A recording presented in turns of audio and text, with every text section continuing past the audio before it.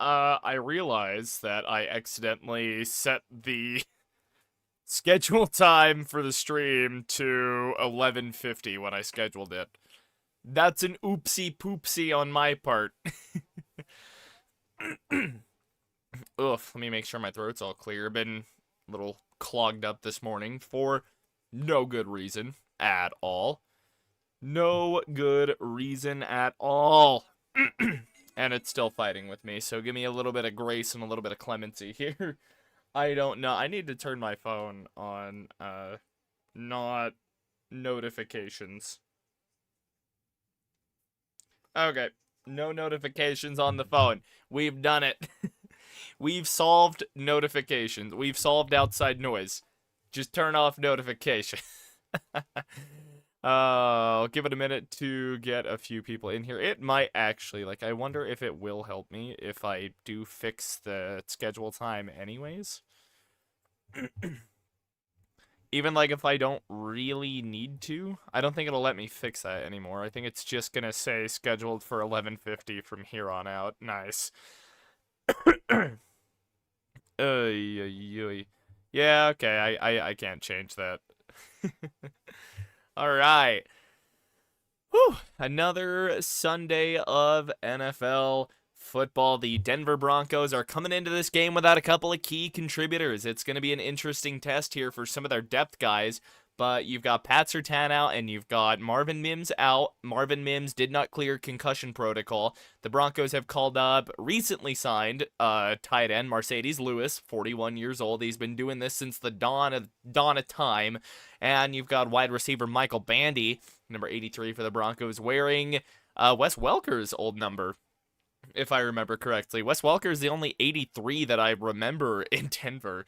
Not just ever. Andrew Beck, I think, wore 83 as well. I liked Andrew Beck. I wish we didn't let him go. I think he's a Texan now, actually. So yeah, Broncos going to be without a couple of key contributors coming into this thing. They're going on the road to Houston to play what has been an immovable force and a very stoppable object. Now, Houston has had a couple of games where their offenses looked really, really good, and I believe it was either Locked On Broncos or DNVR that was mentioning it. But when the Texans play a good pass rush, where the pressure gets in as quick as someone like the Broncos does, and you got to remember, the Denver Broncos are in their own universe when it comes to pass rush and pressure this season. So the Houston Texans do not win against teams with a good pass rush, and that's just been the Houston Texans all season. The Niners don't have a good pass rush. God, who else have the Houston Texans played? Hello, Under Games. Let's go football. Yes, sir.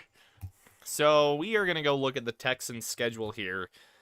And some of these teams, you can name off of the eye test, they do not or they did not have good pass rushes at the time of each game. If I can go find their fucking schedule real quick.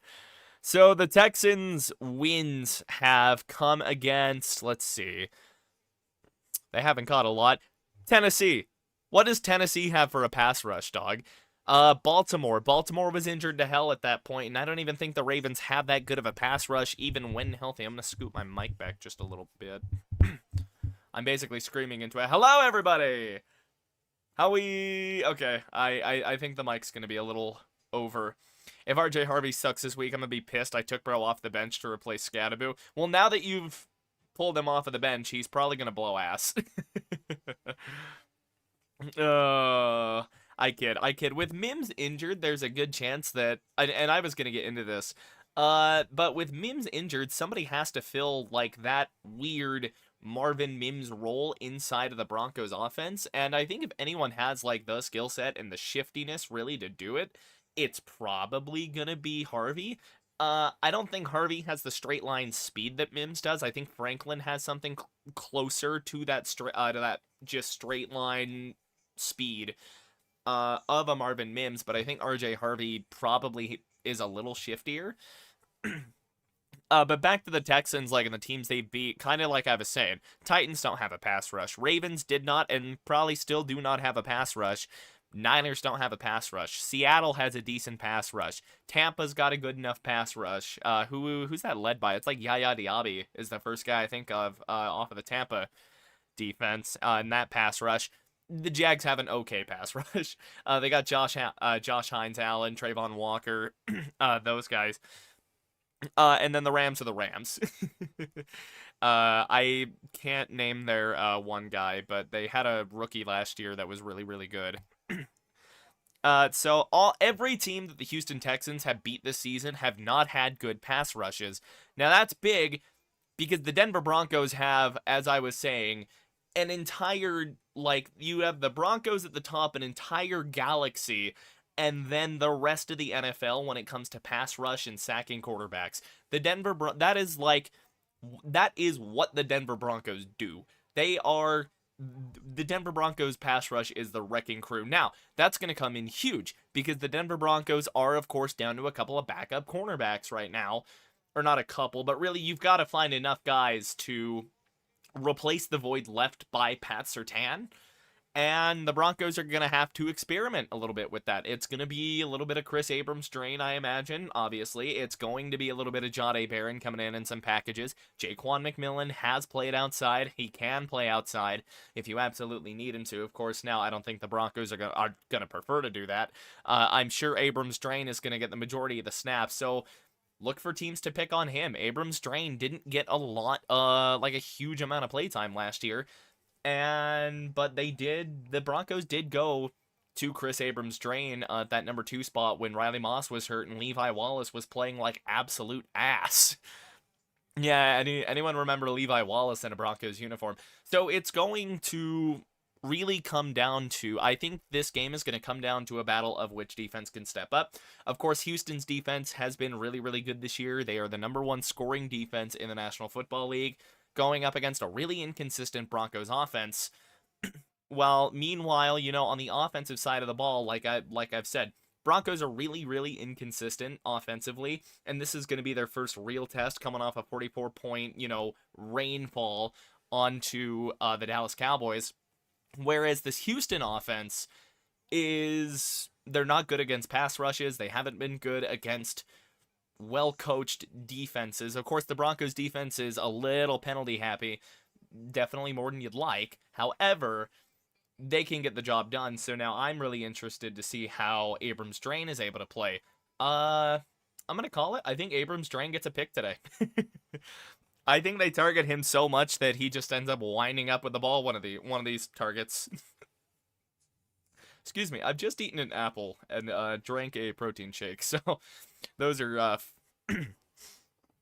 okay, we're good. But yeah, let me know your thoughts in the chat. Don't forget to like the stream. What do you guys think of the scoreboard? I tried to make it look a little more professional. I think I'm gonna have to put the score like above the team records, more or less. I think that's where those are gonna have to go for it to function properly. I think it'll be good. I think it will be good. Now, it'll probably help if I can get these evened out. I think the sizes on them are a little wonky, but I'm doing all of this on the fly, so leave me alone. Okay, yeah, that's probably about as good as we're gonna get that. Maybe I can center this number just a smidge more. Yeah, let me know your thoughts in chat. I'm interested to hear what my other armchair analysts have to say. Ender Games, you're gonna have to keep me posted on the Colts game. Colts play, right? They're not on a bye this week, right? Colts? Who do the Colts play? Oh, they play the Steelers in a 1 p.m. slot? Yeah, no, Colts are winning that game. The Colts are beating the Steelers.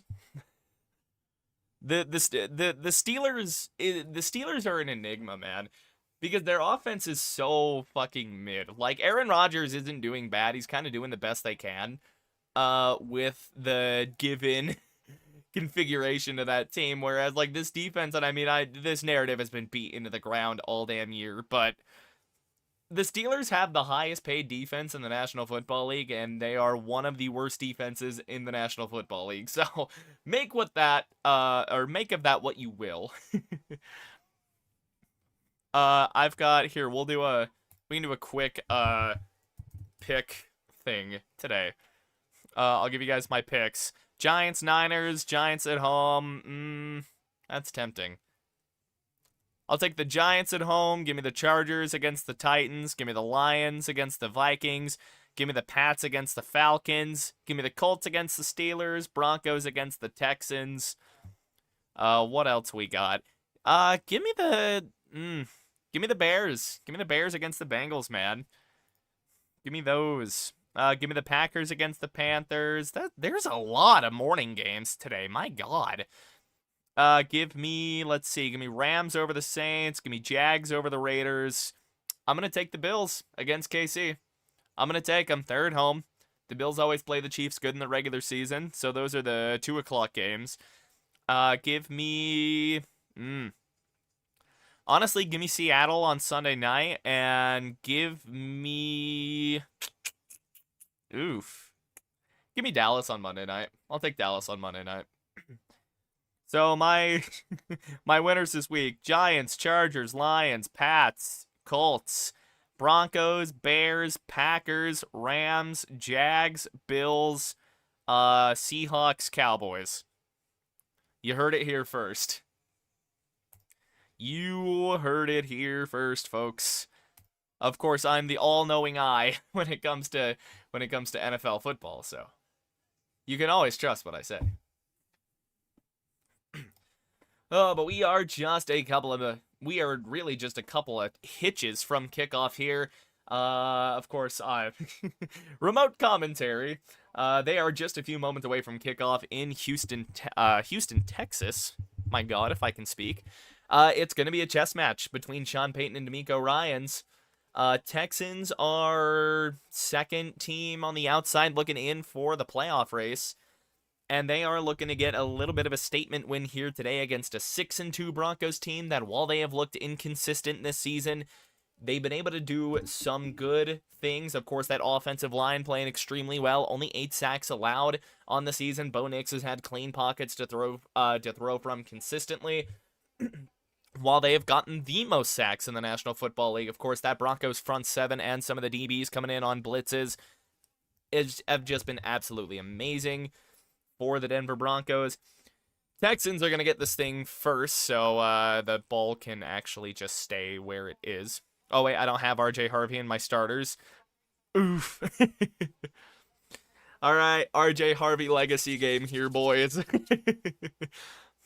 I guess Quick Lineup decided to replace him with Bam Knight. Oof.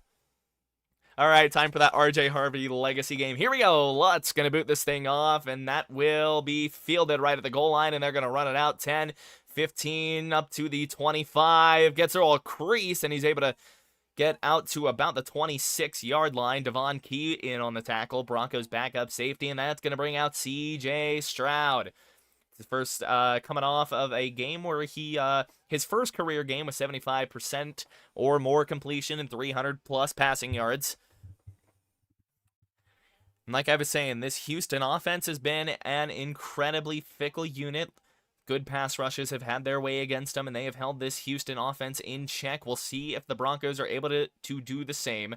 No Pat Surtain in the lineup for at least a couple of weeks. Here we go. 1st and 10 from the 36-yard line. Stroud in single back, 2 receivers stacked on the left side. Hand it off, going up the middle to number 21, and that's going to be about a gain of 2, maybe give him 3. And that'll set up second, and they call it 2nd and 8, so it's a gain of 2. And we'll see who this starting running back is. They got a rookie left tackle starting today. Jaden Higgins, another rookie, number 81. And that is Nick Chubb, number 21 for the Texans. I forgot Nick Chubb was a Houston Texan. All right, I'm going to crack open my Dr. Pepper. So here we go. Stroud in the gun, 2nd and 8. Going to motion a tight end down to the right side. Stroud, short drop, looking, ball It's incomplete. Looked like it kind of got batted out of his hand there around that messy line of scrimmage. And already one pass snap, and we have seen that Broncos defensive front just collapse a pocket in on CJ Stroud. So, like we were saying, Broncos starting lineup looks a little different. It's Riley Moss taking on the number 1 spot on this in this secondary. Chris Abrams-Drain will start opposite of him. Weird situation for the Broncos here. 3rd and 8 now for Stroud off of the incompletion. 2 receivers, left side, top of the formation. Takes a snap, Stroud, short drop, gets it out quick, and he's got a completion for a first down out to the 47-yard line. I believe that is Nico Collins, number 12.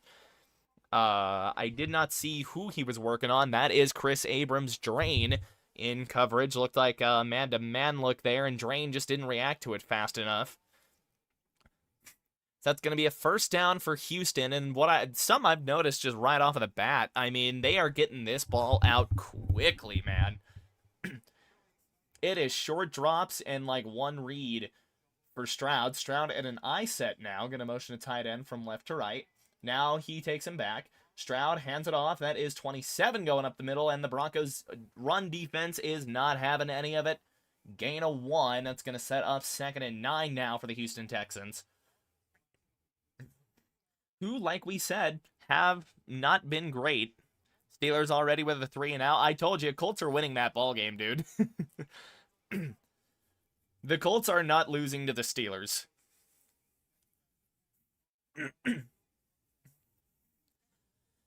So they call it a gain of 2, 2nd and 8 now from the 49-yard line.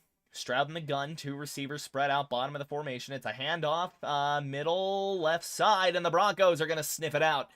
No gain on the play there. That is Hufanga in with Malcolm Roach over on that left side of the Texans offensive line. Like I said, they got a rookie left tackle in the game here, and it's just a little bit of a crash here. Hufanga able to get in on top of a wide receiver, and or that is Dondre Tillman able to get in and help him bring the guy down. So it's another early 3rd down here. Texans have converted on one of these so far. It was another 3rd and 8. 3rd and 8 from the 49 now. 2 receivers on the right side. One of them's going to tighten up a little bit. Stroud, 3-step drop, stepping up in the pocket. Lets one go, and he's got a receiver for a first down. That is Christian Kirk. And that looked to be gain of maybe 15 yards there. Broncos defense unable to get off of the field here on these 3rd down plays. They've had 2 different 2nd and 8s. Broncos run and a little bit of zone right there, it looked like. Maybe a cover 3. And Stroud and Kirk just able to find an open zone here. And they are picking on Chris Abrams-Drain over there, who looked to be in that right side deep 3rd. So Kirk comes out of the game. It's a split backfield here for CJ Stroud. 81 goes in motion. Stroud, play action, dropping back now. Now Stroud in trouble. Stroud just has to step up and get what he can there. That is Dre Greenlaw, who is back from a 1-game suspension after having some choice words for a referee. Ooh, looked like he was in on that tackle. It's no gain, so that might go down as a sack for somebody. Whoever really got to him. Number 57 was the first number that I made out of the pile. 2nd and 10, now from the Denver 38. Stroud in the gun, 2 receivers, top of the formation. Stroud, play fake, Hufanga getting in on him, but they get it out quick, and they knock him out of bounds after what looks to be a gain of 6. It's going to set up another 3rd down here, 3rd and much more manageable now for Houston. Excuse me. And Hufanga, if he doesn't hesitate on the play action that the Texans ran, I mean, Hufanga had a chance to blow CJ Stroud out of the water, man. He had a chance to light that man up. Here we go, 3rd and 4. It's going to be a gun set for Stroud, running back to his right, to his left side, excuse me. I believe that is Akumba Wale. Schultz will go in motion. Play clock down to 5. They get the snap off. Stroud, quick out to Schultz, and that is going to be short of the sticks. Brandon Jones will get in there to hold that to a gain of 2, and that will set up 4th and 2. And we'll see what the Houston Texans are willing to do here now in Broncos territory. Maybe not quite in field goal range, but definitely in favorable go-for-it range here on a 4th and 2. And by the way the coaches are talking, it does seem that the Texans are going to stay on the field here. 8 for 12 on fourth down this season. Stroud will come out in the gun, 4th and 2. Schultz goes in motion right to left. Stroud takes a snap, rolls to his left side immediately, chucks it out. First down, Houston. They needed 2, they get 3. So the Houston Texans drive remains alive. First down in Denver territory, just on the other side of, I believe, the 35-yard line.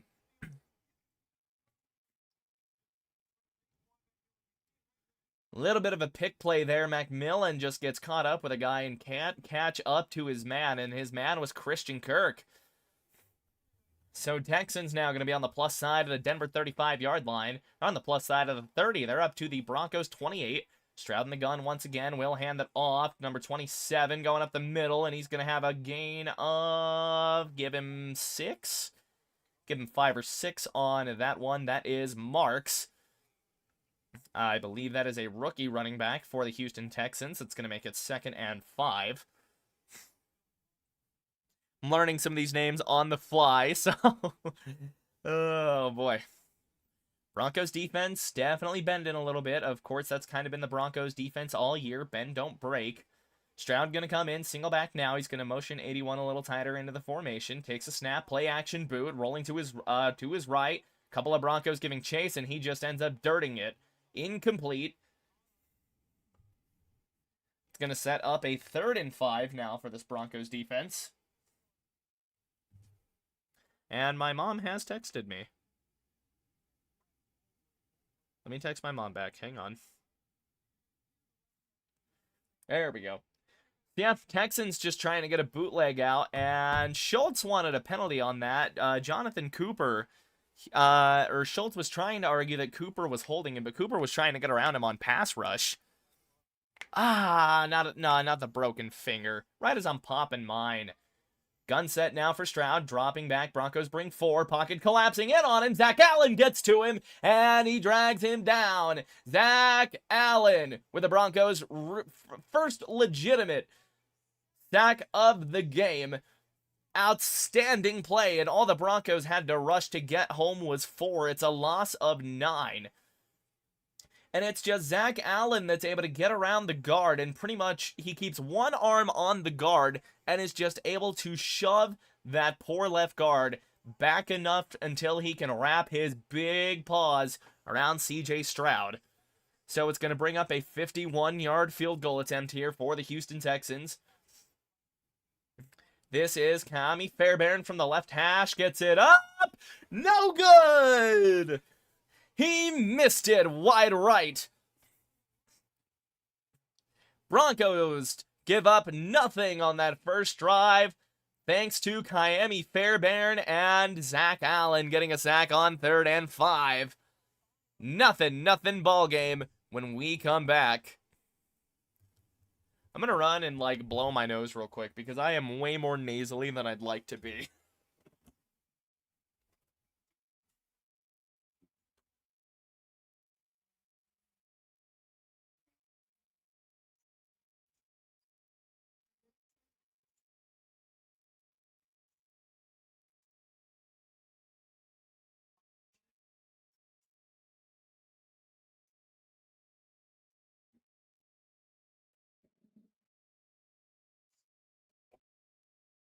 Oh. Scott Griffin, Fly Eagles Fly. Fly Eagles Fly. Hope you're having a good NFL weekend. It's a good start so far. Broncos defense able to hold the Texans to nothing on a missed field goal attempt by Kami Fairbairn. So now we're going to see what this Broncos offense is going to come out with. I do hope you're having yourself a good morning as well, Scott Griffin. We are in commercial break. You are not missing anything here on the Denver front. Of course, I could go pull up a couple of scores here and give you guys a few updates from some of the other NFL games while we're in commercial break in Denver. Giants up to an early 7-0 lead over the San Francisco 49ers. Titans off to an early 7-0 lead over in Tennessee. Lions out to a 7-0 lead. Pats out to 7-0. No score in Pittsburgh. Oh, and then obviously no score here. Broncos about to get their first possession. We'll go check some of these other morning games as well. Bengals with an early 7-0 lead, though the Bears do have it 2nd and 1 at the Cincy 29, so they look like they're in scoring position. And no score over in Green Bay, but the Packers are in Carolina territory. We are still in commercial break. It's a Coors Light ad.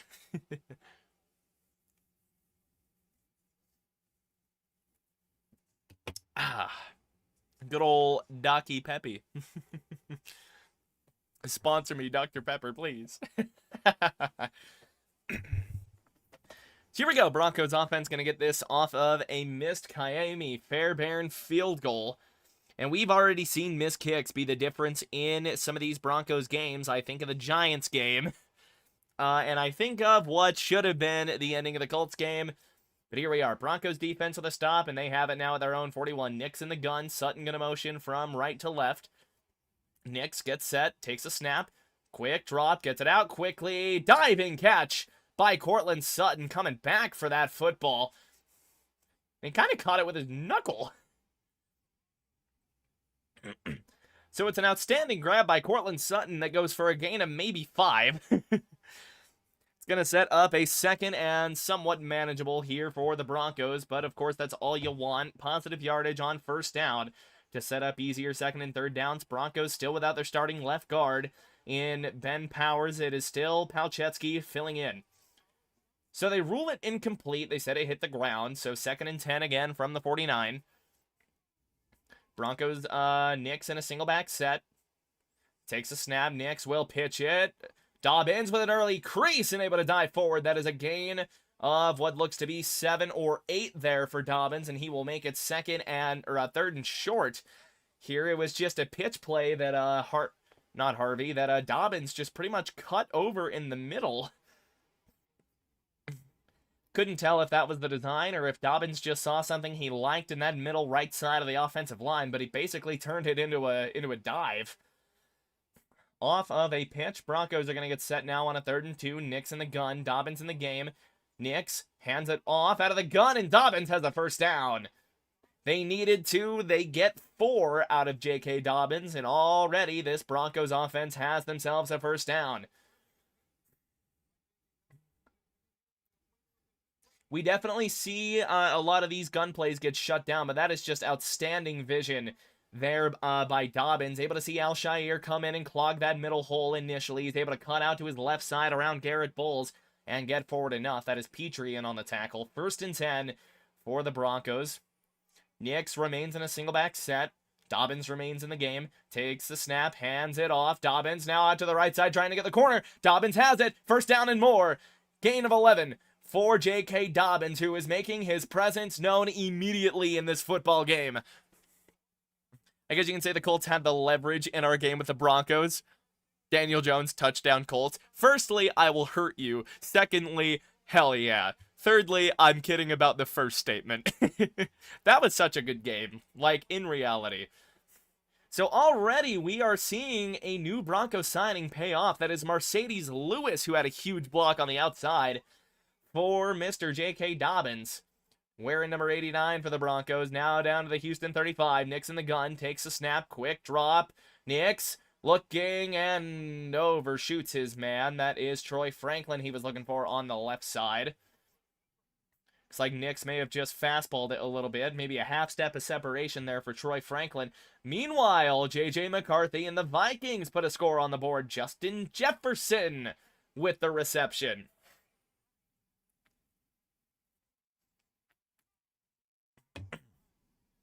Second and 10 now. R.J. Harvey has entered the game. Nix in the gun. Takes a snap. Hands it off to Harvey. Harvey with a little bit of room. Able to wiggle up for a gain of 2. It's going to set up a 3rd and long here for the Broncos offense. It'll be their first long 3rd down of the day. And this Houston defense, man, 1st in points, 1st in yards. Just an absolute ridiculous unit getting wasted by an offense doing nothing here. Of course, they have an outstanding secondary led by Derek Stingley Jr. 4:45 to go here in the first quarter, counting down. It's going to be 3rd and 8 for this Broncos offense here inside the Houston 35. Nix takes the snap out of the gun. Dropping. Nix dumps it off, and that is dropped by, that is Tyler Bidet. Nix was looking for him short there, and he had some room to run if he could have hauled it in. But unable to do so. He was... rough play by the running back there. But the Broncos will likely have a field goal opportunity here. Lutt's going to come out for, it'll be a pretty long kick of his own here. This will be from 51. Snap down, and it is blocked. That kick is blocked. So we have had two 51-yard field goal attempts. Neither of them have been good.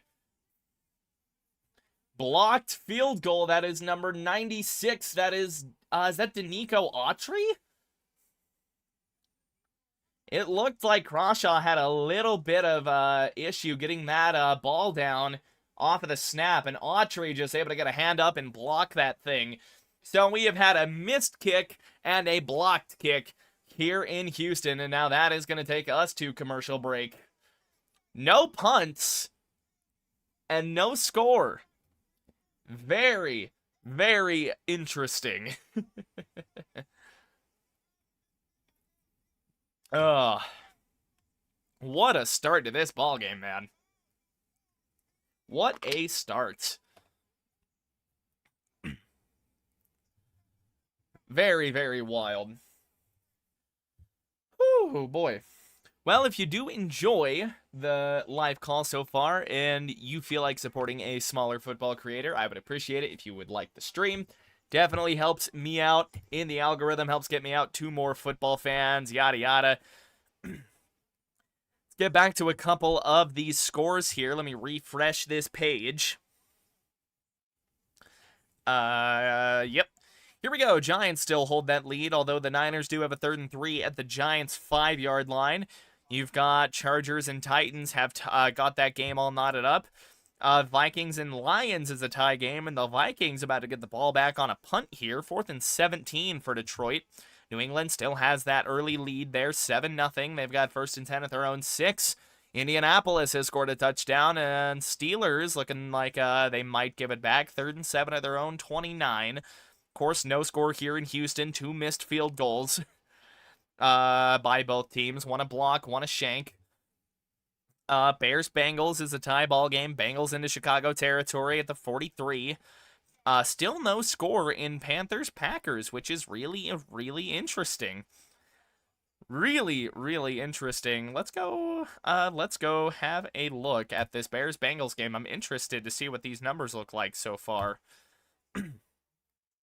Caleb Williams, 3 for 5 for 44 yards. DJ Moore has thrown a 2-yard touchdown, and Cole Kmet has attempted a pass. 3 different players have attempted a pass for the Chicago Bears, and it's not even halfway through the first quarter. Running game, Monongai is 4 of 17 for him. So there is that. And on the Bengals side, they have one rushing.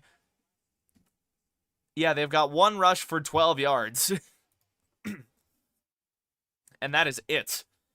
So here we go. Houston with the ball once again, now at their own 41-yard line after the block kick. Stroud takes a snap, single back, play action. Stroud standing in the pocket. He had a guy collapsing in, looking left side, incomplete. He's looking for Nico Collins. Overthrows it to the sideline. That is Riley Moss that was in coverage, and that'll set up 2nd and 10 for this Houston offense. So neither offense really able to get their sea legs under them so far. And, of course, neither team able to get points on the board with their kicker. A block kick by Danico Autry and a miss by Kyami Fairbairn. So, really, that was a huge bailout. Broncos bring pressure. Hufanga was getting in close, but he's got Dalton Schultz down the seam. Schultz now to the 25-20. And he finally gets ran down at the Bronco 13-yard line. Big play there by the Houston offense. Able to find a seam in this Broncos defense. It just looked like another zone coverage scheme. Broncos brought a blitz there, and yeah, Schultz just gets lost behind the second level Bronco defenders over on that left side. Alex Singleton didn't really get over far enough, and Justin Stroud didn't really dip back into his zone like he likely should have. Broncos able to run down Schultz, but now this Houston offense, great field position in at their 12. Single back set for Stroud. Stroud will hand it off to, that is Nick Chubb. Nick Chubb keeps the legs churning, and Broncos finally get him down after what looks like a gain of 3, maybe 4. They do call it 4, tackle by Greenlaw, and what looked to be Singleton on that one. So that'll bring up, that is going to bring up 2nd and 6. Damn, Josh Downs fumbled. Was it a punt return that he fumbled? Shit. Here we go. Ball at the Denver 8, 2nd and 6. Texans can get a first down at the 2.5. Split backfield now for Stroud. Stroud takes a snap, quick drop, 3 steps. Now he's panicking. Now he's got a dance. He's back to his own 20. He sees a lane and he is taking it. Benito can't get him down. And a couple of Broncos converge in on him right at the first down line. Flags down. Couple of guys cover him up there at what would have been the first down line. We'll see what the flag is. And it's going to be against Denver in the end zone.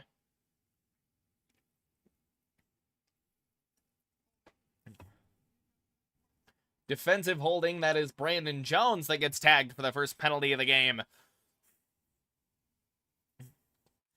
And I'm interested to see what they call. Yeah, they'll call that for holding every time. Backline judge is going to get that. We sack Rodgers on 3rd down, and they fucking muffed the punt and gave it back to the Steelers. Yikes.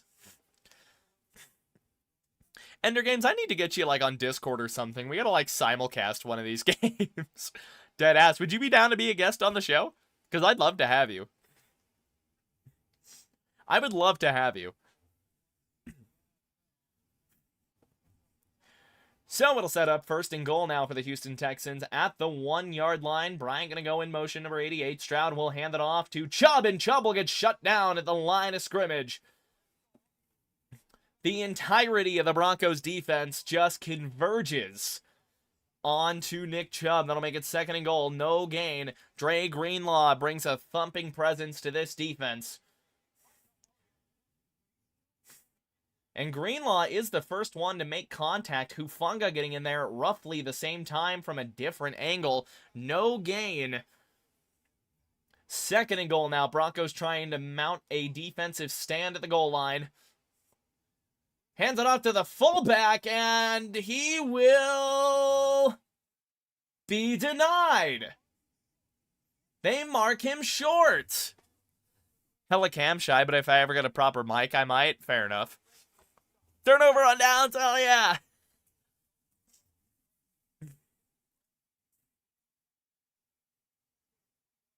Damn, dude. Broncos defense trying to mount a goal line stand. 3rd and goal. Now for this offense. Trying to punch it in and get points. Stroud in the I form. It's a very, very tight formation on the line. Hands it off to the fullback once again. And once again, we'll see what they call. No signal yet. They mark him short. 4th and goal at the half-yard line for the Denver Bronco defense. Trying to hold this Texans offense out of the end zone and give their offense, or keep this game even. Vance Joseph with an inside the 1 masterclass right now. 4th and goal. Texans are going to go for this thing. Stroud in an I-form set. Stroud going to try and push forward. Broncos are saying he's out. There's a flag down. And it's a false start on the offense. 5-yard penalty. 4th down.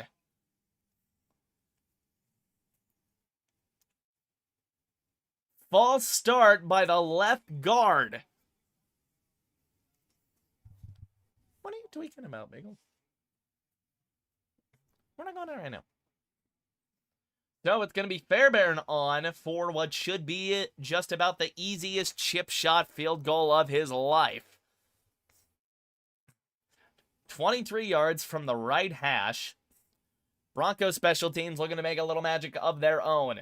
Snap is down, kick is up, and that one would have been really hard to miss. 3-0 Houston. And the Broncos defense able to man a goal line stand. I almost would have rathered that the Texans didn't false start because the Broncos stopped the Texans right there. That would be a Steelers third 3 and out of the game. That's crazy.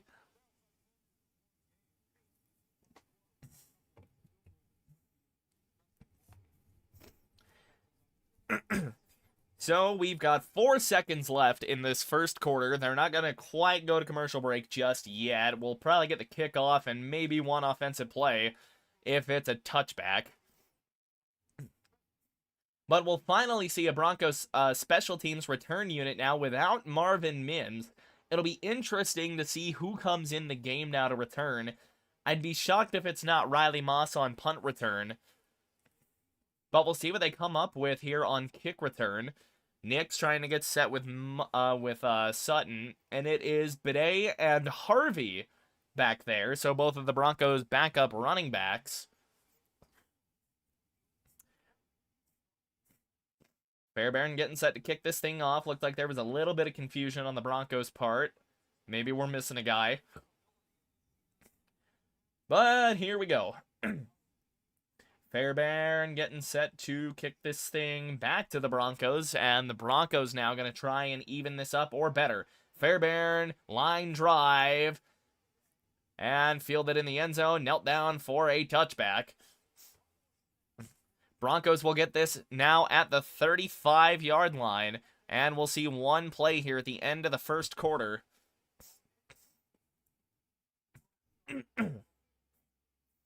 So, Broncos have had one possession, no completed passes, a couple of good runs by J.K. Dobbins. And nothing else from there. That field goal attempt got blocked by Danico Autry.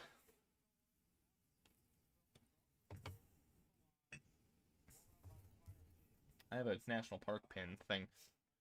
Here we go. Last play of the first quarter. Ball at the Bronco 35-yard line. Nix will come out. Single back set. That is Dobbins in the backfield.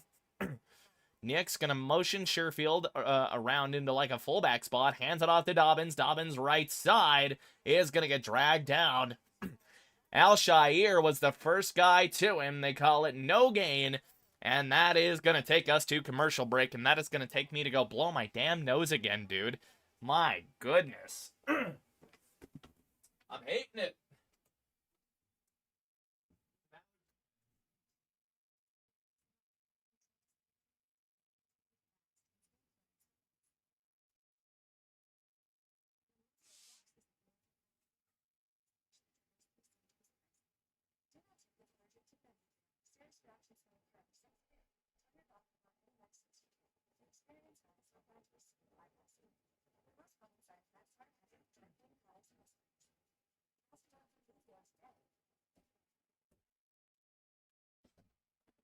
Dog, I need some allergy meds or something.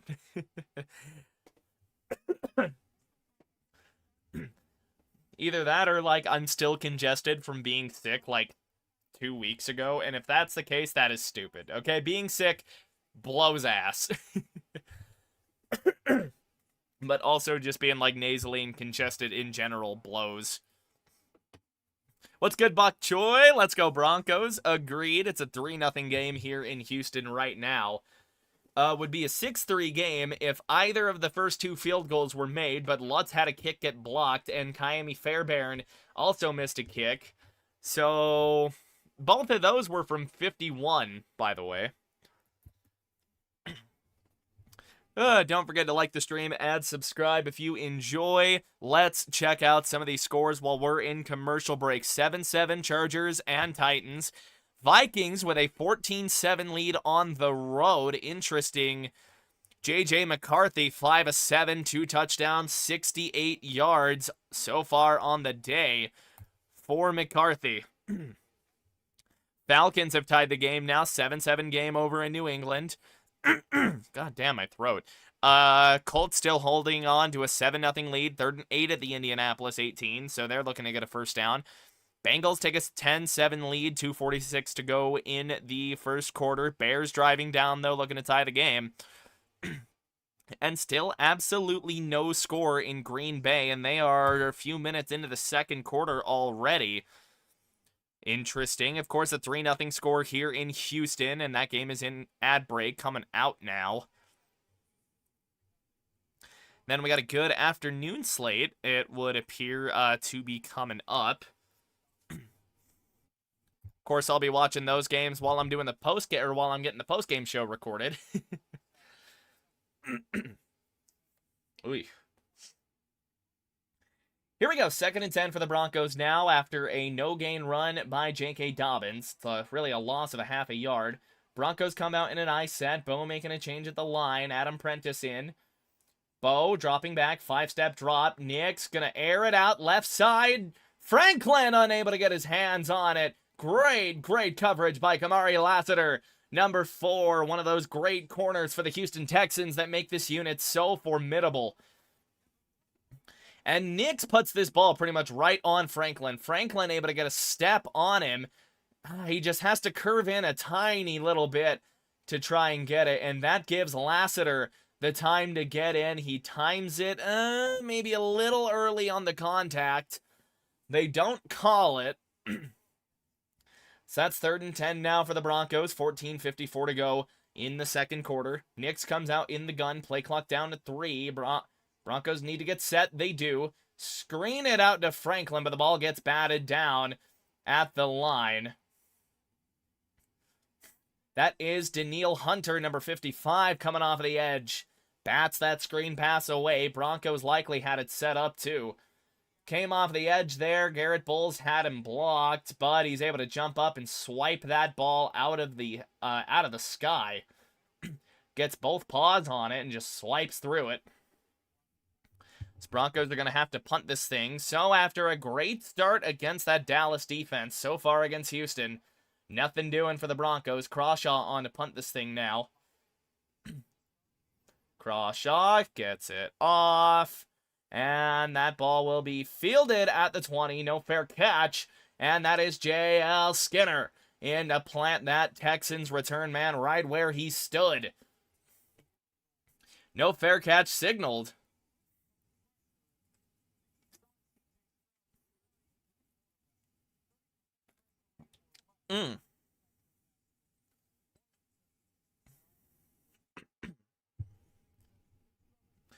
So it appears that we are not going to go to commercial break. I was totally ready for it. I was taking a sip of my Docky Peppy, but here we go. Houston's going to get a possession now, and they will be roughly at their own 20-yard line. That's about where it was fielded. And then the no return. They have it at their own 21. Stroud in the gun will hand it off. That is Marks, number 27. And he'll push forward for a gain of 2.5, 3. 2nd down, Houston. And that is Marks in the game. John Franklin Myers was the one that got to him first. So Houston looking to keep another drive moving to get more points on the board here against a defense that does not allow a ton of them. Of course, could be a 6-3 game if Fairbairn didn't miss, or 6-0 at the very least. 2nd and 8, they call it a gain of 2 on 1st down. Up to the 23, Stroud out of the gun, takes a snap, short drop, pumps, rolls to his right side, directing traffic, throwing sideline, incomplete. That is Nico Collins that was the target there. That is Jahdae Barron in on coverage, and that is an incomplete ball, 3rd and 8. Just brought him a little too close to the sideline there. Stroud trying to direct traffic while he was rolling out and trying to move around. And this Houston, this Houston game plan from the get-go has seemed to be get Stroud out of pressure, get the ball out quick. And that's what they're doing so far today. Broncos have already got home once. Stroud in the gun, trips to his right side. Now he motions 14 around. Takes a snap, Stroud, deep drop. Now he's got to step up, and he's going to run for this, and he gets popped. by Abrams Drain. Stroud is down.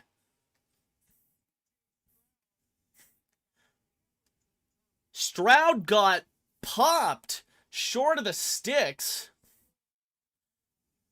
Little bit of a scrum started off of that. It didn't look like Stroud was giving himself up at the time that Abrams Drain went down for him. It's still a head-to-head shot, and they're going to call that. Stroud did not look good after that. He is still down. Couple of guys down to a knee. Abrams Drain still trying to plead his case.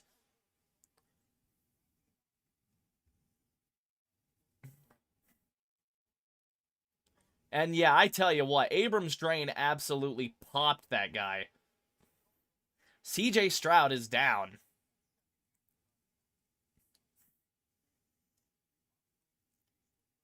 And Davis Mills now warming up for Houston. Sounds like I'm calling a baseball game. Davis Mills coming off of the sideline like a relief pitcher.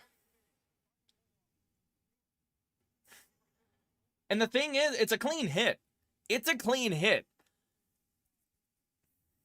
Abrams Drain led with the shoulder, and it wasn't the hit itself that caused the concussion. It was Stroud's head bouncing off of the turf. They're going to get him for going for a defenseless player, but at that point, I mean, Drain is already committed to going down for him. They didn't call the penalty on the broadcast. Now, they're probably still going to call it. They've gone to a medical break timeout, or just to a medical timeout. They didn't call a penalty yet on the field. I don't know what they're going to call there. I mean, they're probably still going to tag Drain, but it wasn't a dirty shot. And for anyone watching the game, I mean, I'd love to hear kind of your thoughts, but what ends up happening is Drain is already going down with Stroud as Stroud is giving himself up. And so you've got, Drain goes shoulder first right into the chest of Stroud, and the concussion doesn't come from the hit at all. The hit was clean.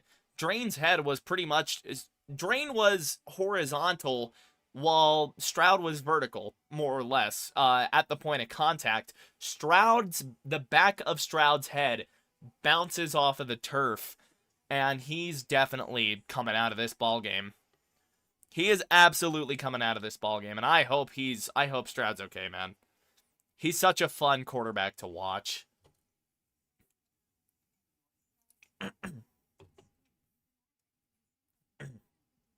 You never want it to happen like that, man. Shouldn't have been a penalty. Well, I don't think they've called a flag on it yet. They threw a flag, but I don't know if they're going to pick it up or not. It wasn't a dirty shot at all. It was an absolutely clean hit. They're probably going to tag him for going at Stroud while he's going down. But when they call that penalty, it feels like there's not enough nuance to it. Midway through the tackle when Stroud, that's what I'm saying.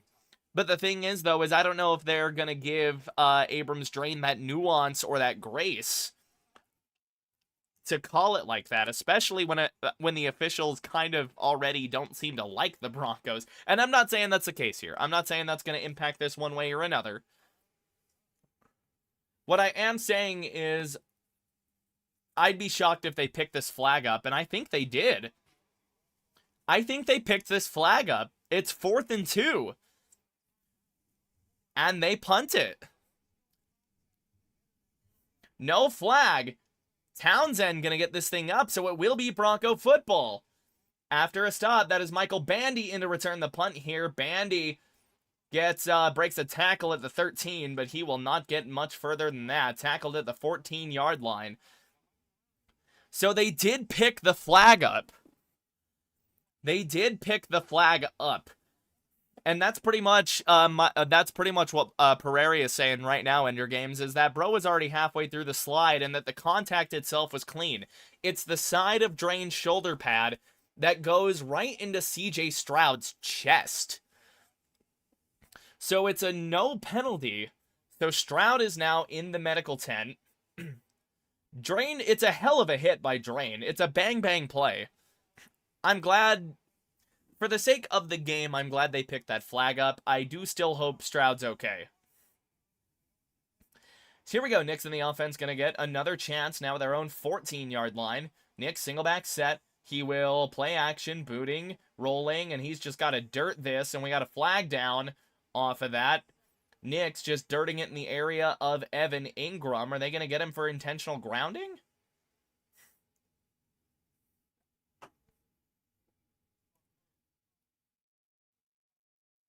We got a flag thrown in the backfield. Oh yeah, Stroud is most certainly out with a concussion, I guarantee it.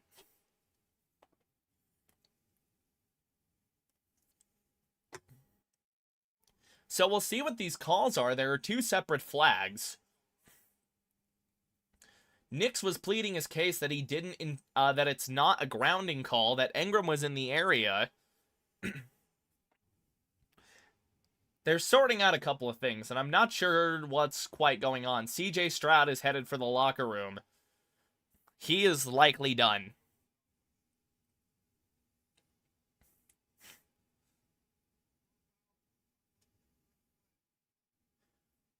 So it's a defensive holding and an intentional grounding penalty. Penalty's offset, and they'll replay the down. Nix is still pointing out to the ref that he had a guy. Yes, get Nix pissed. Piss Nix off. I want to see Bo Nix fucking pissed, because now that means he's gonna whip his dick out and sling it everywhere.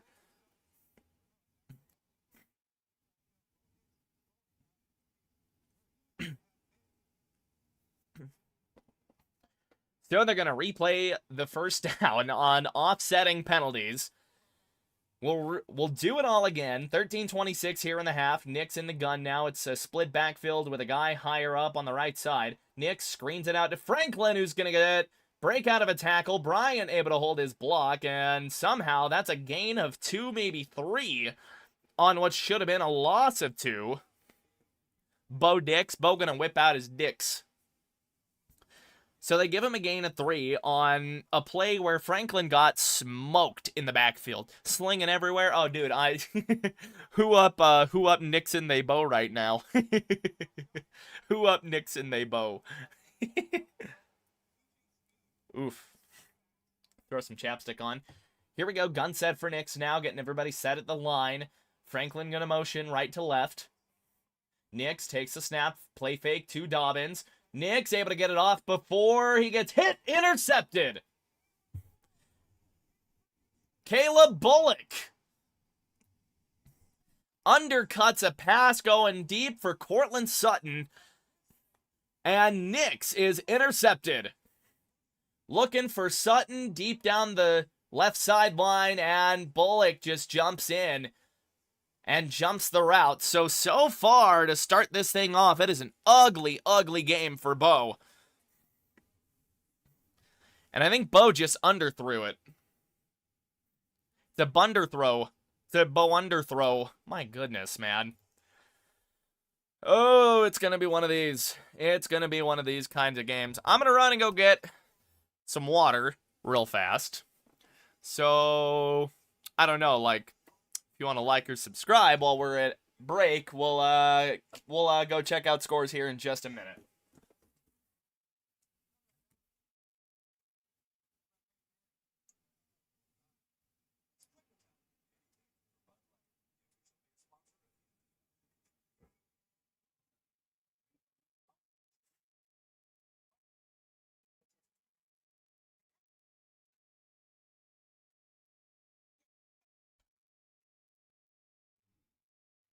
Whee! Alright, I got my agua. Oh, if defense just got popped for face mask, rip. Alrighty. Let's go pull up some of these other scores while we're waiting on this game to come back. Niners have taken a 14-7 lead in New York. Chargers are down 14-10. A Chargers loss to the Titans would be huge, man. I'm just saying. Vikings still holding a 14-7 lead, though the Lions are currently driving. Excuse me. Pats have broken the tie. It was a 7-7 ball game, now 14-7. They're getting the ball back, it would appear. Steelers are driving now. Colts fumbled it, so the Steelers have just been gifted the ball in Colts territory. Texans are going to have this at around midfield after the INT. Bears have reclaimed the lead over in Cincinnati, 14-10 ball game over there. And the Packers have finally gotten a field goal. It is no longer a scoreless game in Green Bay. Packers with a 3-0 lead. And I tell you what, right now it is a Tim Tebow stat line for Bo Nix in this first half. 1 for 7, 3 yards, and an ugly, ugly interception, man. I tell you what. It is a bad start for Bo Nix. So here we go. Houston ball. They're going to have it at around midfield. And their own 49. Davis Mills now into the game. Mills dropping back. Slings it out. Great coverage by Brandon Jones. Looking for Dalton Schultz. Incomplete. 2nd and 10. And Davis Mills, he has remained a Texan. He was once their starter. Now becomes the backup quarterback to CJ Stroud. Mills, not a bad career for him so far. 35 touchdowns, 25 picks, around 6,200 yards. Not bad for a reliable backup. Now Mills in the gun. Gonna motion a guy from left to further left. Mills dropping back. Now he's airing one out. Nico Collins able to make the catch over Riley Moss, and that'll get him deep into Bronco territory. Nico Collins up the sideline just gets a step on Riley Moss. Moss not able to turn around fast enough. And looks to be a gain of about 25. Or 26. So it's a first down now deep into Denver territory for this Houston offense. And Davis Mills looking to get himself feeling good. His first completion of the ball game. Comes out in the gun once again. Takes a snap, hands it off, middle now, and that is, who is that? That is Chubb, who's going to get a gain of 9. So Broncos defense not having a great go at it here with the backup quarterback in, and after the pick, they seem to be a little frazzled on their in their own right.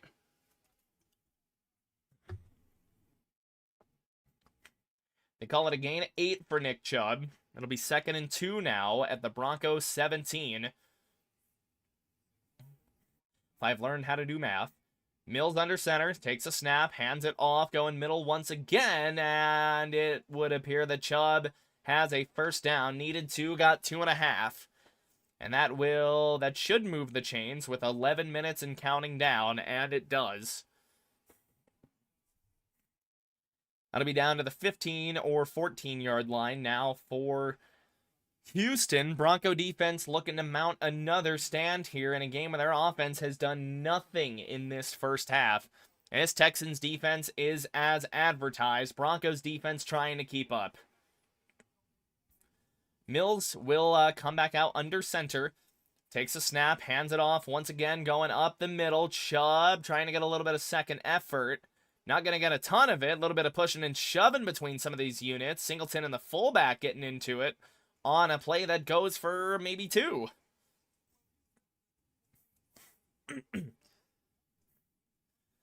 So Houston not getting a whole lot offensively right now. They've got a couple of big chunk plays to a few guys, but they've been unable to get it in when it matters, and that's why this game remains a 3-0 ball game. It's a gain of 3, 2nd and 7 now. Texans can still get a first down here inside the 5, at the 5. Mills in the gun. Takes a snap. Quick drop now. Mills. Nico Collins has it inside the 5. And he reaches for the goal line. I don't know if he gets it. He had Jahdae Barron wrapped around his lower half along with another Bronco, and they're barely able to hold him out of the end zone. But it's going to be 1st and goal at the 1. So this Broncos defense right now definitely missing Pat Surtain.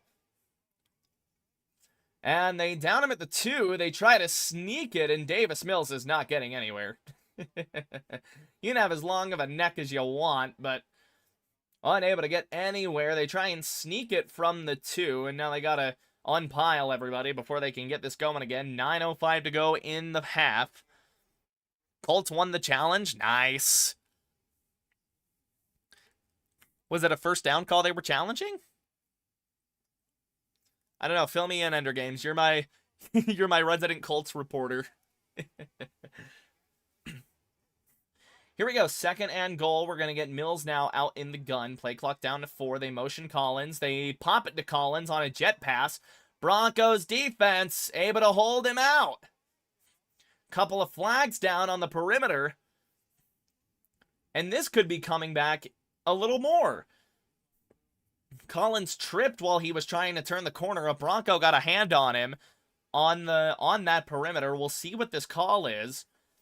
That is Ron Tolbert. And it's going to be holding on the offense. On number 19, that's a receiver out there on the perimeter. We'll see who that is. I don't have a name. I don't think it's Xavier Hutchinson. And it's Jahdae Barron trying to get around him, and they will call you for that. Refs are going to keep their eye on that pretty much the whole damn time, and they're going to clip Xavier Hutchinson for a hold. Backs the Texans up 10 yards. It's going to make it 2nd and goal. Broncos making a substitution. Malcolm Roach coming out of the game. Or coming into the game, excuse me. Broncos with 5 down linemen, it looks like. Dondre Tillman and Q Robinson in. They hand it off, and Allen from behind. Gonna hold it to no gain. Malcolm Roach was in on it as well. 3rd and goal. Texans trying to get the Broncos off guard by running it there. And unable to get anywhere. That is Zach Allen that just flies in. Gets around the guard immediately and from behind the play. And Alex Singleton was right there with waiting arms. So if Allen didn't get him, Singleton had him dead to rights. And Marks is down. So another another offensive player for the Texans goes down. This time it is Marks, number 27. They're running back, and they will cut the commercial break on that.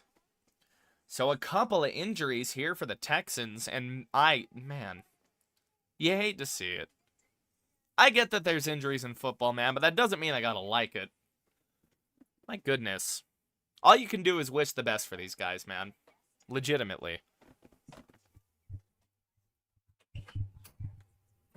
Shutting my window. It's getting a little chilly in here. So they do go to commercial break with an injured Texan down on the field. We'll check in on a couple other of these scores here, and a lot of them have remained the same. Vikings-Lions is a tie game. And yeah, Steelers got it 1st and goal at the Indianapolis 2-yard line. Yikers. Bears still hold the lead in Cincinnati. That is a 14-10 ball game. Caleb Williams now with a touchdown pass. So at least the quarterback for the team now has a touchdown pass.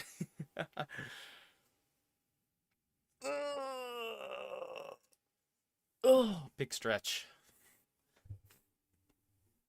Big stretch. Big stretch. Oh, Pat still with a 14-7 lead.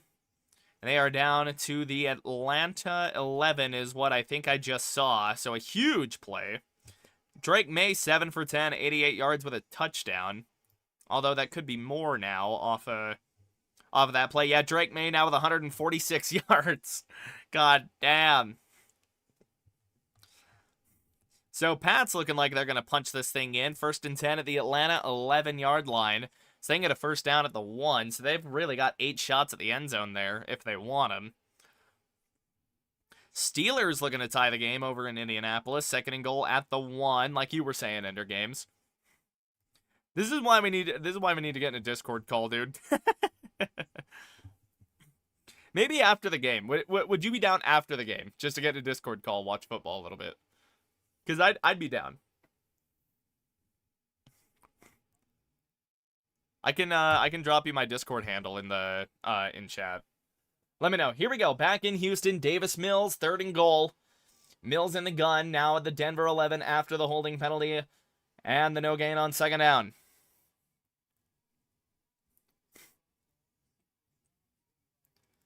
Play clock down to 9. Mills takes a snap. It's a 3-step drop. Now he's drifting back. And Jonathan Cooper going to get in on him. Broncos with their second sack of the day. Jonathan Cooper around that right side. Able to come in, and he almost strips the ball away from Davis Mills. Fortunately for Houston, he's able to hang on to it. Cooper's got a wide angle, and he gets chipped by Schultz and runs into the right tackle and still able to scream into the backfield and get Davis Mills, and I have no clue how Cooper did not strip that ball from him. So it'll be Fairbairn on now for a 41-yard... Oh, I've just done something. Fairbairn on. 41-yarder is up, and it is good. So Houston now, the 6-0 lead. And now the Broncos waiting for their offense to wake up and catch up to the defense. 6-0 in Houston. And they're going to go to ad break. Oof. See if the Steelers have punched that ball in yet. They have not. First and goal at the Indianapolis 2. Was there a defensive holding? How did the Steelers get a first down at the 2? They had second and goal at the 1. How did they get first and goal at the 2? Steeler touchdown. Damn. Tie ball game in Pittsburgh. I think I gotta pull up one of these other games over on my shit. And just keep it on mute. I'm gonna mute my mic for, like, long enough to get the game up and get it muted on my other monitor. Because the last thing I need is to get copyright smited by the NFL. So, uno momento.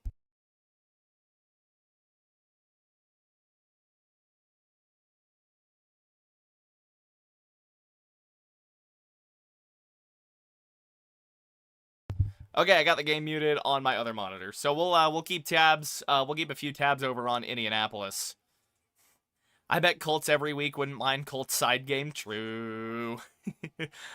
I mean, I've already done my best Kevin Harlan impression this year. I didn't get around to editing it. I got a little busy with work this week. I wasn't able to get I wasn't able to get winners and losers up, unfortunately. And I didn't have any time to get anything edited either, just because I had family in town. Ugh, nose is trying to run on me. So on the indie broadcast, they're doing the stupid Tommy DeVito commercial. Hey, at least backup quarterbacks are getting acknowledged. It makes me happy. I like backup quarterbacks. Dude, backup quarterback has got to be the greatest job in the world. You get paid a couple $1 million a year to, like, just sit on the sideline, hold a clipboard. That's the life. I make $16 an hour to break my back and stock beer. Quite the cruel twist of fate.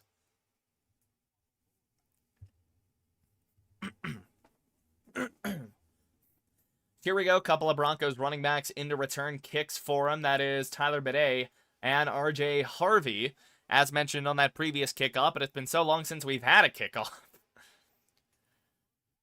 Whew, alrighty. Here we go, Fairbairn getting set to kick this back to what has been an ineffective Broncos offense all damn day. Gets the kickoff, fielded at the 5. That is RJ Harvey up to the 20, 25, and he gets pulled down at the 30-yard line. So roughly a touchback. They maybe give it to him at the 29. And this Broncos offense is going to be looking to do anything for the first time all day long. Oh boy. Broncos offense has been awful today. I mentioned it. Bo Nix basically has a Tim Tebow level stat line. 1 for 7, 3 yards, 1 pick for Bo Nix. And he's going to come out in an empty set. Nix with three receivers to his left side. Nix takes a snap, three-step drop, short over the middle to Adam Troutman. Troutman with a bit of space. Troutman to midfield, and he's just protecting the ball now. Nix able to find a guy wide open over the middle, and that is Adam Troutman. We haven't said Adam Troutman's name on a catch in what feels like ages. But he just has a wide open guy over the middle. Nix off of his back foot, able to sling it to Troutman. So here we go now from the Houston 49. Broncos remain empty set. Nix takes a snap, short drop once again, and he's got to scramble around a little bit, and he dirts it in the direction of Michael Bandy. Nix had nothing open, and he had pressure getting in on him. I'm surprised he didn't try to run that. Nix pointing to his receiver that was in the area. Always has to do it. Dirted it in the area of Michael Bandy, so no intentional grounding. Nix trying to get the guys dialed in a little bit here, and Nix needs to dial himself into the ball game here. And maybe he will now that he's thrown his requisite interception, or I guess his required weekly interception. Here we go, Nix in the pistol, will pitch it out, right side, RJ Harvey with a carry. Harvey trying to get the edge, and he does. It's a gain of 4. That is To'o that's in on the tackle to slam him out of bounds in conjunction with Kamari Lassiter. So just like the required weekly emergency alert system test, it feels like, at least for these last couple of games, Bo Nix has a weekly required interception. And then he can be good at game. So Nix now 2 for 9, 24 yards on the game. 3rd and 7 now for the Broncos after the RJ Harvey run. Bandy goes in motion. Play clock down to 2. Nix gets the snap off. Drops back. Wide open Michael Bandy over in the left side. Flat first down and more. And that'll get him to the Houston 35. Or maybe even to the 30. It's a gain of 16 and Michael Bandy coming in with a catch. Just a little pick play there by Franklin, really. Able to get 2 defenders away from the play. Nix able to find Bandy on that left side. Big gain for the Broncos, and they are cooking now in Houston territory. Bandy feeling good about himself. Looking like a young Wes Welker. Maybe with a little more hair under that helmet than Wes ever had. Now it's going to be an offset I formation. Franklin's going to motion left to right. Nix takes the snap, fakes the handoff. Prentice blocking. Nix gets set. Nix! End zone shot! Almost a one-handed interception by Derek Stingley Jr. The ball hits the ground painlessly. And that was almost a ridiculous catch. Nix throwing the one-on-one shot. And in Green Bay, it's the Panthers able to take the lead with a Rico Dowdle touchdown. 7-3 in Green Bay, for anyone curious. So instead of another turnover for the Broncos, it is a harmless incompletion, 2nd and 10. Nix trying to take a one-on-one shot to Franklin. On a jump ball, Nix in the gun, takes a snap, short drop. Nix looking, firing, and he just overthrows a wide open Evan Ingram. Ingram had to jump up to try and get to that ball. Unable to collect it with one hand, and man, Nix just got too excited. Ingram runs such a good route, and that's a walk-in touchdown through Bullock. If Nix can just get the ball down. So Perna's going to add a overthrow to his counter. Ugh. 3rd and 10 now for the Broncos offense. Nix in the gun, trying to get everybody set and collected. They barely get the snap off. Nix dropping back. Nix going to air this one out for Sutton. Touchdown, Denver! Cortland Sutton down that same sideline that Nix just overthrew Evan Ingram. Tie game for the Broncos. And now pending the extra point,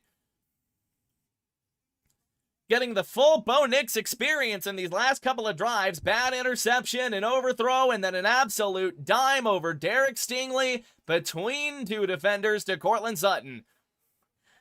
Talk about the full Bo Nix experience.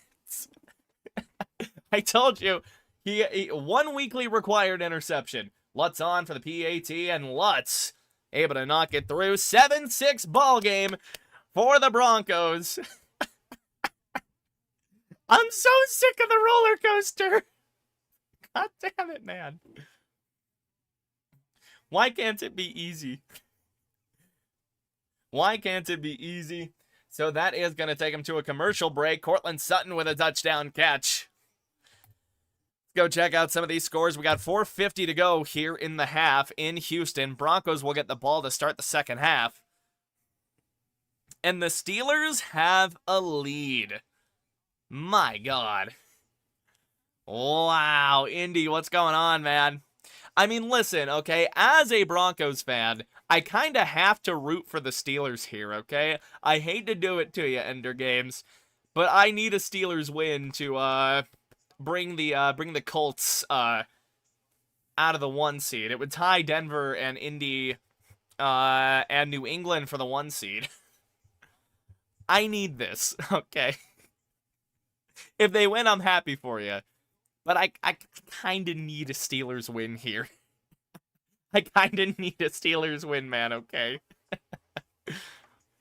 I'm not rooting for them, but I kind of need a Steelers win.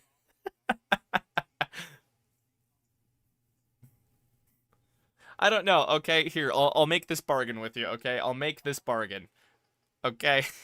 If I ever get to a point where I can get memberships on the channel, okay? I'll give you one for free. If the Colts fumble this. Oh my goodness. Oh my goodness. Oh, Indianapolis, that game is also in commercial break, so I can't, I don't really have anything over there. No, they're coming out of ad break, so we'll get to call this Colts game for a second. Consider this your little treat, Ender Games. Your little treat while Denver's in commercial break. Colts with 3 giveaways today, man. Goodness gracious. So all that shit I was talking about the Pittsburgh defense coming back to bite a little bit. Ball is fielded at the goal line, and that will get up to the 29-yard line. That is number 26 on the return for Indianapolis. 4:17 to go in the half for the Colts. No, that is number 26, and my God, what a tackle. They had a Steelers coach that was hot for some reason. That is Skronik on the, or Skwarnik? However the fuck you pronounce that, no idea. But it's 1st and 10, Indy. We are back to Denver, 4:52 to go in the half.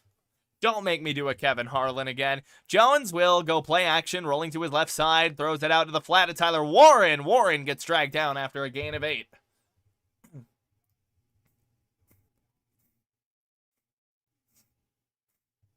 Trying to pop my ears a little bit here. Here we go. Lutz will boot this thing away. Houston ball, fielded at the 2. Here we go. Up to the 15, meets a guy at the 25, and is tackled by Dondre Tillman at the 26. They give him maybe the 27. 2nd and 3 now for the Colts. Jones play action once again. Jones gets set. Jones ripping it deep. He's got a man, Alec Pearson. He overthrows it.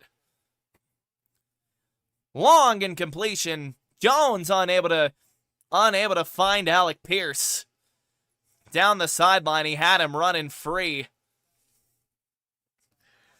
Here we go. Houston's going to have it on their own 27, 1st and 10 for Davis Mills in the I set.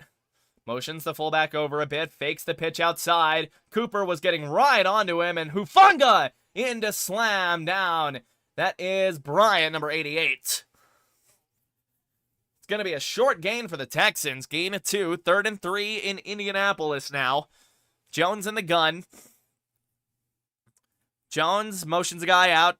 Barely gets that snap off. Jones almost intercepted. And is number 56 for the Steelers, diving in to bat that thing away. That'll set up 4th and 3. Meanwhile, in Houston, 2nd and 8 now. Schultz going in motion a little bit. Short drop for Mills out of the gun, looking over the middle, and Nico Collins will get popped, but he will hang on to the ball. 1st down, Houston. And we got a flag down on the play. We'll see what that is. But a safety came up and absolutely popped Nico Collins. I don't know how he held on to that ball.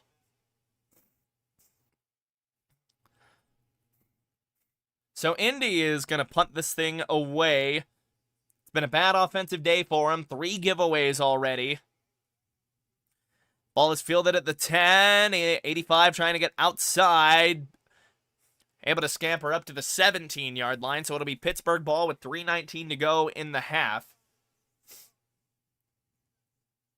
And Broncos are going to get an unnecessary roughness call pinned onto them. Unfortunate there. Brandon Jones just came in and popped Nico Collins. They're going to call it head-to-head contact. And it absolutely was.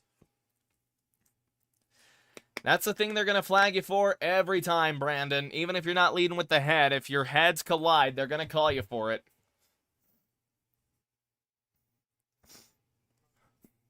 Colts need halftime to recoup, so do the Broncos.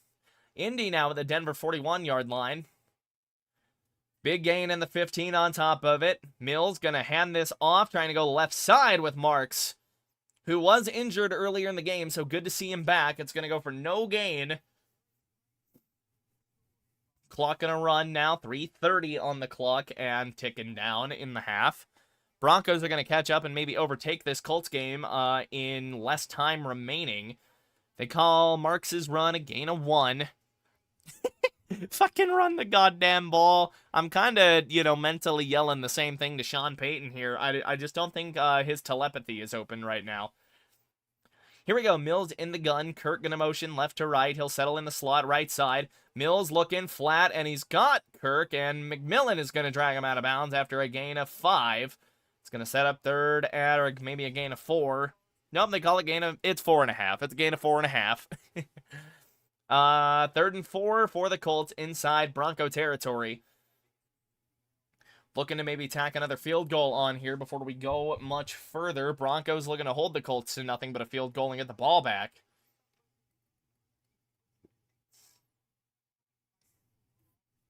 Mm.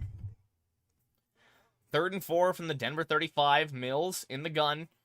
That is Akumbawale to his left. Mills, short drop. Looking, has a man in the flat. Open zone. That is Dalton Schultz to the 30, gain of 5. First down, Houston, and that'll probably run us to the 2-minute warning in Houston. Schultz just able to find an open spot in the zone and sit on it. Barron looked to be in a middle flat zone there and just doesn't make a turn on it. Broncos take a timeout.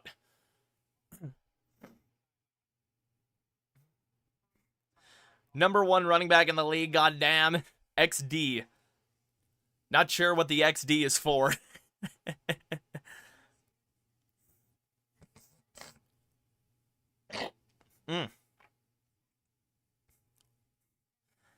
So Broncos are in a timeout real quick. Freiermuth will go in motion. Rodgers in the gun. Rodgers with the snap. He's going to draw play it to the running back, and he is going to get up for a gain of 8 or 9 there. Great play by the Steelers. 3-10 and counting down. That is Warren that's able to get a good carry out of that. I believe that is Jermaine Pratt on the tackle. So 2:20 to go here in this first half. Now Broncos, oh my God. Broncos took their first timeout. Texans are still getting a play in, so we'll call this Steelers play real quick. Rodgers still in the gun. Warren in the backfield. 19 goes in motion right to left. They fake a jet sweep, hand it off to Warren going right side, and he might have got 2 in the first. 14 going to go in motion for the Texans. Mills in the gun. Mills dropping back. Mills short. Mills drifting. Mills has to step up in the pocket, get it away, and that is almost picked off by Talanoa Hufanga. Unable to corral that ball in. There was pressure on Davis Mills, and the Bronco defense just unable to force that turnover on that. He almost jumped that perfectly. I keep calling the Texans the Colts. Maybe. I don't know, man. I'm calling both games. Rodgers in the gun now at his own 27, and we're going to get a stoppage in play for the 2-minute warning, so that's where that game is going to go. Meanwhile, Houston, Mills will run a draw play, and that is going to get nowhere. Q Robinson will make the tackle. It was Franklin Myers that got in there first, third down, and that will run Denver to the 2-minute warning. Are the Broncos going to do another fourth quarter wake-up call? That appears to be that appears to be the case. We've gotten our required Bo Nix interception for the week. It's like I was saying, it's like the required weekly EAS test. For some reason, there's a weekly required Bo Nix interception. I'm gonna go blow my nose while we got a break on both games.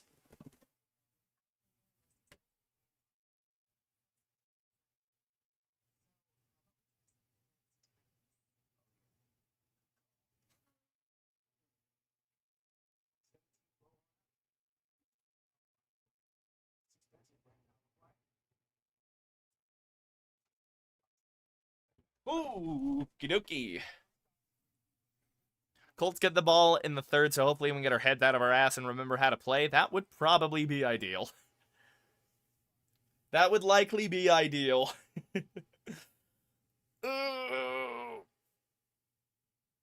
Oh, big stretch. Big stretch. Nice and big stretch.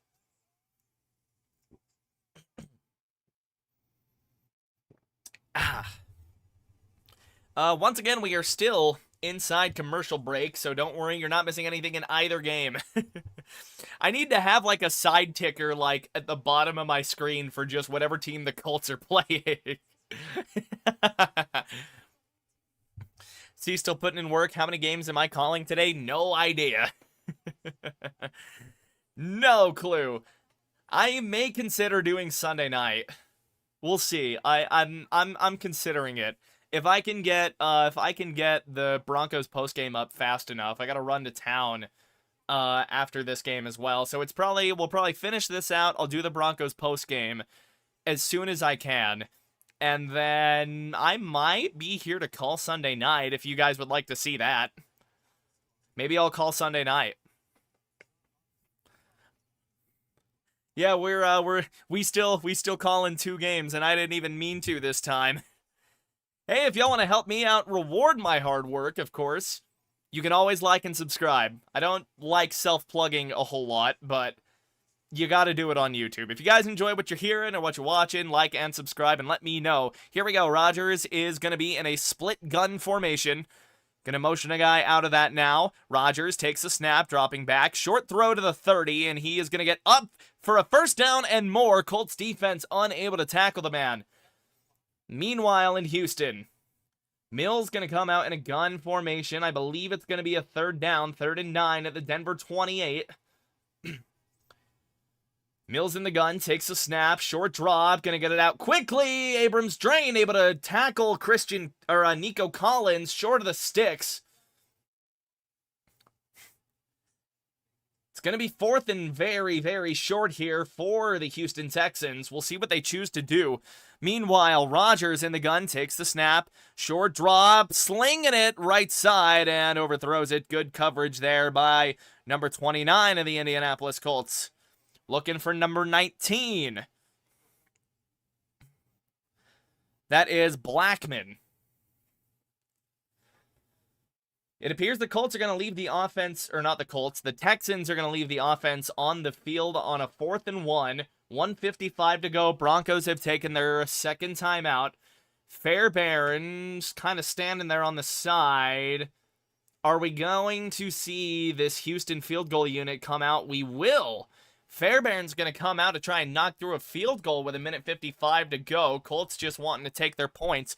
Rodgers dropping back. Rodgers has a man, and that is Freiermuth going to get out of bounds on a gain of 7. That'll stop the clock for the Steelers. 1:11 to go in the half in that game.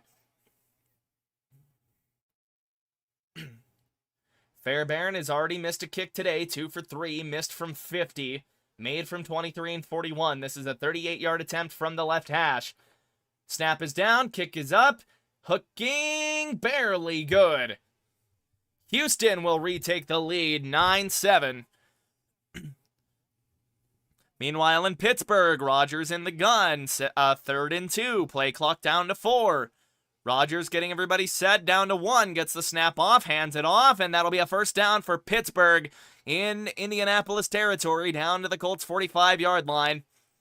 And that is Gainwell, I believe, that got the carry on that. And what is going on there? Flags are down. Looks like we got a bit of a scuffle going on now between the Colts and the Steelers.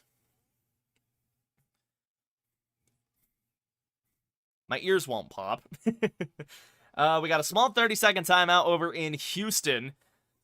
And they're trying to sort a couple of things out now. Looks like we had a fight over in Indy. Or in the Indianapolis game. And what even happened there? Ooh, I see what happened. That is DK Metcalf getting into it with a Colts defensive back. This is the Colts you remember. Don't say that, man. Don't say that. I could say that these are the Broncos I remember every week, but I keep believing. I keep believing in them. You got an Indiana Joliev or something. Here we go. Fairbairn going to get this thing off. Broncos will get it one more time in the half, and that will be a touchback from Fairbairn. Bidet fields it in the end zone, kneels it down. Minute 52 and one timeout now for this Broncos offense, trying to get another score and maybe take a lead into halftime before they get the ball to open the second half. Of course, we'll have a little bit of a halftime show that comes up on my end. We'll go take a look at the scores and stats from some of these games.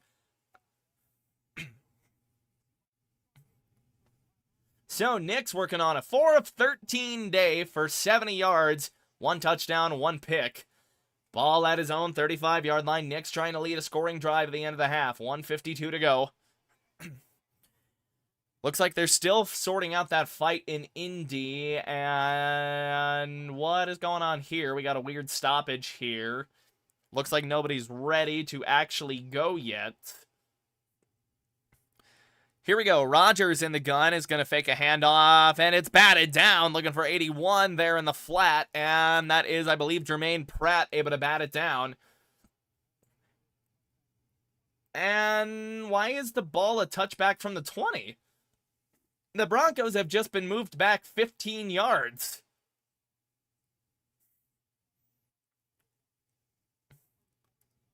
Okay,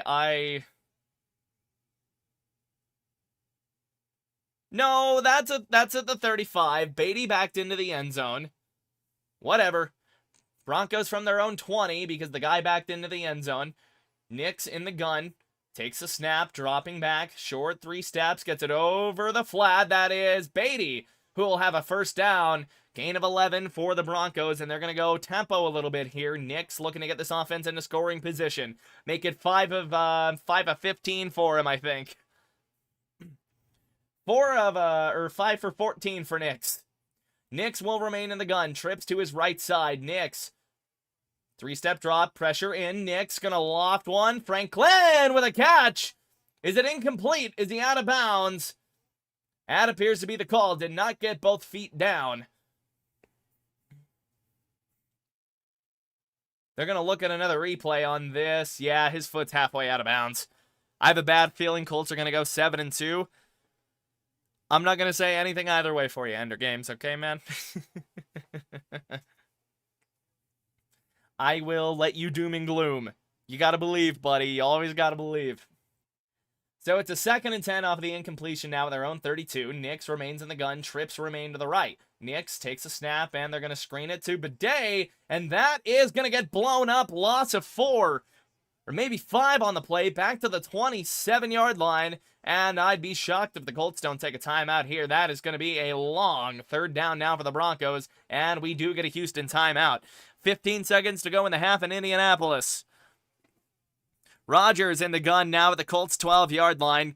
Steelers looking to punch this in and make this a 2-score lead. Rodgers dropping back. Short drop.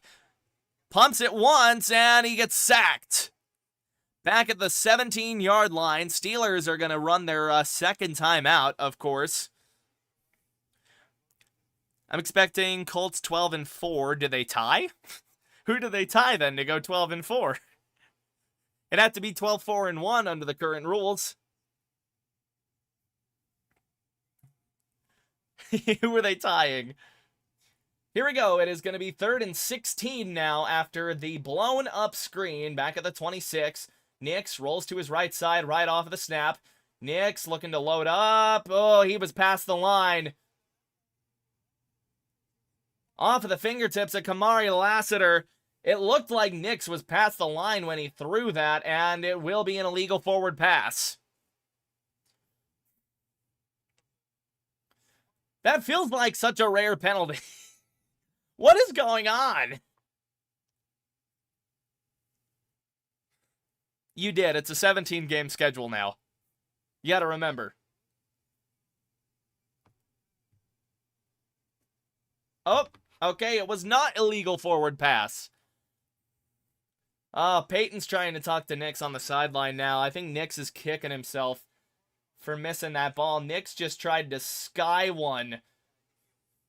Nix just tried to sky one on the run to Troy Franklin, and he just ends up overthrowing it. Lassiter kind of jumps in on that route.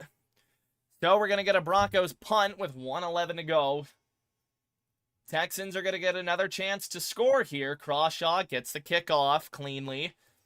This ball will float and bounce. Takes a couple of takes a couple of Houston bounces, and it is down at the 35. Meanwhile, Steelers dug themselves into a 2nd and 20 hole. Looked like they were going for a miracle play to get a little closer for a field goal. 3 seconds to go in the half there.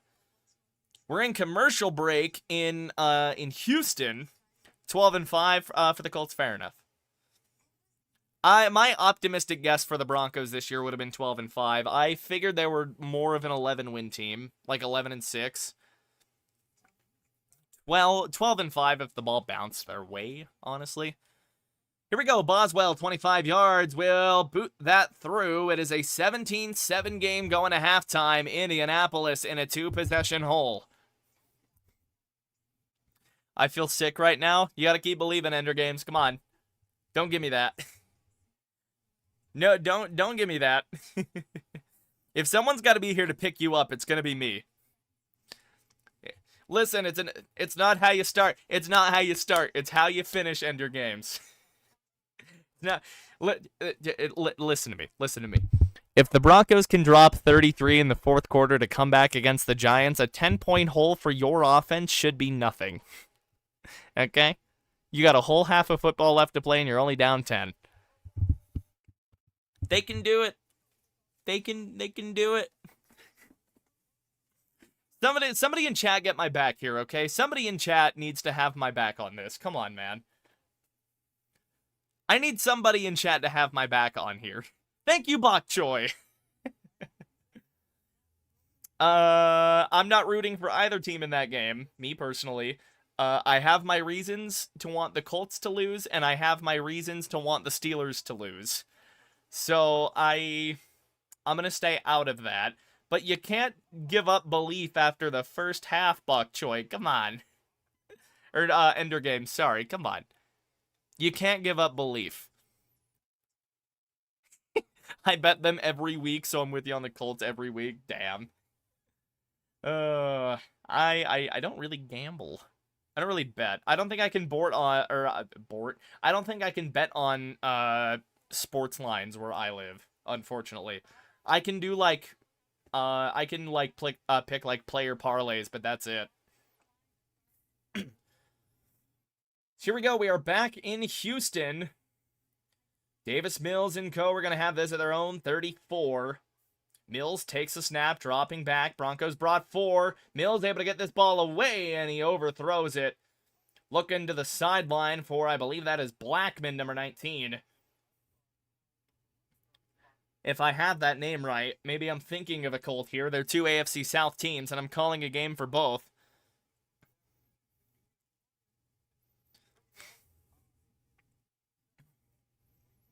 Here we go. 2nd and 10 now for Houston. 2 timeouts, 57 to go. Mills in the gun. Once again, takes a snap. Broncos bring 4. Broncos pressure. Getting there. Zach Allen giving chase.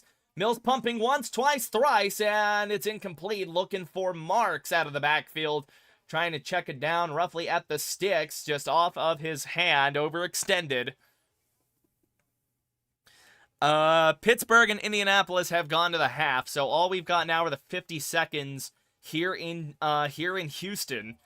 It's a 3rd and 10 for Davis Mills. Broncos defense trying to get this ball back on the immediate for the offense. Give them another chance to score before the half. 50 seconds to go. 3rd and 10 at the 34. Mills in the gun. 81 goes in motion left to right. Mills takes a snap, screens it out to Nico Collins, who is hit immediately by Chris Abrams' drain. 46 seconds to go in the half, and the Broncos are going to burn their final timeout. 4th down. It's a loss of 1 for the Texans. I'm keeping track of 4 games. I'm trying to call 2. Chris Abrams' drain, able to get around a block by number 14. Just gets his shoulder into the waistband of Nico Collins. So Abrams' drain, he's been picked on a little bit, had a couple of rough plays, but he's able to make a nice one there. Broncos do take that final timeout with 46 seconds to go, so we're going to get a Houston punt here.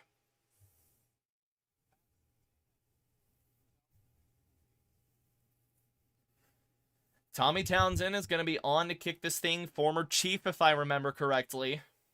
I've said his name a lot at some point. I could be wrong. Townsend getting set. Gets the snap, and kick is off cleanly. That is going to float away and be fielded. It's muffed by Bandy! And recovered by Houston.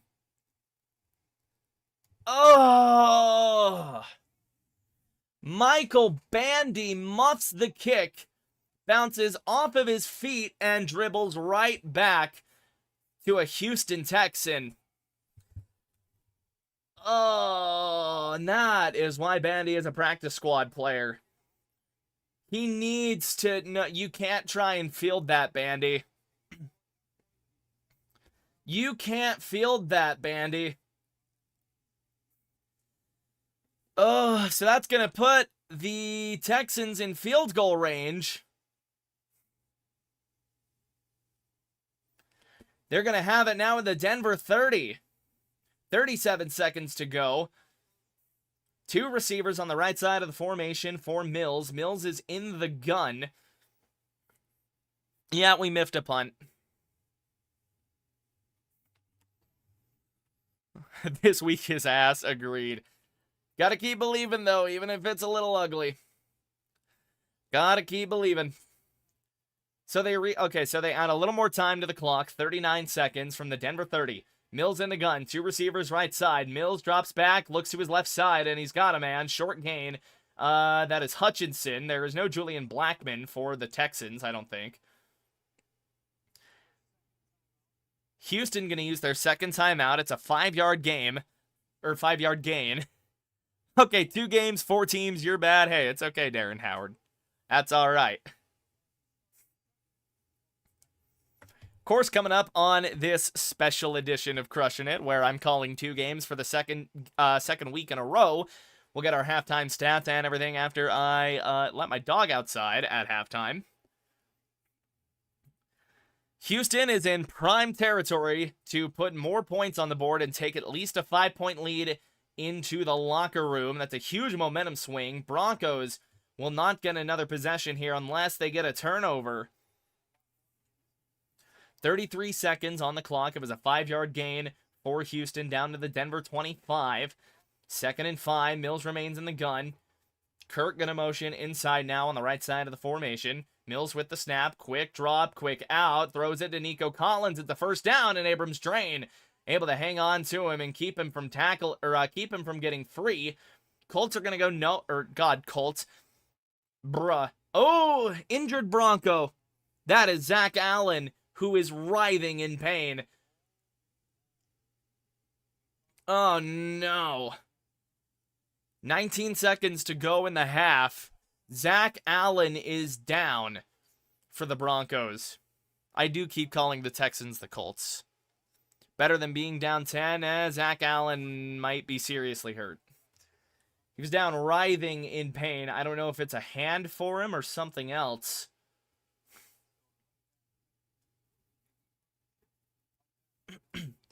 What even happens? So it's Marks that's going to be in the block for Houston. So Allen, just catches a rough chip to his side. Went right up to his ribs. Might have just gotten the breath knocked out of him, and that's best case scenario. I hope that's all it is, and that it's not a popped rib.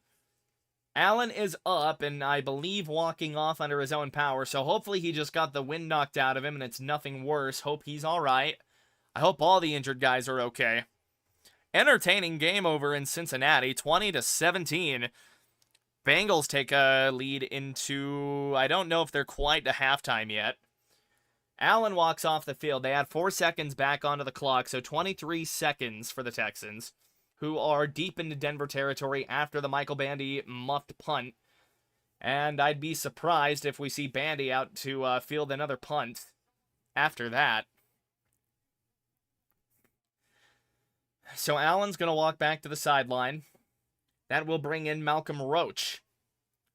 23 seconds, 1st and 10 from the Denver 17-yard line. Mills in a split formation. Mills dropping back, and he's going to get taken down to the backfield. That is Dondre Tillman that will tackle him. So Tillman with another big defensive play. And Houston's going to let this clock run out down to the very end of the half, and they're probably going to just kick this field goal with Fairbairn.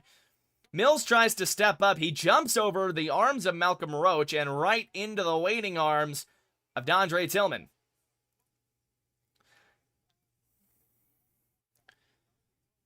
So despite how shaky it has looked at times, this Broncos defense has held the Texans to nothing but field goals. Texans take their final timeout with 2 seconds to go. They'll be looking to get a field goal on to make this a 5-point lead going into the locker room. And if this Broncos offense could just wake up, man. If they could just wake up. I think Nix is just playing a little too yippy right now.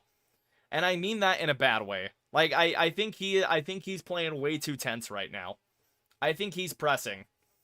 It's going to be a 40-yard attempt from the right hash for Ka'imi Fairbairn to send this into halftime. Snap is down. Kick is up. And barely hooks it inside the upright. 12-7 Texans.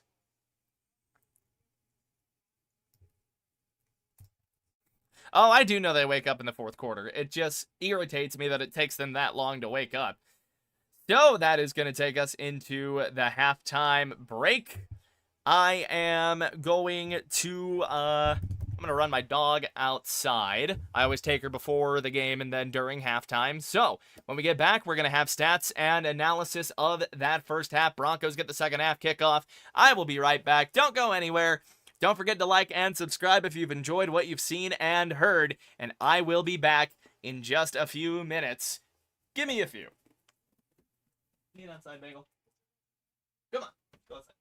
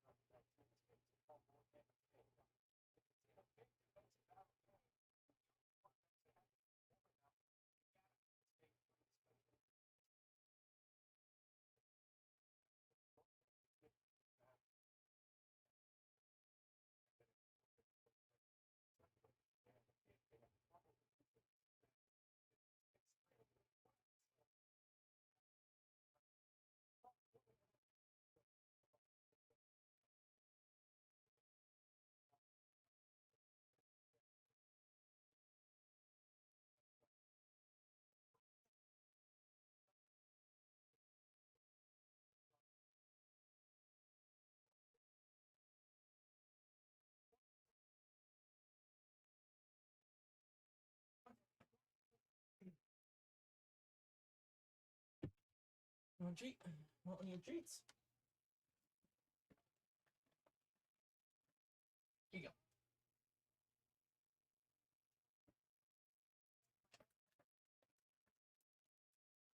All right. It is time for these halftime numbers here on Crushing It. And man, it's been a bad game for this Broncos offense so far. Good Lord Almighty, folks. Here we go. Bo Nix having a rough first half. 6 of 17, 76 yards. He does have a touchdown. He had an ugly interception on the drive before that touchdown. Meanwhile, rushing, J.K. Dobbins hasn't had a rush since the first quarter, but he's got 424, averaging 6 per carry. Receiving-wise, Cortland Sutton 1 for 30 with a touchdown. Troutman 1 for 21. Bandy 1 for 16. Tyler Bidet 2 for 6. Franklin's got a 3-yard catch on a screen that should have gone for a loss of $85,000. Alrighty.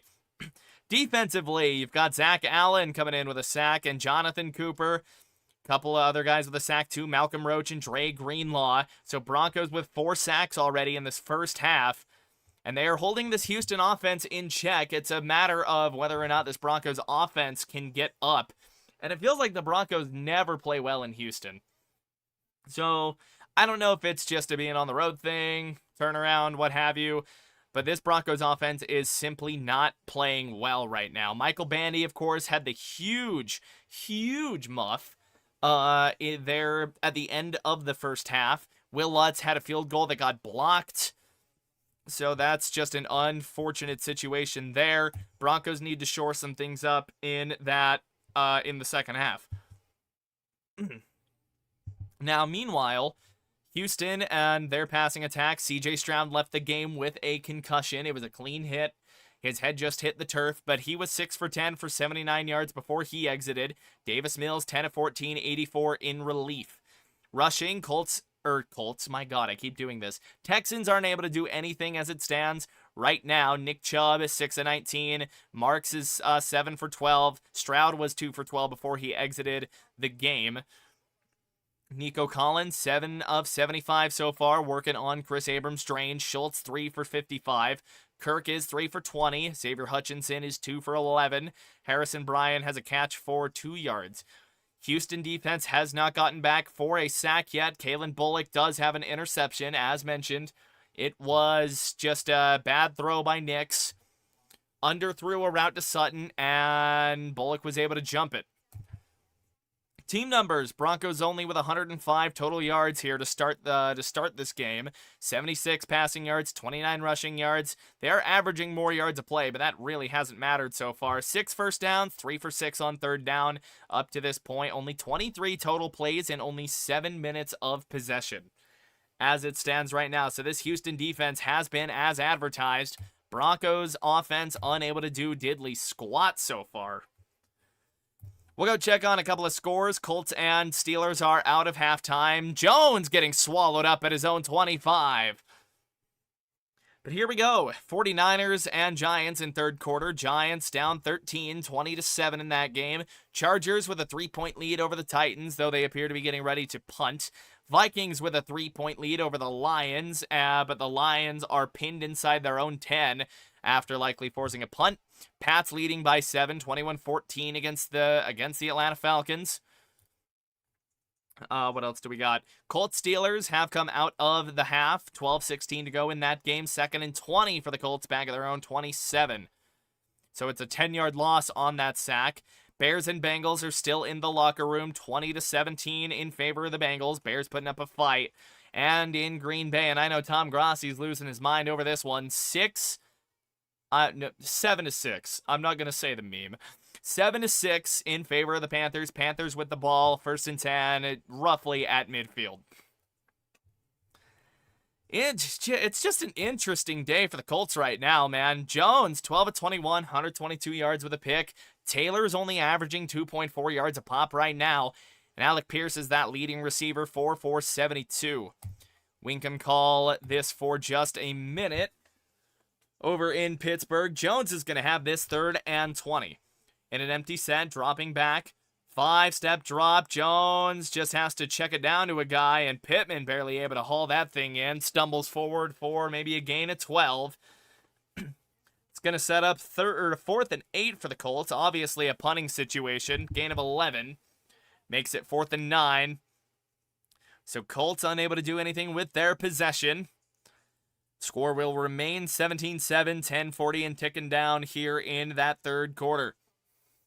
What the fuck is wrong with our offense right now? Hey, I'm asking the same question, dog.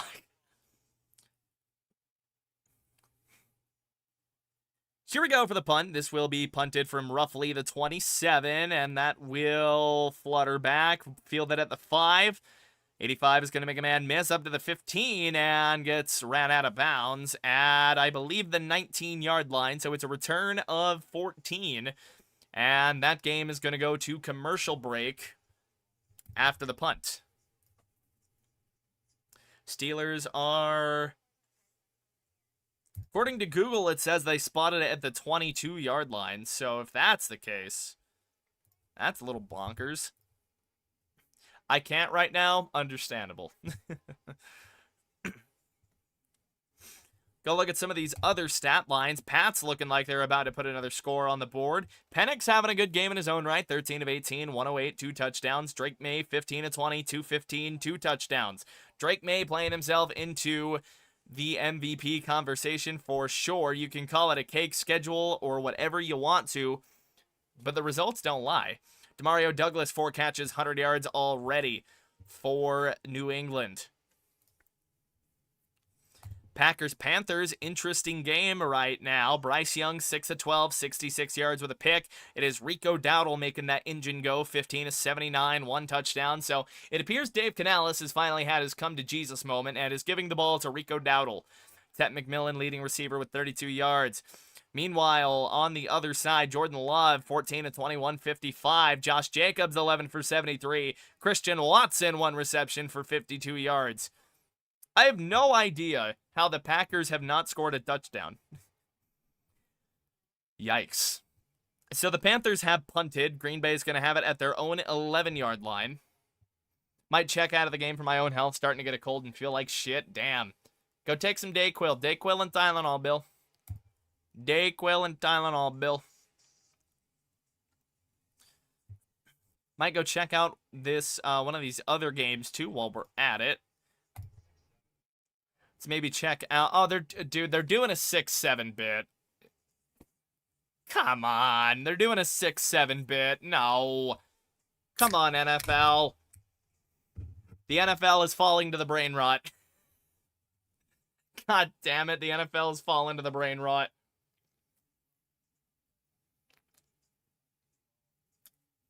God damn. All right, so... Here on Crushing It, we got a new secondary game that we're going to be calling.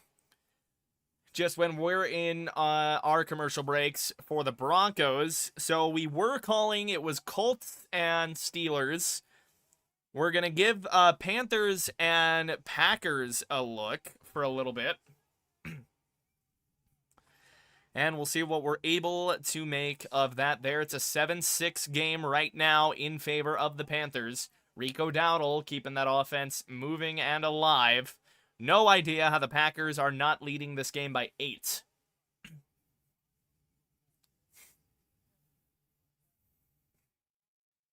So here we go. We are getting set for the second half kickoff here in Houston. Kylie Fairbairn getting everything set up. Units are coming onto the field. Meanwhile, Packers don't get a whole lot there out of Josh Jacobs. Or, excuse me, that is Wilson, number 23. Looks... Gain of 2, 2nd and 8 now for Jordan Love and the Packers. This is a 4-4 Panther team. They've been playing better this season, although they are not getting the production that they probably want out of their quarterback still. Bryce Young is certainly not the main reason this Panthers team is at 500 right now. They're trying to hang in that wild card race, but the wild card race has so many premier teams still going in it. Love, single back set.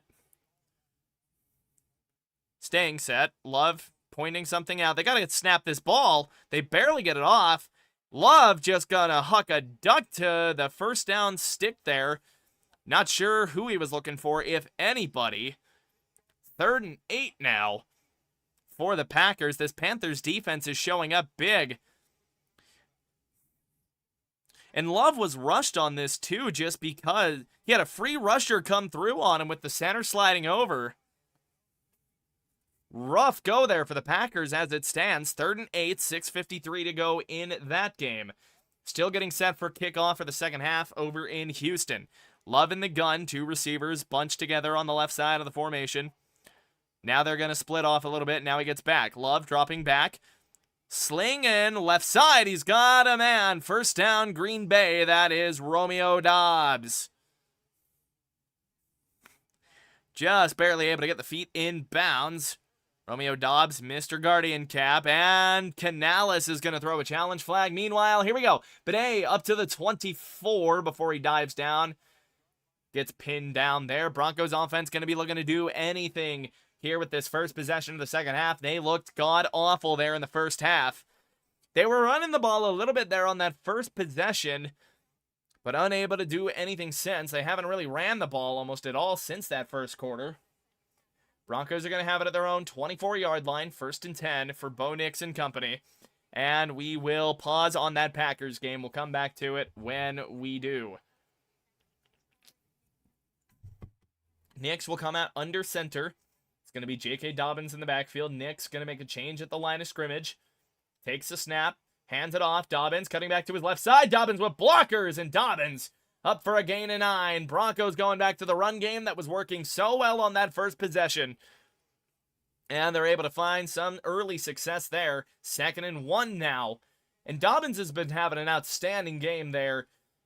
Even if he only has now 5 touches up to this point, it feels like every touch he's had has gone forward for at least 5.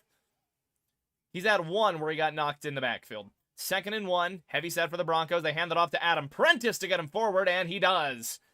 They need 1. They hand it off to the fullback, and they get exactly 1 yard from Adam Prentice, and that is all you need. Prentice has been getting a little bit of play in the run game this season in very, very short yardage situations. Broncos trust their fullback quite a bit. You quick snap them, and you get the fullback moving. So it's looking like we're seeing a little bit of emphasis here on the Broncos run game from Sean Payton. 1st and 10 for the Broncos. Play clock down to 10. Broncos up to the 35. Franklin goes in motion. Gonna whip around a little bit. Nix dropping back. And trying to step up, and he pump fakes, and he's gonna get sacked. Loss of 2. I believe that is Will Anderson of the Houston Texans. They finally get home on Bo Nix, and that is only the 9th sack allowed by this Broncos offensive line all year long. Nix just unable to find a man. Trying to step up, make something happen. They lose 2. 2nd and 12. Nix out in the gun now. Takes a snap, hands it off to Dobbins, going right side. Dobbins will scramble forward for what appears to be a gain of 4 to 5. On that's going to set up 3rd and 7 or 8 at best. And they do call it 3rd and 8. So gain of 4 there from J.K. Dobbins. They just run a little gun handoff there from left to right side. Dobbins looks just trying to find anything, any positive yardage. They're still looking at that Romeo Doubs catch. I'm not sure what there was to look at there.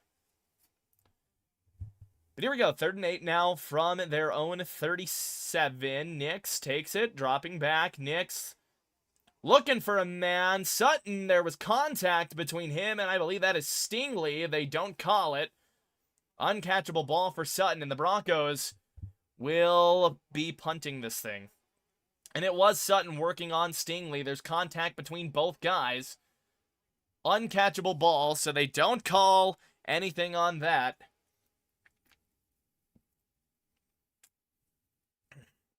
And this first Broncos possession of the second half is going to end in a punt. Crawshaw will be on for his 3rd punt of the day, averaging 42 yards. Gets this thing off, and he needs a booming kick right here.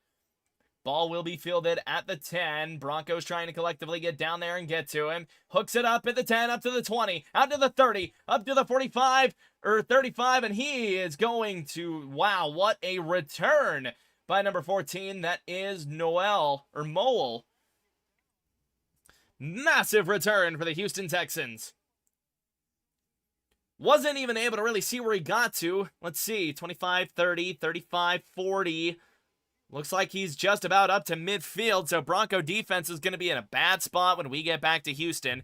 They're going to commercial break. Meanwhile, back in Green Bay, Panther ball, Rico Dowdle is going to get forward for a gain of what looks to be 7 or 8. Bryce Young still has not thrown the ball in this second half. 6 for 12, 66 yards with a pick for Bryce Young, but as long as you've got Rico Dowdle, you can hand it to. That's going to be the recipe for an upset every week. Broncos are in commercial breaks. You are not missing anything on that front. We had a secondary game to call while that is happening. Young in the gun, Rico Dowdle to his right side. Young takes it, dropping back now. Young standing in the pocket, able to limp one out to a receiver. And that is actually Rico Dowdle, and Rico Dowdle is down. Grabbing at his nuts, it looked like, or at least at his inner thigh. He gets up and is going to jog back to the huddle. So good to see he's mostly okay. Young had that pocket just collapsing in on him. Packers overload the left side of the line, and Young able to navigate it and just get a ball out to Rico Dowdle. You know, I wonder if Dowdle just got a nut squeeze between his legs. Like, sometimes if you sit down weird and you, like, squeeze your legs together as a guy, like, you kind of clip one of your nads. I think that's what happened with Dowdle. Broncos still in commercial break. 1st and 10 Panthers. Young barely gets the snap off. They hand it to Dowdle, and he's going to get forward, maybe a gain of 2.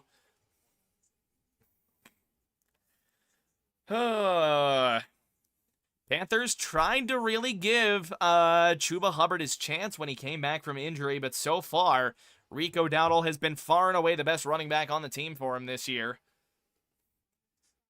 It's real interesting there. 4:35 and counting down in this third quarter for the Panthers. They are holding on to a 7-6 lead, and they are at the Packer 20, just in the red zone. Young takes the snap, dropping back, short drop, and he's got a short completion over the middle. That is going to be to number 0. That is to Sanders. So Panthers are going to be closer to a first down there. 3rd and 3 for him now. We're back in Houston, and they're going to have this ball at around midfield after a massive kick return. They will start this at the Denver 47. Mills in the gun, going to motion a guy, hands it off to Nick Chubb. Chubb gets hit in the backfield, and he's able to scamper forward, turn this into a positive gain of 3.5. Just a massive return by Noel right there. Jonah Ellis was the one guy that really had a shot before 81 comes in and kind of throws himself at Ellis right into the shoulder pad. They could have called that. So they give him 4 on the carry, so it's going to set up 2nd and 6 for Houston at the Denver 43. Meanwhile, Panthers have got it 1st and goal, 3:20 and counting down over in Green Bay. Mills going to come out under center, I formation, offset to the left. Mills dropping back, play action. Mills steps up, and he's going to float one to, that is Hutchinson, and he's got it for a first down and more into the Denver red zone. Broncos defense back on their heels. Bryce Young in the gun, dropping back, looking right side, and Hubbard just drops it. Likely a better result than what was going to happen. That likely would have been a loss of 1. Goes down as an incompletion there. 2nd and goal for the Panthers. Back in Denver, or back in Houston, Davis Mills playing well in relief. 10 of 14, 84 yards. Down to the Denver 24. Hands it off, going right side. That is Nick Chubb running downhill. Gets a little bit of second effort, and that's going to go down as another gain of 4 here. Texans run game starting to come alive a little bit. Meanwhile, pistol set for Bryce Young. You will hand it off middle to Hubbard, and Hubbard's going to fall forward for a gain of 3. It's going to set up 3rd and goal now for the Carolina Panthers. And they're looking to make this a 14-6 lead. It would be an 8-point lead for the Panthers if they can punch this thing in and get the extra point. Back in Houston, 2nd and 6 from the Denver 20. Noel goes in motion. They hand it off to him on a jet sweep going left side. Noel trying to navigate traffic, and they are going to pin him in the backfield. Loss of 3 there for Noel. 3 Broncos converge on him, and they put him in the mile-high triangle. Singleton is the one leading the charge. And meanwhile, in Carolina, a ball that was almost picked off by Xavier McKinney. They call him out of bounds. There's a flag down on the play. We'll see what that might be. See if it's on the defense or not. If it stands, it could be Young's second interception of the day. We'll see what the penalty is. In a close game like that, you need those plays. 3rd and 9 from the Bronco 23. Now for the Texans. Mills dropping back out of the gun. Broncos bring 4. Has one over the middle, but it's dropped. Bounces back into the end zone there. No Bronco able to get to it. 4th and 9 for the Texans now, and they're going to bring out Kaimi Fairbairn to kick a field goal. It'll be the 5th Texans field goal of the day. It's a ball that Schultz just can't get both his hands up to. Bounces off of his left palm. So here they go. They're going to kick a field goal. It's their 6th field goal attempt of the day. Fairbairn has missed from 50. This will be a 41-yard attempt. It would be a second 41-yarder of the day from the left hash. Fairbairn gets it up, and that kick is good. So they make it an 8-point lead for themselves now. Broncos would need a 2-point conversion to tie. Meanwhile, the penalty went in favor of the Panthers. They've got it 1st and goal. Handoff to Rico Dowdle. Touchdown, Carolina. Rico Dowdle with his 2nd touchdown of the game. Rico Dowdle, as I said, the engine that makes that Carolina offense go. And he is the... Rico Dowdle might single-handedly be the reason that the Panthers are 500. I'm calling both games. I've done this for multiple games today. We had Colts Steelers on earlier. I can go back to also calling that if chat wants it. If someone requests a game, I'll call it that's going on in the early window in conjunction with the Broncos. Of course, if you want to help out a small creator, feel free to like the stream, subscribe if you like what you're hearing. And we are going to keep it pushing. Broncos are still in commercial break. Panthers are going to be headed that way here soon after the touchdown. It's going to be Bronco football on a kickoff when we get back to Houston. Couple of scores from around the league. Giants have made it a 10-point game, 10-20 in favor of the Niners. Chargers leading by 3, 20-17, 2:12 to go in the 3rd. Lions trailing by 3, 3rd and 13 at their own 6-yard line. Vikings hanging on to a 17-14 lead. Pats with a 10-point lead in Foxborough, 24-14 for them. Falcons have 2nd and 14 at their own 45. Is the PAT good? PAT's no good in Carolina, or for Carolina, so that'll sit at 13-6. Meanwhile, still a 10-point game in for the Indianapolis Colts, 17-7. Steelers with the ball, 1st and 10 at their own 44. And then, as we've touched on, Panthers-Packers. Panthers just punched it in, missed the PAT. I've accepted this game as a loss. Don't do that. You can't do that. Not when the offense is as explosive as it is. Just got to come back next week. Hey, and if that happens on a loss, it happens, man. Another game that we didn't quite touch on there, going over some of these scores while we're still in commercial break. Bears-Bengals. Bears have reclaimed the lead.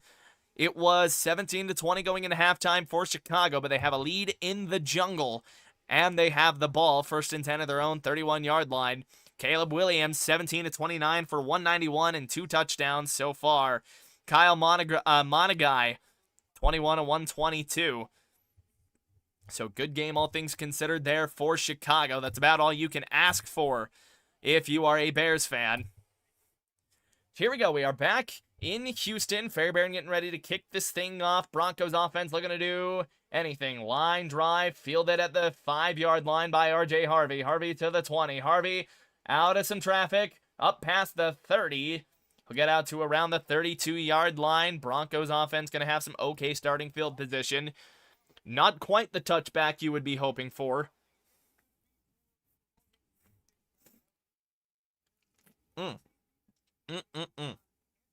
Docky Pepe.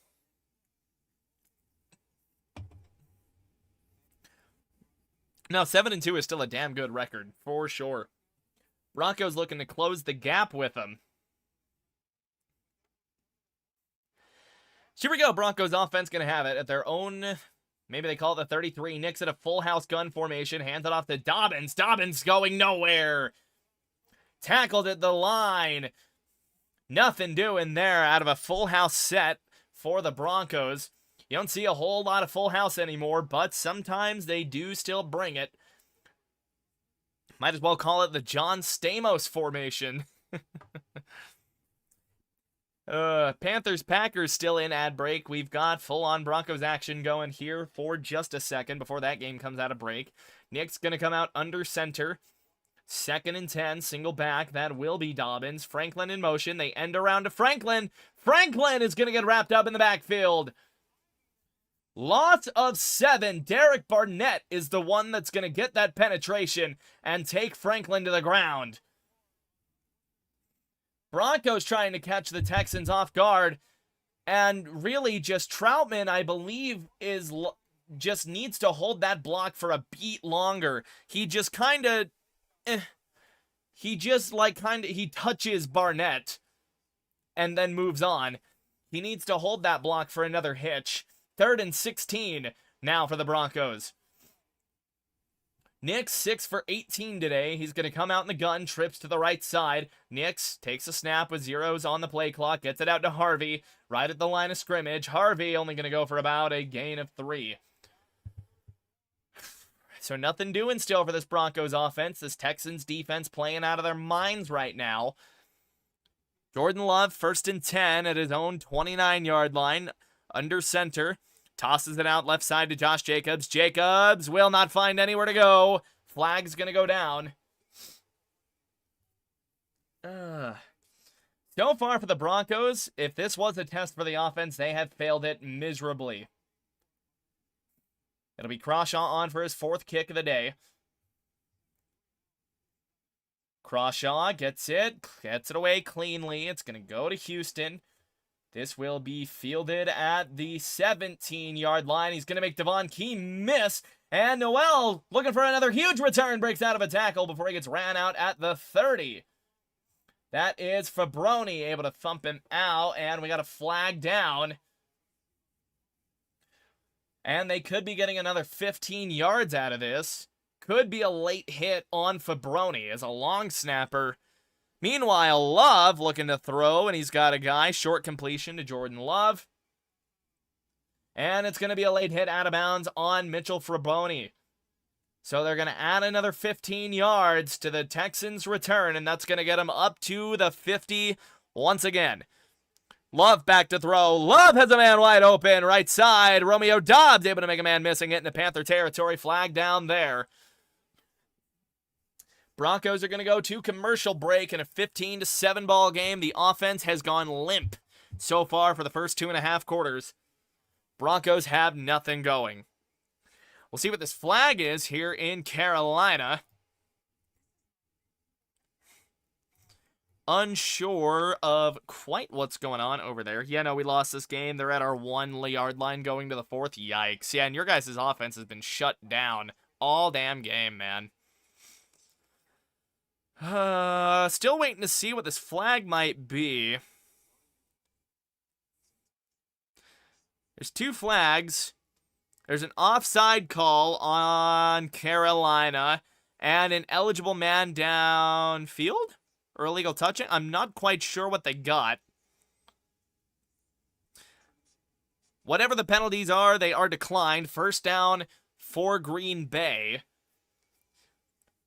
Unless they're just redoing the down. If the play stood, Romeo Doubs had a huge gain into Panther territory and was up to their 42. Play does stand. It'll be Love under center. Play clock down to 4. Love trying to get everybody on the same page. Gets a motion in. Love will hand it off. Jacobs going right side. Jacobs pushing forward. Jacobs with a gain of 5. We just suck when it comes to the Steelers. Honestly, Denver's kind of the same way with Houston for some reason. Like, we never play the Colts well. Like, the last time I remember the Broncos actually legitimately playing against the Colts really well, Drew Lock was a rookie. Broncos still an ad break. Jordan Love going to come out in a split backfield. 2 guys behind him and to his sides. One of them's going to motion out. Love will fake a handoff and take it himself before sliding down. Maybe a gain of 2 on the play. Going to set up 3rd and 3, or at least 3rd and 2.5 there for the Packers.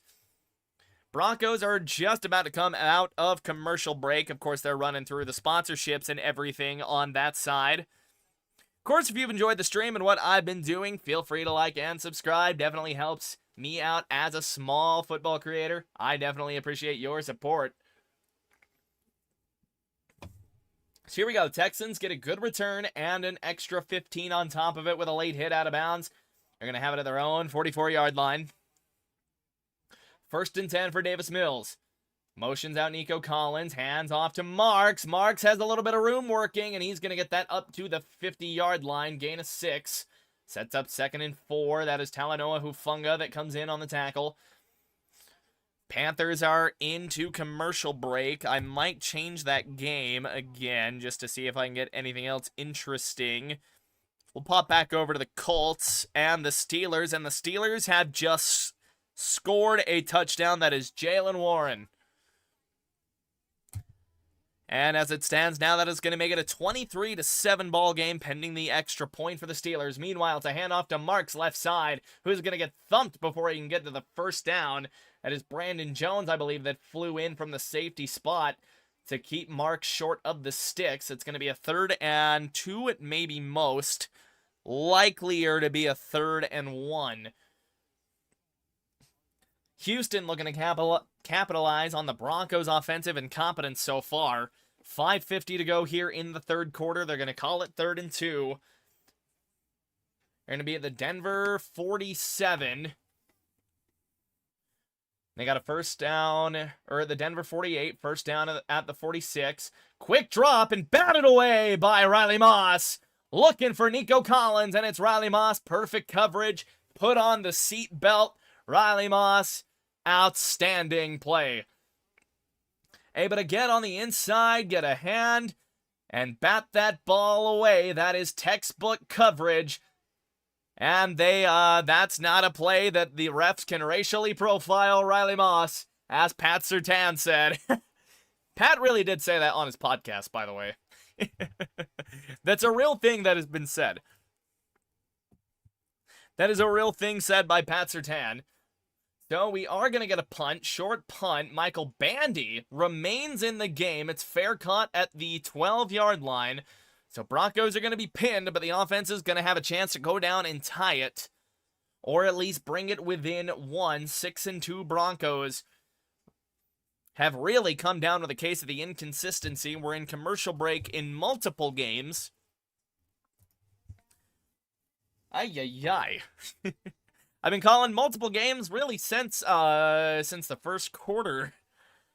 And I guess it's just something that I am getting really good at. Because my goodness, I seem to be doing this on an absolute regular. We are up to 31 people in the room. Goodness gracious. Doing big numbers. You call enough games at one time and people start flooding into the room apparently. We're in commercial breaks in multiple different games.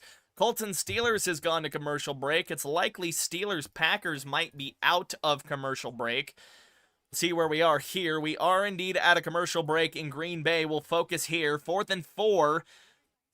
Loving the Packers offense on the field. And we have a stoppage. Looks to be first play or so of the 4th quarter. Not sure what's going on there. Gonna have to deal with people calling the Colts frauds. Yeah, and I think it looks a little worse given the Steelers and the state of them.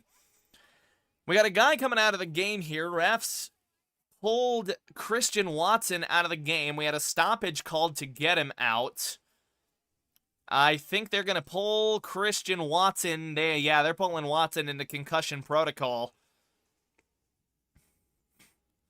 So we have the stoppage. It is now 4th and 4. Watson going to go into the medical tent. Packers will remain out. They'll snap this at the Panthers 36, if they snap it at all. Love trying to get a hard count on. Play clock down to 5. Love acting like they're really going to snap this thing. And they do. Love dropping back, floats it out to a running back, and he is able to get the first down and a little more. Look to be a gain of 6 on 4th and 4. Packers keep it rolling. Jordan Love will get over 200 yards. That'll put him at 18 of 27 on the game. Broncos Texans still in commercial break as it stands. Broncos are going to have the ball at their own 12, and we're back. Nick's having a Tebow type day. 7 of 19, 81 yards, 1 touchdown, 1 interception. It's been an ugly game for this Broncos offense so far, but they've got another chance to go down and try and at least bring this game within 2 if they score without a 2-pointer. Here we go. Nix will come out under center. Takes a snap, hands it off right side. Dobbins cuts it back, and Dobbins going to get forward for nearly a first down. Up to the 20-yard line goes J.K. Dobbins. Broncos have found a little bit of limited success in the running game today. They call it a gain of 8. And a gain of 8 it is, up to the 20. 5:09 to go in the third and counting down. Packers have it 2nd and 4. Love lined up in the gun. That is Jacobs to his left side. Love going to motion number 18 over. Left to right side. Takes the snap there, hands it off. Jacobs with a nice run for a first down. Nix going to motion Sherfield left to right. Nix hands it off to Dobbins, and Dobbins gets spun down after a gain of 1. So they're going to be short, but it's a very favorable third down situation. I'd be surprised if we don't see Adam Prentice trot back into the game. Meanwhile, Jacobs trots out of the game. He's shaken up a little bit. Packers with 13:15 to go in the fourth, counting down. Time is ticking. Love in the gun. Another guy going to motion right to left side. He will hand it off to number 23 going forward. It's going to be a gain of 2.5. 3rd and 1 for the Broncos coming back over here. Nick's under center. 3rd and half a yard. They hand it off to Dobbins. Dobbins trying to barrel forward. Texans saying they held him, and that appears to be what the spot will reflect. It's going to set up a 4th and inches, and if you're Sean Payton, what do? It's 4th and just about nothing. But you're in your own territory. It's going to be 4th and inches for the Broncos when they come back. Unable to hold the block. Meanwhile, Love 2nd and 7. Zaps one out there for a gain of 5 to Romeo Doubs.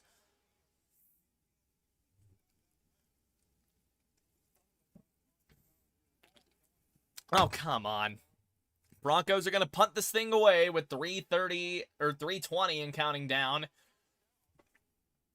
Crawshaw's on for, I believe, his 5th kick of the day.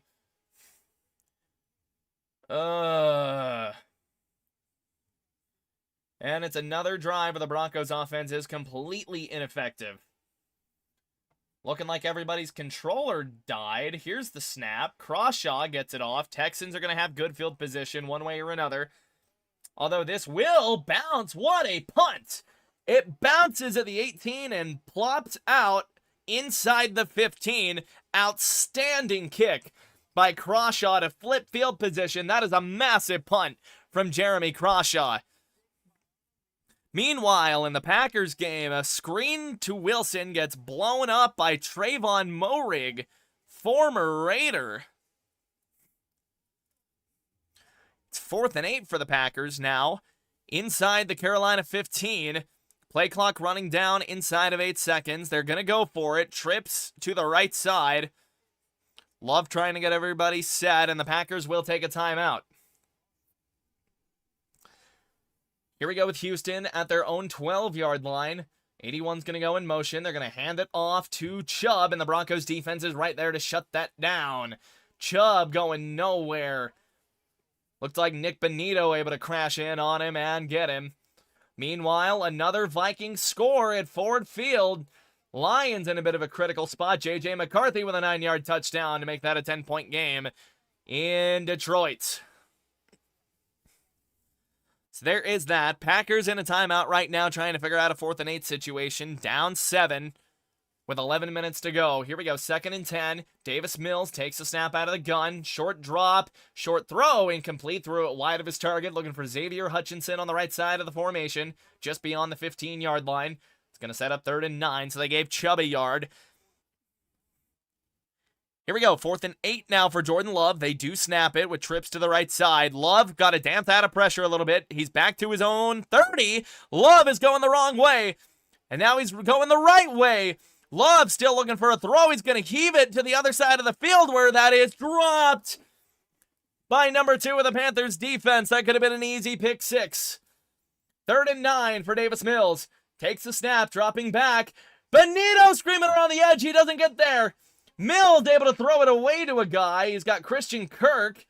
They're not going to make the sticks, but Nick Benito almost got in there and threw Mills to the ground. Mills just takes a little half step up pretty much. Benito screams around the edge, and Mills just able to take a half step forward out of the sack. They do gain some yards, but it's not enough to get a first down. It's a gain of 6 when they needed 3. Or gain of 3 when they needed 9. Oh my god, gain of 6 when they needed 9. Good lord. So the Bronco defense will force a 3 and out. Packers-Panthers goes to commercial break. It's going to be Tommy Townsend now on to punt this thing and try and flip field position the way that we just saw Jeremy Crenshaw do it. It'll be Michael Bandy on for the return. I'm not going to move that prematurely yet. Bandy is going to fair catch that at his own 38-yard line, so much better starting field position now for the Bronco offense with 1:19 to go in the third. And now we'll see if this offense can get anything going. It's been an awful game so far for Bo Nix and the offense. They still have a chance. It's a one-score game here in the third quarter to get something rolling into the fourth. But this has been the theme for the Broncos all season. Extremely slow starts against great defenses and coming alive in the second half. They're going to have this at their own 39. So excuse me, I had the wrong spot. From their own 39-yard line, Nix will come out under center. We're going to see Franklin motion right to left. Nix takes the snap, play action, deep drop. Nix gets it away, and it's a first down reception by Troy Franklin. On to the other side of the 50-yard line into plus territory. And that might get Nix just really close to 100 yards. Gonna make him 8 for 20 on the day. It's been a very inefficient passing day for Nix. He's been inaccurate on his throws, trying to settle in. It's a beautiful deep out route there by Troy Franklin over on the left sideline, working on Kamari Lassiter. 1st and 10 now for the Broncos in Houston territory from the Houston 48. Nix in the gun, takes the snap, short drop, short throw, and he's got a man in the flat. That is Troy Franklin once again. That's going to go for a gain of 3.5, maybe 4. That'll make Nix 9 of 21 there for roughly 98 yards. Packers still in commercial break, so that is, they're coming out of that now. Once again, Franklin working on Kamari Lassiter. And this Broncos offense trying to put a scoring drive together one way or another. Field goal or touchdown, they need points. It's an 8-point game. Play clock, clock down to 5. Broncos are going to line up like they're going to run something. Clock down to 1. And that is the end of the third quarter. We'll have 2nd and 7 when we come back. But now we got a Panthers game to call, and that is Rico Dowdle making things happen. Gain of 12 up to his own 26-yard line there. Panthers snapping it from relatively deep in their own territory. They just had it right where the Packers had it on the spot. Packers were snapping it from the 14 or the 13 and a half. And it's a gain of 12 on the play for Rico Dowdle. So the Panthers now have a chance to try and salt this thing away. Or at least put the Packers away. I don't know what Jordan Love was throwing at. Jumbo set now for Mr. Young. And Dowdle's going to get this, and he has got room to go on the left side. It's going to get tracked out of bounds there. Flag down. So this very well could be coming back. We'll see what the call is. Of course, still in commercial break in the Broncos game, so nothing you're missing there. 10:01 to go in Green Bay. Packers losing a 13-6 game to the Panthers at home. And I'm going to big stretch. Yeah, okay. It's an illegal motion, I believe, or an illegal something on the offense. So roll back that big Rico Dowdle run for the Panthers. That flipped the field position. It was a legal formation. They call it on the tight end. Sanders, number 0 for Carolina.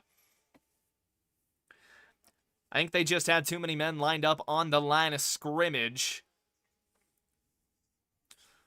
And it's a well-run play, too. You get the right guard pulling, going to the left side. That was a staple play, pretty much, when we were trying to run powers with my football team. Whether it was high school, I mean, those kind of runs there are staples. So it'll be 1st and 15 now for Bryce Young, who will hand it off once again to Rico Dowdle. And Dowdle barely going to get anything there. Maybe a gain of 2 on 1st and 15. It'll set up 2nd and long for the Panthers, who are now going to be chasing the sticks for the next 2 downs.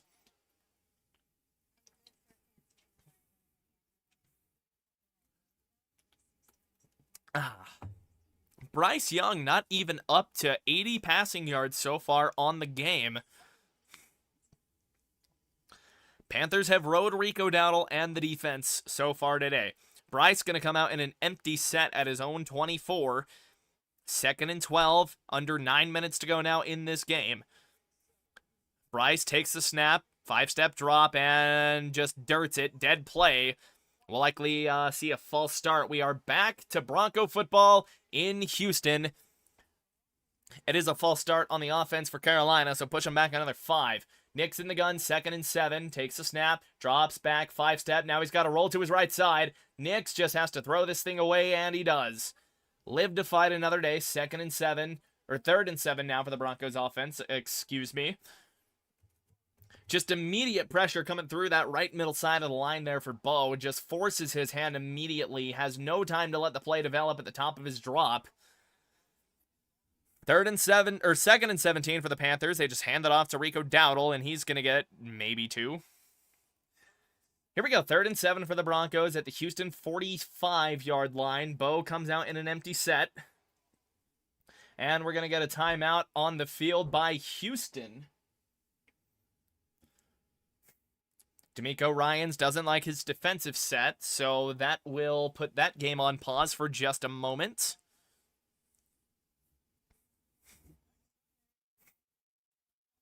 So we'll see what the Panthers are able to do here on 3rd and 14. It's another empty set now for Bryce Young. It's the one they got called on a false start on. Takes a snap, short drop, short throw to number 4. That is Tet McMillan, and he's only going to get a short gain there. Maybe gets him back to where they were originally snapping that. So a big Rico Dowdle run of 12 is going to go wasted for the Panthers. Couple of penalties shoot themselves in the foot. And it'll give Jordan Love and this Packers offense another chance with 7:45 and ticking down in Green Bay. Broncos going to come out 3rd and 7 now, trailing by 8, 14:55 to go here in this 4th quarter. They're 3-0 when they enter the 4th quarter trailing. We'll see if they have to repeat trends today. Well, they will have to come out with a win. Nick's in the gun, trips to his left. Nick's dropping back. Throwing short off his back foot. Pat Bryant fights for a 1st down. Bryant stretches that ball over the line. Just barely. What a play by the rookie. Pat Bryant on his first catch of the day. Runs a decent enough in route. Nick's in the gun. Takes the snap. Throws it outside. That is Troy Franklin on the left side with a catch for 7. So now for 8, excuse me. So now Nick's really looking for his 2 young guys. With the absence of Marvin Mims, Pat Bryant has been becoming a more reliable target for Bo Nix here in these last couple of weeks, and he finds him in the early stages of this 4th quarter. 2nd and 2 now for the Broncos offense as they group together. Play clock down to 15 as they remain in the huddle. Broncos need to hurry and get set at the line. Play clock down to 10. Nix trying to get a read on everything in the gun. A little bit of a tighter set now for the Broncos. Takes a snap, hands it off. Dobbins bouncing out to the right side. Dobbins pops and bounces off a guy. And he's only going to get about 1.5 on that. It's going to set up another 3rd and short here for the Broncos. Unable to convert on 1 on their previous drive. Unable to convert on 3rd and 1 last time, so we'll see what they come out and do here.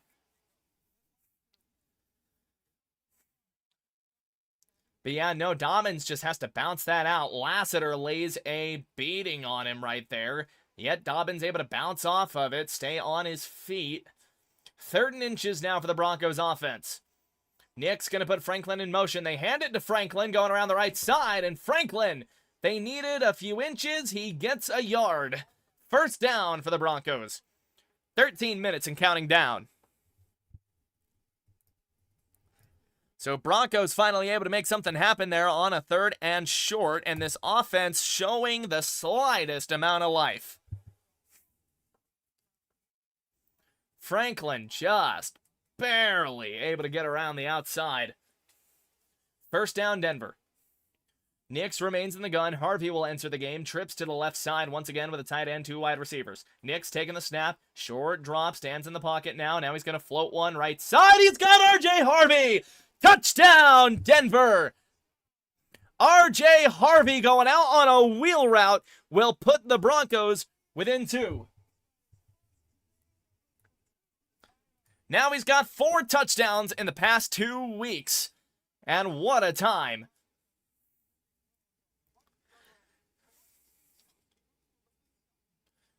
Man, Harvey just outruns To'o on the back end, and he finds an open spot, wide open spot in that Houston defense on the right side. Broncos going to go for 2 to try and tie this thing up. Meanwhile, Love is back to throw on a 1st and 10, and he's got his tight end. That is Luke Musgrave, big number 88 for Green Bay, for a first down. Here we go. Dobbins in the backfield. Broncos going to go for 2. Nix coming out under center. Pat Bryant goes in motion. Bo fakes the handoff, pumps to the right side, now throwing back of the end zone. Troy Franklin will make the catch, and we got a tie ball game with 12:28 to go in the 4th quarter. The Broncos have come alive here in the 4th quarter. It's the weekly Hollywood movie, and they say that the sequels continue to get worse, but the sequels are as good as the last one. Tie game. 15-15. Bo Nix with his 2nd touchdown pass of the day. Broncos offense able to show some life here in the 4th quarter. They do it every week. All right, I got to run to the pisser real quick, folks. I can wait. Hang on. 2nd and 8. Green Bay at the Panther 49. Love going to drop back play action. Immediate pressure on him, and that is incomplete. Looking for Josh Jacobs, who has re-entered the game after limping off earlier. 3rd and 8. Now I'm going to run to the pisser. Hello? That's someone was home. Hello?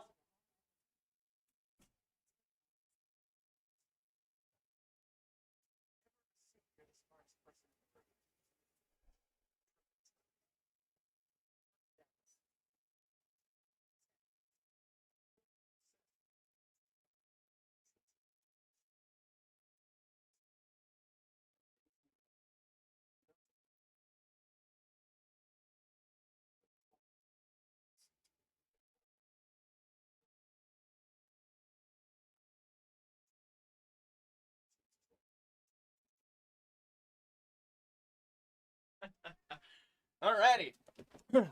So, Ender Games, if you're looking for one little positive to your football day, R.J. Harvey has scored a touchdown. 4th and 3 for the Packers on the Panthers side of the field at the Panther 43. They need the 40.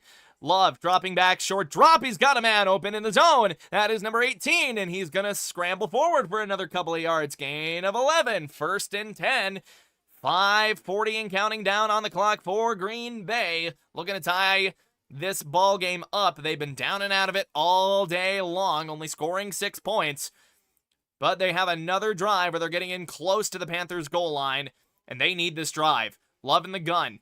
Takes the snap, short drop once again, short throw to the outside, and that'll be a gain of 5, maybe 6. That is to Watson, who entered concussion protocol earlier, seems to have passed all the tests they gave him, so he is back in this game. I hate football. Oh, Ender Games, no, don't say that. We love football. Win or lose, we love football. It was a 27-yard touchdown for R.J. Harvey, by the way.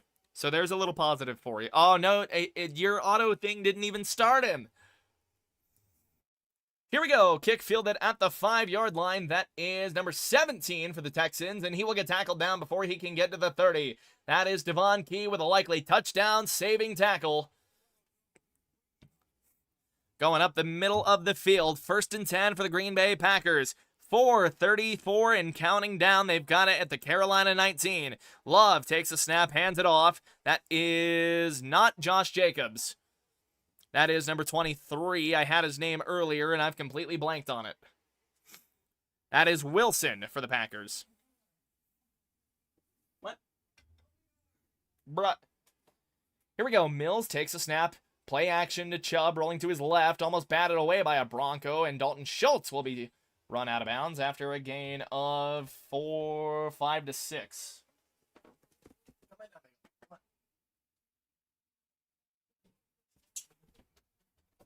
Alrighty.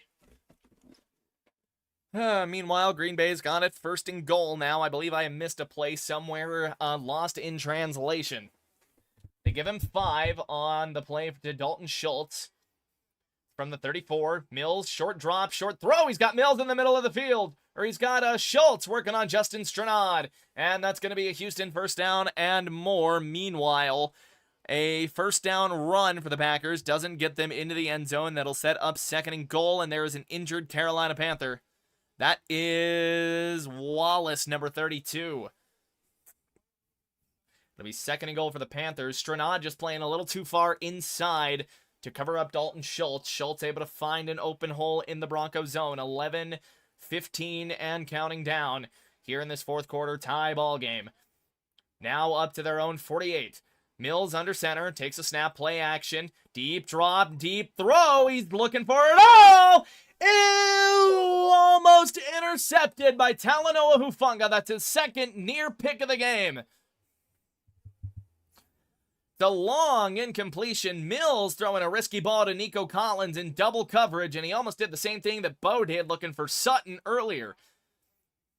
It's almost like he doesn't see Hufanga in the middle of the field. Hufanga likely able to read his eyes, read the throw, and get over there to make a play on the ball. That's exactly what happens. Nico Collins plays a decent amount of defense on that play. And unfortunately, Hufanga unable to hang on. 2nd and 10 for Houston. 11:02 to go. Clock is stopped. Play clock down to 2.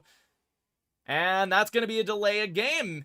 They've been sitting on zeros for a long-ass time. That's got to be a delay. And it is. So that'll back Houston up 5. It's what killed the Colts. 4 of our 5 turnovers. Who? Indiana? Jones? Can't win them all on to next week. Hey, that's got to be the mentality, man. Sometimes you run into a tough environment. Sometimes you just get a game where shit can't happen. That Pittsburgh defense has so much potential, and they finally played up to it today. That's pretty much what happened. So the delay is going to make it 2nd and 15 now with their own 43. Mills dropping back, trying to navigate pressure, looking for Mark Short, and that is incomplete. We had a flag down. It's a drop by Marks if this stands, and this could be backing up even further. Somebody might not have got set on that Houston offense, and they might be backing them up another 5.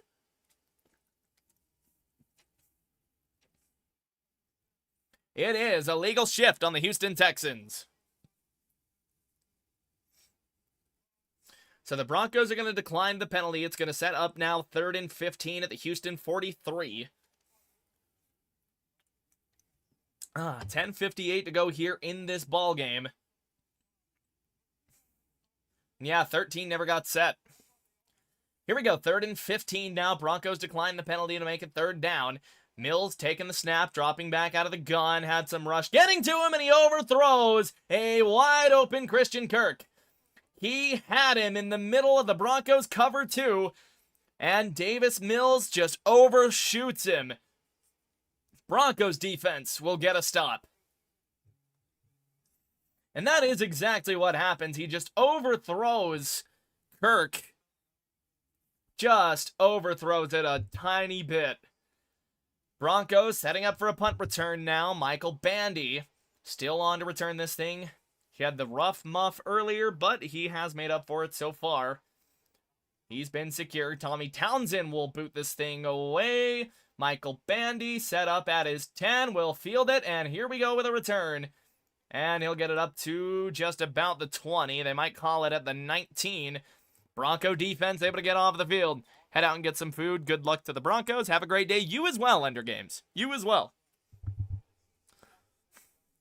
I hope you win in fantasy. Take it easy today, buddy. So it looks like Panthers trying to mount a goal line stand now against the Packers. So this might run to the 2-minute warning. We're getting a goal line stand here by the Panthers. At least that's what it appears to be. A Packers touchdown and PAT would tie things up. Here we go. Broncos offense. Now they've got it at their own 20. 1st and 10. Nick's trying to get everybody set up now. Play clock down to 10. Everybody gets set. Nick's with Dobbins to his left. Hands off to Dobbins. Fakes a pump fake. And Dobbins will get slung down after a gain of 1. 10:34 and counting down now in this Broncos game.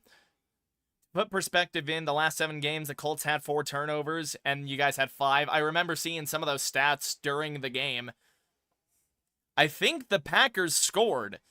So it'll be a Packers touchdown.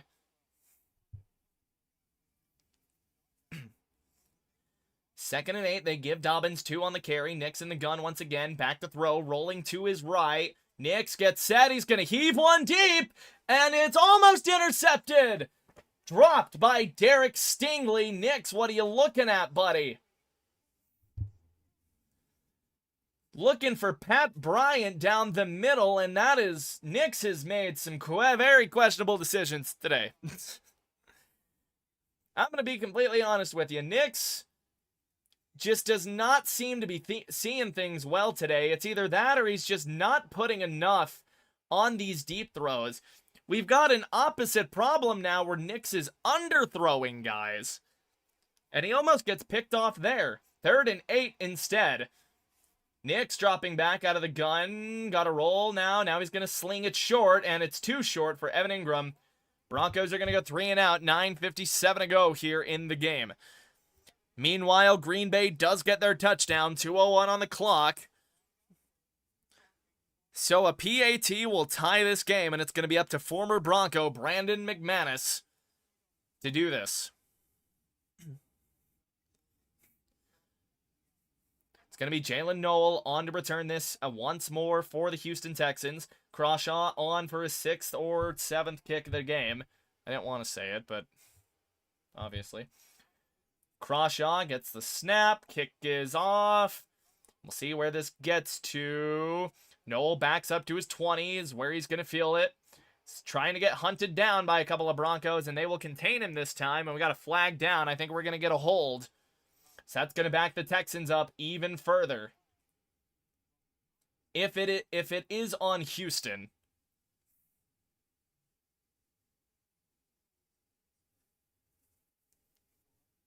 D'Amico trying to get the guys fired up over there. He's fiery on the sideline. We'll see what this call is.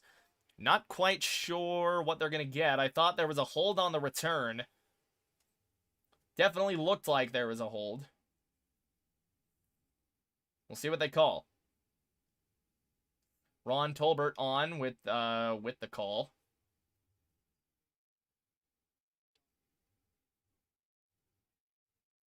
Is this really going to be on Denver? What did they do? There was a blatant hold on the return that appears to have just been missed. McManus barely gets that PAT through, so they tie the game against Carolina.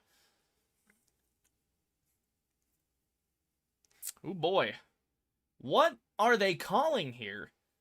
We still haven't got an official call yet on what the penalty is. Are we finally going to get something? Wow.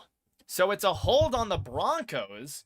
They said J.L. Skinner was holding, and yet they've completely missed a hold on the return that should be offsetting penalties. Skinner, you don't need to do that, man. So it's gonna give Houston some free yards. Texans are gonna get some free yards on top of the return, so likely gonna have them up to about their own 39-yard line. Niners are running away with that game against the Giants, so that pick was wrong. I thought the Giants might be able to put up a fight and win against an injured Niners team. Meanwhile, Chargers with a 7-point lead against the Titans. Vikings with a 7-point lead against Detroit, but Detroit is driving to tie it. Falcons down 1 now in a 24-23 ball game. Colts with the ball down 17 with 6.5 to go. Panthers, Packers tied. Let's go check on that Cincinnati game. Bears with a 34-27 lead, and it's 4th and 13 for the Bengals at the Chicago 36. So a few interesting happenings here around the league so far, and this is a much better week for games than last week. That much is for sure. Almost every game in this early window is a close one. I mean, you've got a one-possession game in... Giants just made it a 10-point game, but there's only a minute 21 to go. It's a one-score game in Tennessee, one-score game in Detroit, one-point game in New England. The Colts have kind of dropped the ball today. I apologize, Ender Games. Broncos and Texans are tied. Texans are getting the ball. Bears Bengals is within one score. It's a 7-point game there. And Panthers Packers tied in the 4th quarter. Ugly game there, but a tie game nonetheless. So if you were complaining about the blowouts last week, I tell you what, this early window has got everything you could ever want and more, ugly as some of the games may be.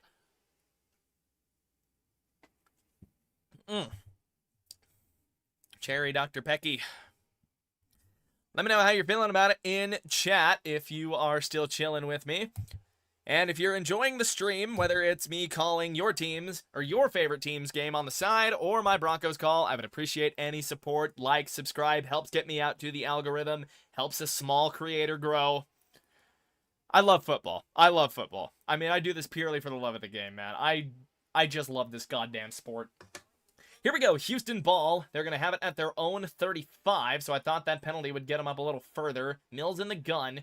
I believe that is Marks in the backfield with him. No, it is Chubb, and they hand it off to him, trying to go left side, and he's going to find some room, and he's going to bowl forward for a gain of what could be 11 or 12, flag down.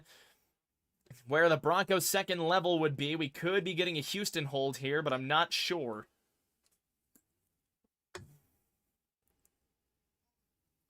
It is a hold on the offense, so they're going to back them up.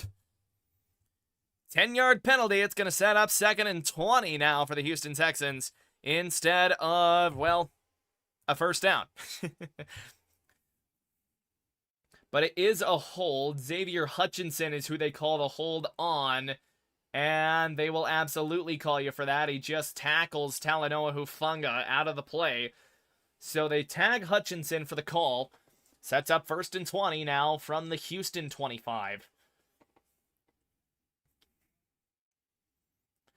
See what this Texans offense comes up with now. They've shot themselves in the foot a couple of times. It's a 1st and 14. They'll snap this now from their own 32, so apologies there. Hands it off on a draw play, going left side to Marks, and Marks going to find a bit of room. Fight forward for, could be 7 yards on that. We'll set up 2nd and 7. So they get back within the sticks. Here we go. Final 2 minutes now in Green Bay.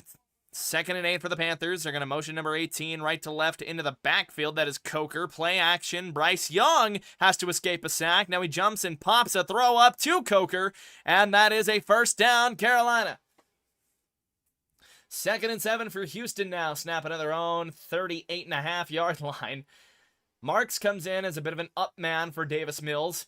Mills taking the snap. Broncos bring heat, and they get it away to Dalton Schultz, and that's going to be short of the sticks. Gain of 3, maybe 4.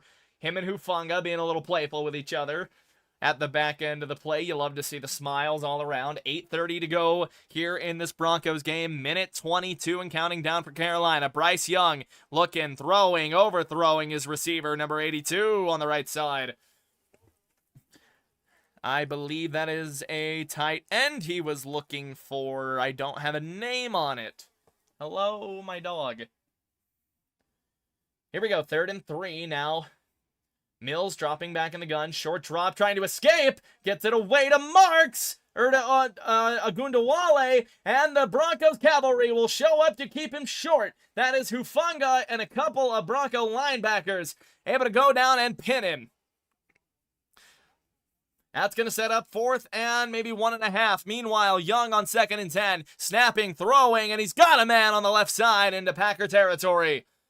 Broncos pressure almost got into Davis Mills. He just has to dump that off to Agumbawale and unable to find much of anything. Packers game is going to tick below a minute here between these plays. Bagel, no. No, ma'am. Over there now. I need my hand. So here's the punt now by Townsend. Bandy just going to play defense on this. And the Texans are going to pin the Broncos at the 1. Bandy trying to block a guy to keep him from getting to the ball.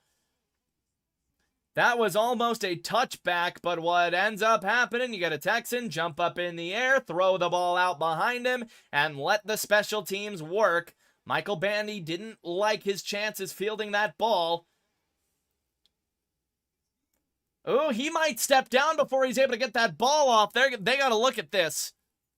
Either way, it's Broncos' ball, but now it depends. Does his foot touch down before he throws it? Ooh. Nope. That's a good play. Oh!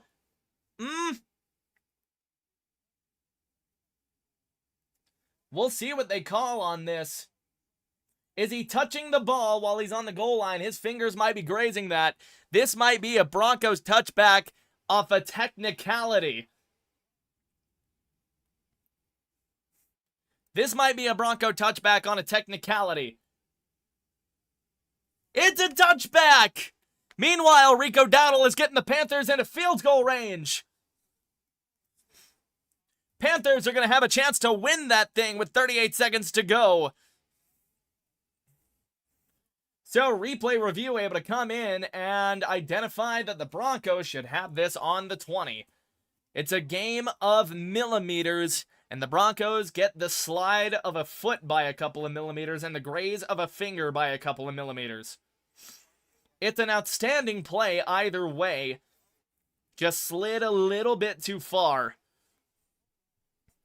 Broncos are going to get this at the 20. 7:12 to go. Nick's going to line up in the pistol. Two tight ends and 2 receivers. Nick's play action to Dobbins. Going to dump it off to Troutman, and Troutman going to fight forward for a gain of 4. 40 seconds to go in Green Bay. Panthers have it at the Packer 31, and someone has called a timeout. Play clock was running down. It's a Panthers timeout, so that is going to be donezo for about 30 seconds. Broncos gain 4 on the little bootleg play action play there with Nix in the offense. Sets up 2nd and 6 with 6:30 something to go. 6:36 and counting down.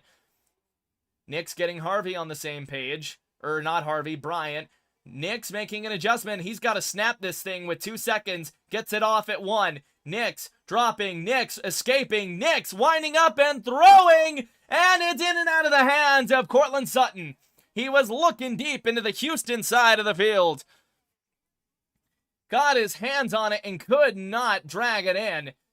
It's a laser dart throw from Nix. Back shoulder to Sutton. Sutton turns around and he just drops it in the bucket, and Sutton unable to come up with it.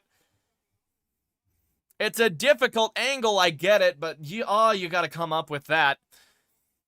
Under center now for Bryce Young over in Green Bay. Inside the Packers 35. They hand it off to Dowdle. Dowdle not going to get anywhere. Here we go. 3rd and 6 now for the Broncos. Bandy in motion. Nix with the snap. Takes it. Trying to get set. Nix slings it, and it's dropped again by Sutton. 2 in a row, and that is going to kill a Bronco drive. Broncos going to have to bring the punt team onto the field there. And Sutton with back-to-back drops on both plays that would have been massive first downs. It's another run by the Panthers, and they are going to get their timeout in with 1 second to go, trying to kill every bit of clock they can. Meanwhile, Crawshaw is going to come on to punt this thing away. 6:13 to go. Gets it off. Booming kick. And it bounces into the end zone. And the field goal is up. And no good. We're going to overtime in Green Bay. Oh, never mind. They were running some sort of flashback or something. Oh, geez. All right. Never mind. So, Panthers going to have a chance to win this thing. Fitzgerald is going to be on to try and knock this thing through. He's 13 of 15 on the year. He has a long 57. It's going to be from 49 yards on the left hash. Panthers on the verge of a massive upset of the Green Bay Packers. Meanwhile, it is 1st and 10 for the Texans. Mills going to come out in the gun with Chubb to his left. And we'll see what they come out with here. Mills snaps it, fakes it to Chubb, rolling to his left. Mills just going to have to scramble and hang on, and he does. Packers take their final timeout, trying to ice Fitzgerald a little bit. 1 second to go in that game. It'll be a 49-yard attempt for Fitzgerald after the timeout. Meanwhile, Mills scrambles for 4, keeping the Texans on schedule. Had nothing open on a play action where he was rolling left out of the gun. 5:35 and counting down now. Mills comes out under center, single back. He's going to hand it off to Nick Chubb, and Chubb is going to get slammed down at the line. No gain. Here we go in Green Bay. Fitzgerald from the left hash. 49-yard attempt to upset the Packers. It is up. It is curving. It is good. Carolina's going to walk out of Green Bay at 5-4, alive in the NFC. The Packers have been upset. Meanwhile, 3rd and 4, Houston in the gun. Mills drops back, fake to Agumbawale, short throw, and it's batted down to the line by about 2 different Broncos. Zach Allen has returned to the ballgame, and he makes an immediate impact. 4:49 to go, and it'll force another punt by one of these teams. Allen able to jump up and get a hand on it. Looked like Myers might have gotten a pinky on it as well. And it's the duality of football. We've still got almost 5 minutes left in this game, and the Panthers have just walked off the Green Bay Packers in Green Bay. Here we go. The punt by Townsend is going to float out. Bandy backing up. Doesn't feel that. He's going to let it bounce into the end zone. At the touchback, Broncos are going to get this ball at the 20. So the Panthers with a massive upset, and I know Tom Grossi is pissed. We're going to refresh here. We're going to get one of these afternoon games now that are going to be starting out. Oh, mute. Okay, luckily for me, it's a Toyota commercial. We'll go to Detroit, and we'll finish this thing out.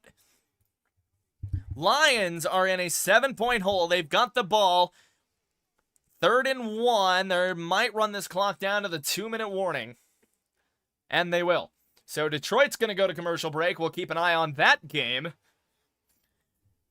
It might actually be a 10-point deficit. I did not see the score correctly. It is 10-point deficit. Vikings on the verge of an upset. Here we go. Nick's in the gun. Takes a snap. Short drop. Going to sling it out now to R.J. Harvey, who breaks out of a tackle and gains some positive yardage. Gain of 4 on the play. He'll wiggle out of bounds. Sets up 2nd and 6 now. It's a much-needed positive play on 1st down for the Broncos. They're only going to give him 3 on that, it looks like. It looked like he managed to stretch 4, but it is what it is. Might as well just serve as a run play there in that case. Gain of 3 by Harvey. Able to catch it out of the backfield, break a tackle, and get forward. So that's the good news. 4:33 for the Broncos now. Nick's in the gun. Sutton gonna motion right to left side. He needs to redeem himself at some point in this game.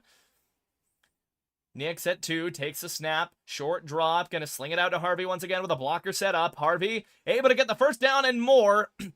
Protecting the ball, that is Rankins coming in from the line to make the tackle in conjunction with Derek Stingley. The 1st down, Nix gets a couple of easy completions to R.J. Harvey. And this Broncos offense is suddenly kind of, sort of, maybe sort of, kind of-ish, making it kind of, sort of do something. And they just showed that Panthers walk-off on the Broncos broadcast. We are still waiting for Detroit to come out of commercial break. 3:56 and counting down now in Houston. 1st and 10 for the Broncos. They're going to have this at their own 30-something. Play clock down to 1. They just barely get it off. Play action. Nix, deep drop back to his own 25. Rolling, slings it out to a running back, and J.K. Dobbins gets popped. It's a loss by Al-Shaair, TFL. Nix had immediate pressure and nothing open downfield. He just has to sling it out to Dobbins, who chips a guy to help out Palczewski. And Al-Shaair comes up and drills J.K. Dobbins. Luckily for the Broncos, Dobbins able to pop right up. It's a head-to-head shot that he takes. Here we go, 2nd and 12 now. Nix under center. Franklin gonna motion left to right. Hands it off to Dobbins. And Dobbins, who had room all first half and in the third quarter, unable to find much of anything, maybe gets back to the original line of scrimmage. 3rd and 11. 3rd and 1 in Detroit now for Jared Goff in a 10-point hole, 2 minutes to go. Goff dropping back, slinging it deep, looking for a man. He's got it, and that is... They're going to call him short, but he gets it to J-Mo. They call him down at the 3. Lions got to hurry to the line. Broncos are going to have a long 3rd down to go here, 3rd and 11, with 2:24 and counting. They're at the 35. They need the 46. Nix with 1 second on the play clock just barely gets it off. Nix slinging over the middle, and he's got a first down. That is Pat Bryant. It's a gain of 13, and the Broncos will keep the chains moving. Pat Bryant with a huge catch. And they're going to run it down to the 2-minute warning. Broncos with the ball when we come back with a fresh set of downs. Nearing Houston territory. Nix trying to lead a game-winning drive after the offense has been in neutral all ball game. Meanwhile, I think they're looking in Detroit to see if Williams stepped out of bounds at the 3. And he did not. That should be a touchdown for the Lions. I believe they have reversed that call. They have, so it's a 4-point game, pending the extra point now for Detroit, and they've got all 3 timeouts. Problem is, they're on the wrong side of the 2-minute warning. So Lions going to need a lot of things to go right, and it starts here with the extra point. They'll kick it from the left hash here. Of course, extra points are no gimme in the NFL anymore. Sets the kick down, and it is good. So 3-point game in Detroit with a $1:55 to go. And man, I've been doing this all day, calling multiple games. I've probably called 4 different games at points. Of course, calling the Broncos game all day consistently. We've got 42 people in the room. Make yourselves known. Where you from? How you doing today? Absolutely stunning. I have called maybe 4 different games today. Broncos, Colts, Packers, and now Detroit. What a early window for the National Football League today. Like I said, if you were bitching about the blowouts in Week 8, Week 9 has got everything you could ever dream of and more. Close games out the wazoo. Let me know how you're feeling. Like the stream, let's get to 10. Let's get to 10. We're at 7. Let's get to 10. We can do 10. I know you guys can do 10. But it helps out a small football creator. Anywho, minute 55. They did not go to commercial break in Detroit, so McCarthy getting himself strapped up. Vikings going to try to kill this clock to get back to 500 on the year. J.J. McCarthy and this offense have done well. Ohio for Amanda Larson. Broncos country is not a location. It's a state of mind. This ball is fielded at the goal line by the Vikings. Number 4 going to run it out to the 23 where he gets plastered. Go Broncos. And we are coming back now to Houston from the 2-minute warning.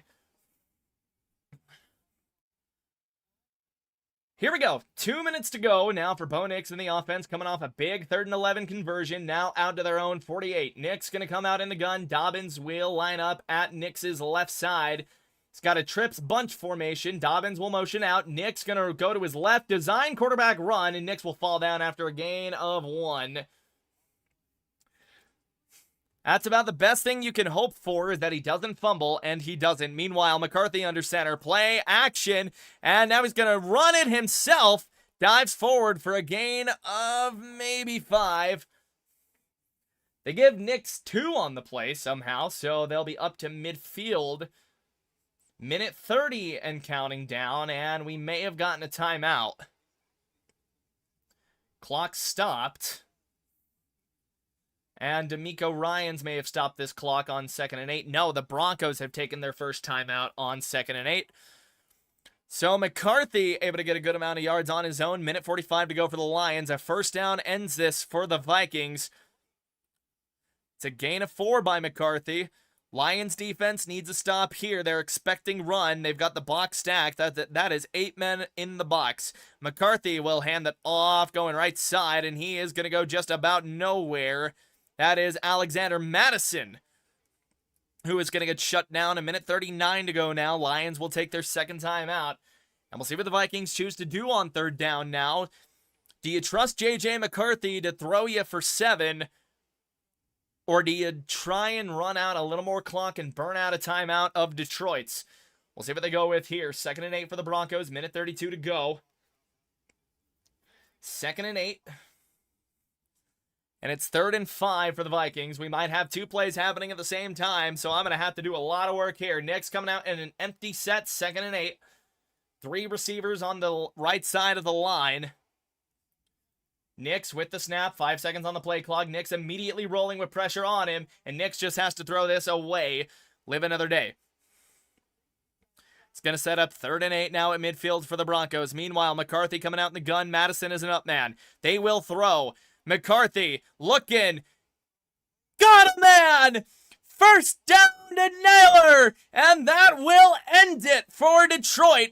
They are going to get upset by the Vikings on the road with J.J. McCarthy. I did say the 1 first down was enough to end it, and that's the first down they needed. What a throw, what a catch by Naylor. Nix trying to get everything set up before the play clock runs dry. They get the snap off, barely. Nix rolling once again, running for his life, and just throws it wide of Evan Ingram. 4th and 8 now. Pressure forces Nix into a bad throw. Lions take their final timeout.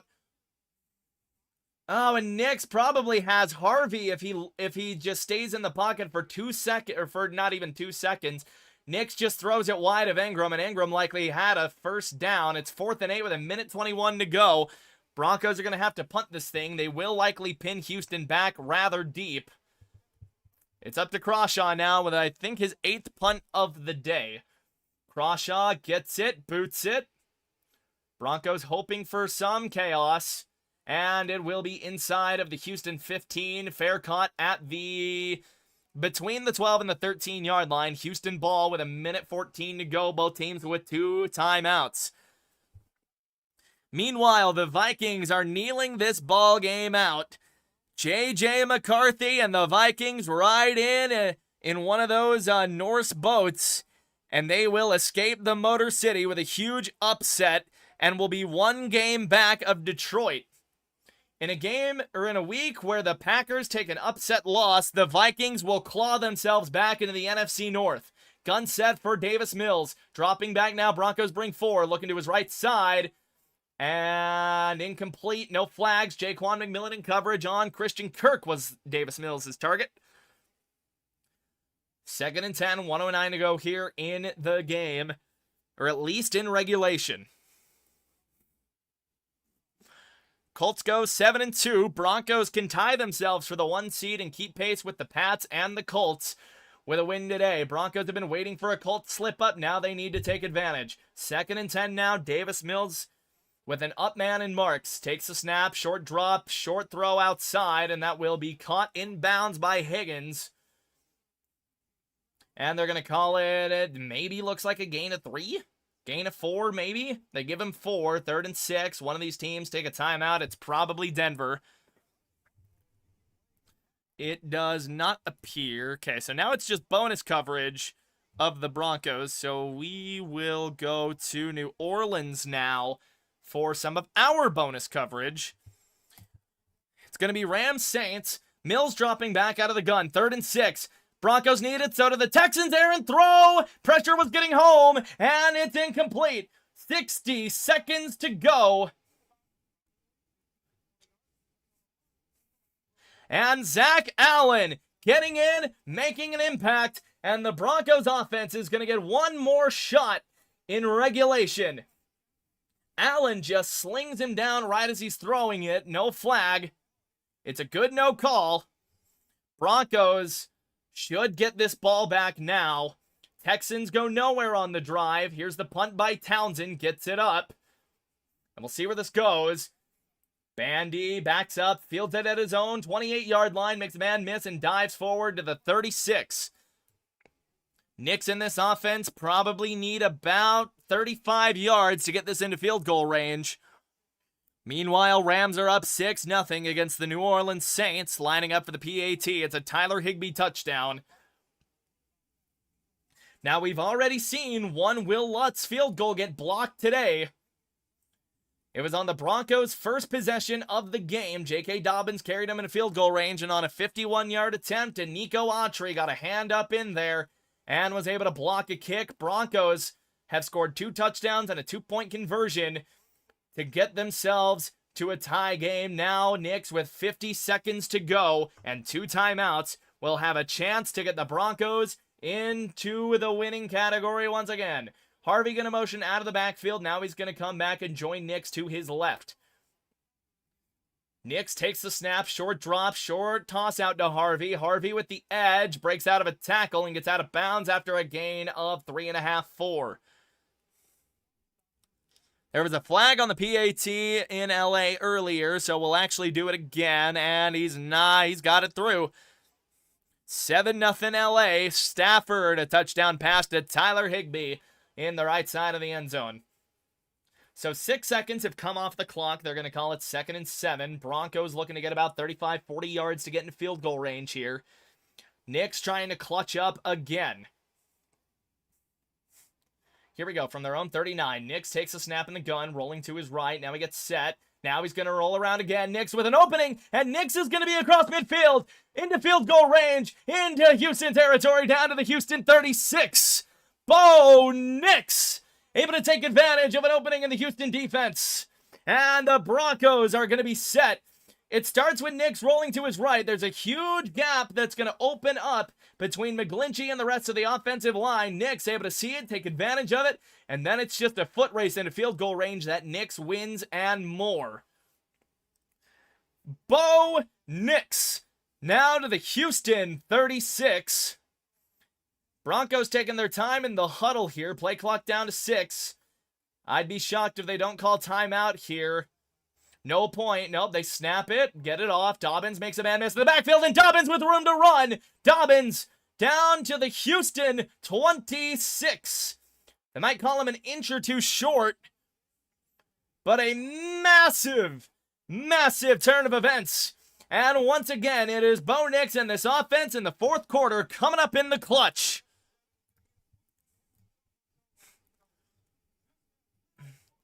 Let's get the stream to 10 likes. Come on, y'all. Y'all got it in ya. Come on. Make my day. Let's hit 10 on the stream. Come on, y'all. Here we go. So Houston does take their second timeout of the half. 29 seconds to go. Broncos in deep field goal range, but we've already seen today that that a field goal is no gimme. Danico Autry does have a blocked kick for the Houston Texans. And now the Denver Broncos looking to move to 4-0 when they enter the fourth quarter trailing. Nix in an I-form set. Broncos just trying to kill some clock, protect the ball. Nix trying to get a hard count. They snap it, hand it off to Dobbins. Dobbins makes a man miss, and he pushes forward. First down, Broncos. Timeout used by Houston, and now Denver can kneel this thing down and get set for a field goal, run this clock down. At worst, probably going to overtime. Will Lutz getting warmed up on the sideline. Broncos trying to get close, and now they'll be trying to get to where he likes it most. It is an ugly game by this offense, but they have redeemed themselves here if they can win this game. Offense, for now, has done their job to get Will Lutz into field goal range. Ball is at the Houston 25 now on the first down run by Dobbins. Likely to see a kneel here by Nix. We'll see Peyton run down this clock, more than likely down to 1 or 2 seconds, to give Houston no chance with the ball, assuming anything happens. Nix is going to line up in the gun. Not quite sure what the plan is here. Nix takes the snap. He's going to roll to his left side. Nix with positive yardage! And Nix will stretch it for a near first down. So they get Lutz that much closer. Peyton going to run the clock down now. They're watching the clock. 6, 5, 4, 3. Peyton takes his time out at 3. A massive game-winning drive on the legs of Bo Nix. It all comes down to this. 3 seconds to go. Will Lutz is going to have an extremely close kick from the left hash. Nix able to run it 10 yards closer on a designed quarterback run. And now it will come down to this. What is Franklin talking to Peyton about right now? Franklin and Peyton having a little conversation. Doesn't look like a bad thing. Just looked like they were shoring something up.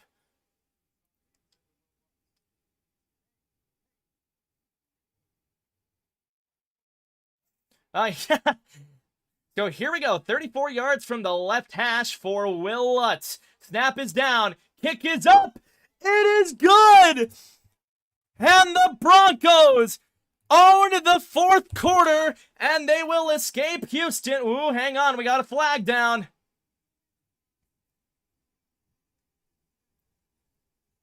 Flag does not apply to the Broncos, and they will escape Houston with an ugly 18-15 victory to keep pace with New England and Indianapolis. And as it stands, the Broncos are now tied for first seed in the AFC. It's a win that they absolutely needed to keep pace with not just the AFC, but to stay ahead of the rest of the division. It is about as perfect of a weekend for the Broncos as you could ask for. The Colts fall. I never saw the end of that Pats game, actually. I did not see the final score out of New England. New England hangs on to a 24-23 win. There is a 3-way tie for first place in the AFC. And your Denver Broncos move to 7-2 for the first time since 2016. Goodness gracious, why do we have to do this every week? Why must it be so difficult week after week? Listen, man, okay, this post-game is not going to be pretty. I have some unhappy things that I want to say about the Denver Broncos. But my God, despite it all, they are able to come from behind like they have done all damn season. Wow. The Broncos have come into a game where they have played like dog shit, and they have escaped with a victory. They may not have passed all of the eye tests, but they have passed the road test in Houston. Let's try and get us to 140 subscribers. We're 3 short before we kill the stream. We're going to do a little post-game show here, and I might actually just make this the post-game show. If you want to hang around for that, I gotta go fix some of the graphics and everything, and we're gonna do just this instant reaction show. I gotta go get a couple of, I should have had some of this made before. I should have had some of this ready to go beforehand, but we are gonna do the post-game show live. We are going to do this live. I need an image for the thumbnail real quick. Can we get the Will Lutz game-winning kick as an image beforehand? I don't think we can, and not like I have editors that are going to go out to bat for me. Honestly, this will be a good enough image, I think, for the thumbnail. Credit to the Denver Broncos. Of course, it is their image.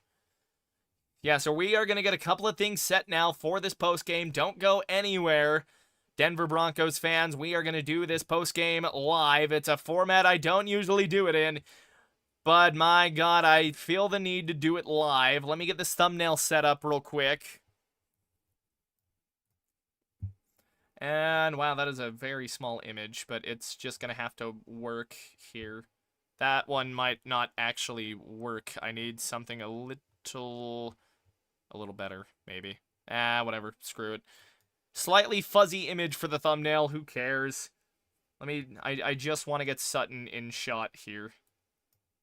I did not mean to tilt the image all weird, but it is what it is. There we go. That's the editing skills I'm here for. This is a very pixelated image, but who cares?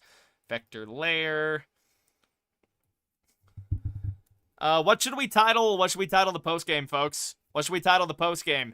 Denver Broncos escape Houston with win? Denver Broncos escape themselves? To an extent? What should we title this, man? What should we title the stream here? What should we title the postgame show? I'm sitting on Denver Broncos escape Houston. Escape Texans with another fourth quarter comeback. How do we like that? Broncos escape Texans with another fourth quarter comeback.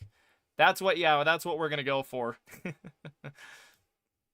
That is what we are going to go with. Let me get the thumbnail saved and all that fun stuff. And then I have a graphic that I got to get ready for the post game and everything. I save that as a JPEG.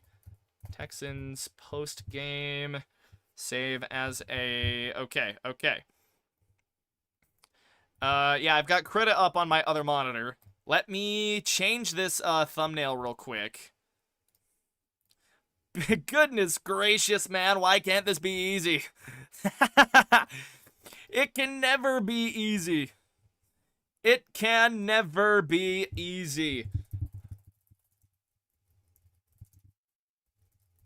Houston with another fourth... Oh, I spelled fourth wrong. Another fourth quarter comeback. Okay. Do we have to make it stressful every week? I think I just need to start doing the post-game shows live and then just like upload the recording, because I am gonna like record this separately as well, so it can be, I guess we can leave it at this. Why not? Give me just a second. I am getting this post-game stuff ready real quick. I should have had this graphic ready to go before, but I did not. So let me get a couple of things ready real quick.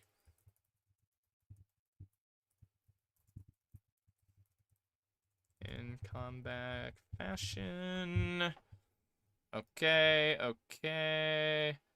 Move the takeaways and analysis thing. Orange sodas. Okay.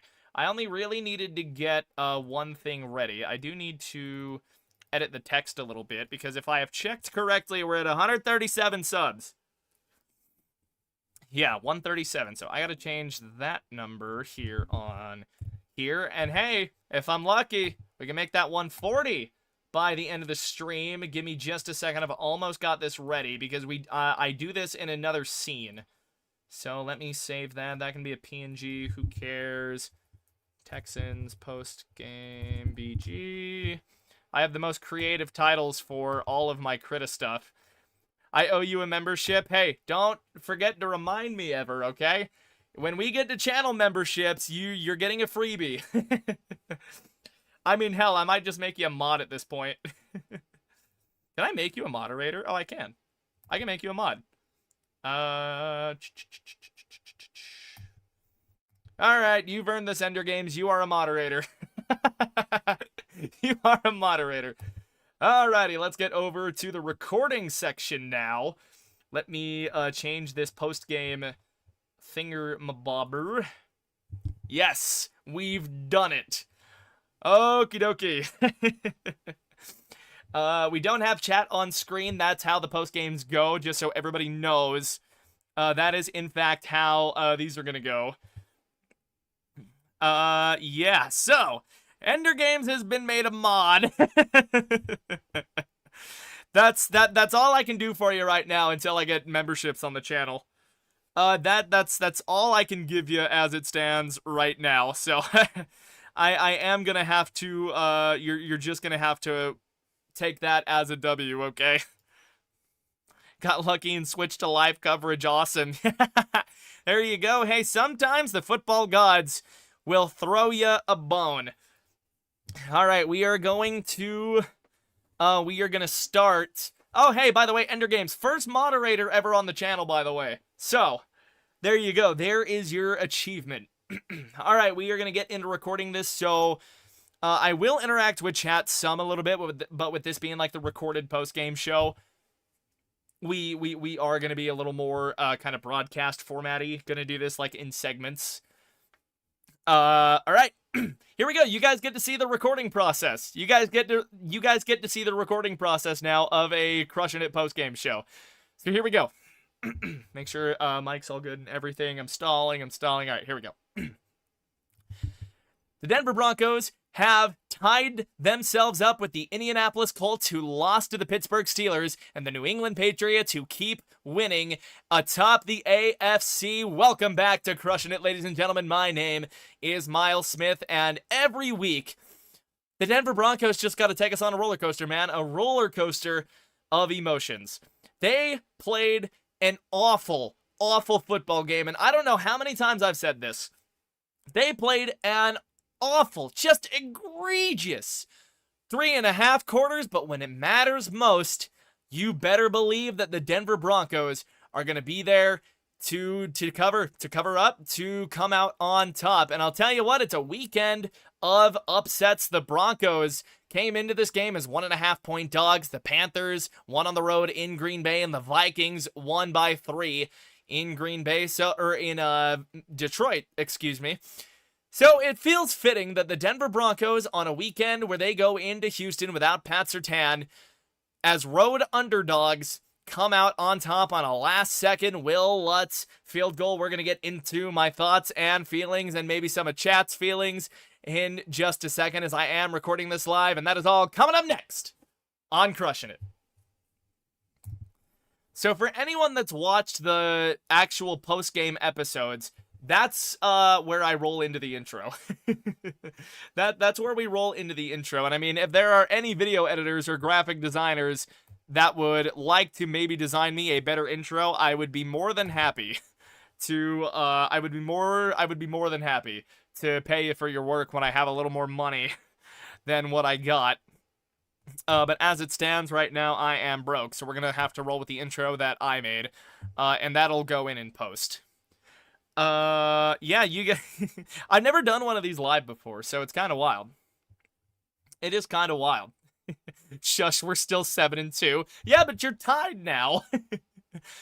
The only reason you're still the number 1 seed is because you've got that you've got the buffer of beating the Broncos head to head on a leverage call. So by all intents and purposes, you still have leverage that the Broncos should not have got called for. All right, here we go. Next segment. All right.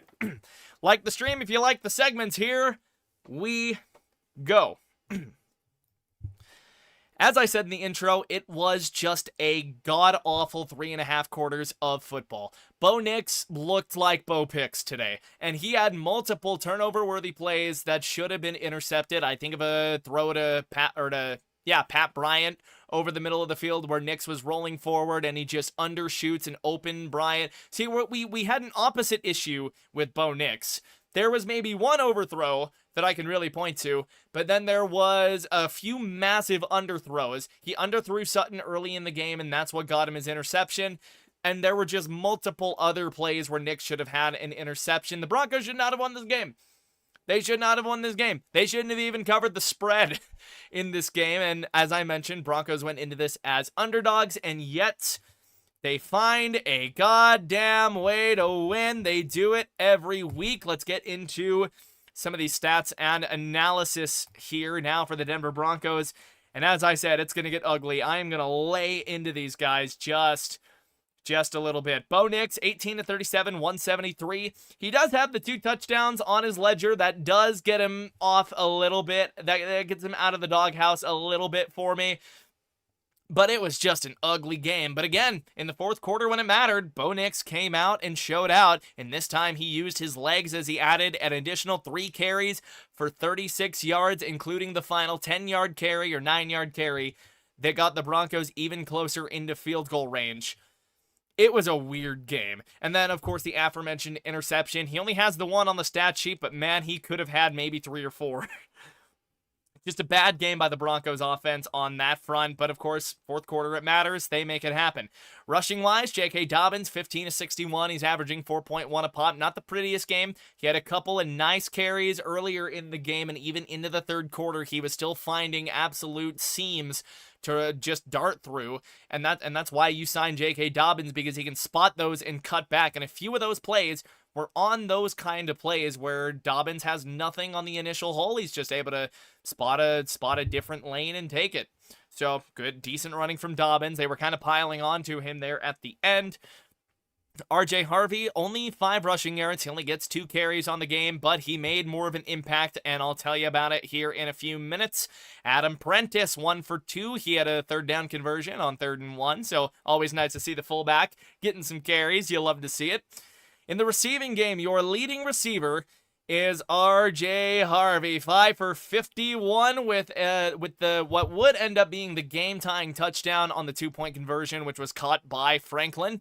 Cortland Sutton goes 1 catch for 30 yards, and Sutton was almost a reason the Broncos lost this game. 2 crucial drops on a drive where they could have gotten into field goal range earlier in the game, and just unable to do anything with either ball that got thrown his way. Granted, one of them was kind of a rough ball. He had to turn around weird for it, but that's essentially a back shoulder throw that Sutton makes 99 times out of 100. 2 straight drops is essentially unheard of with Cortland Sutton. Absolutely ridiculous. But he does have the 30-yard touchdown catch and is a reason why the Broncos have won this game. So, Troy Franklin, only 4 of 27, and that was something that angered me a little bit. Not angered, obviously, but that irked me a little bit. If there was one thing that I wanted to see out of the Denver Broncos receiver corps today, especially the young guys, it was consistency. And, Franklin's coming off of this, 6 for 89 game where he's got the 2 touchdowns against the Cowboys. I said in the Cowboys postgame show that I wanted him to follow that up with another decent performance. It didn't have to be 2 touchdowns for 90 yards like it was, but I wanted to see him at least collect maybe 50. And Nix gave him his opportunities. Of course, one of them was one of those near interceptions on a jump ball in the end zone. Franklin just was not in position for it. That one kind of is what it is. That one's more on Bo than anything. It is what it is. Troutman with 25 yards on 2 catches. He had a big conversion at some point in the game. Just wound up wide open over the middle. Texans weren't covering him on an all-out blitz where the Broncos were spread out, empty set. Great. If you can get 25 yards out of him, it is what it is. Pat Bryant, 2 for 20. Michael Bandy had a 16-yard catch over in the flat on the left side during one of the Broncos scoring drives. Engram had a target, no catch, and then Dobbins had a catch for -2. Not a good week for this Broncos offense. They only put up 271 total yards of offense. They had exactly 100 rushing yards, and Nix was 36 of them, 171 passing yards. They go 6 for 15 on 3rd down, which, honest to God, isn't that terrible. You're shooting about 40% on that. You'd like to see them be a little more efficient. I know a lot of those drives could have been extended a little more, and the Broncos probably get into field goal range on 1 or 2 of their other drives if they if they simply don't, or if they simply convert. They run 61 total plays. They only held on to the ball for 25 minutes. So really, it's kind of amazing that they managed to do what they did. And they lost the turnover battle, and we'll get into some of why they lost the turnover battle. It's an ugly game. Ugly game. And we'll touch on the special teams in a minute because I am about to go scorched earth on these guys. Really, Bo Nix does throw the pick, obviously, like I've said, so the offense only with the one turnover. Defense almost forced two different ones, and they would have been by Talanoa Hufanga. Just unable to do a lot, but when it mattered most, the Broncos offense woke up, they took a shot at Coke or something, and were able to get things moving. Let's talk about the defense, because my God, this Broncos defense was outstanding. Davis Mills had to come in for an injured CJ Stroud. He went down with an interception on a play where Chris Abrams drained. It was a clean hit. Drain leads with the shoulder into Stroud's chest, and the back of Stroud's head just ends up hitting the turf. It's an unfortunate play that you hate to see. I hope Stroud's okay. He was 6 for 10 for 79 before he exited the game. Davis Mills came in and did a serviceable enough job as a backup. 17 of 30, 137. Didn't really throw the game away. Didn't do anything too spectacular. It's fine. And that's really all you can ask for from your backup. Rushing-wise, Broncos defense able to hold strong. Nick Chubb got 11 carries for 33 yards. Marks, number 27, I'm not going to try to pronounce his first name, 10 of 27. Stroud had 12 rushing yards before he exited the game, and Davis Mills only goes 2 of 7. He had a 6-yard scramble somewhere in there. Receiving-wise, Texans were carving you up a little bit, Texans were kind of carving you up a little bit, but you were still able to contain without Pat Surtain against what is a decent receiver core. You got Dalton Schultz at tight end, who was kind of going off over the middle.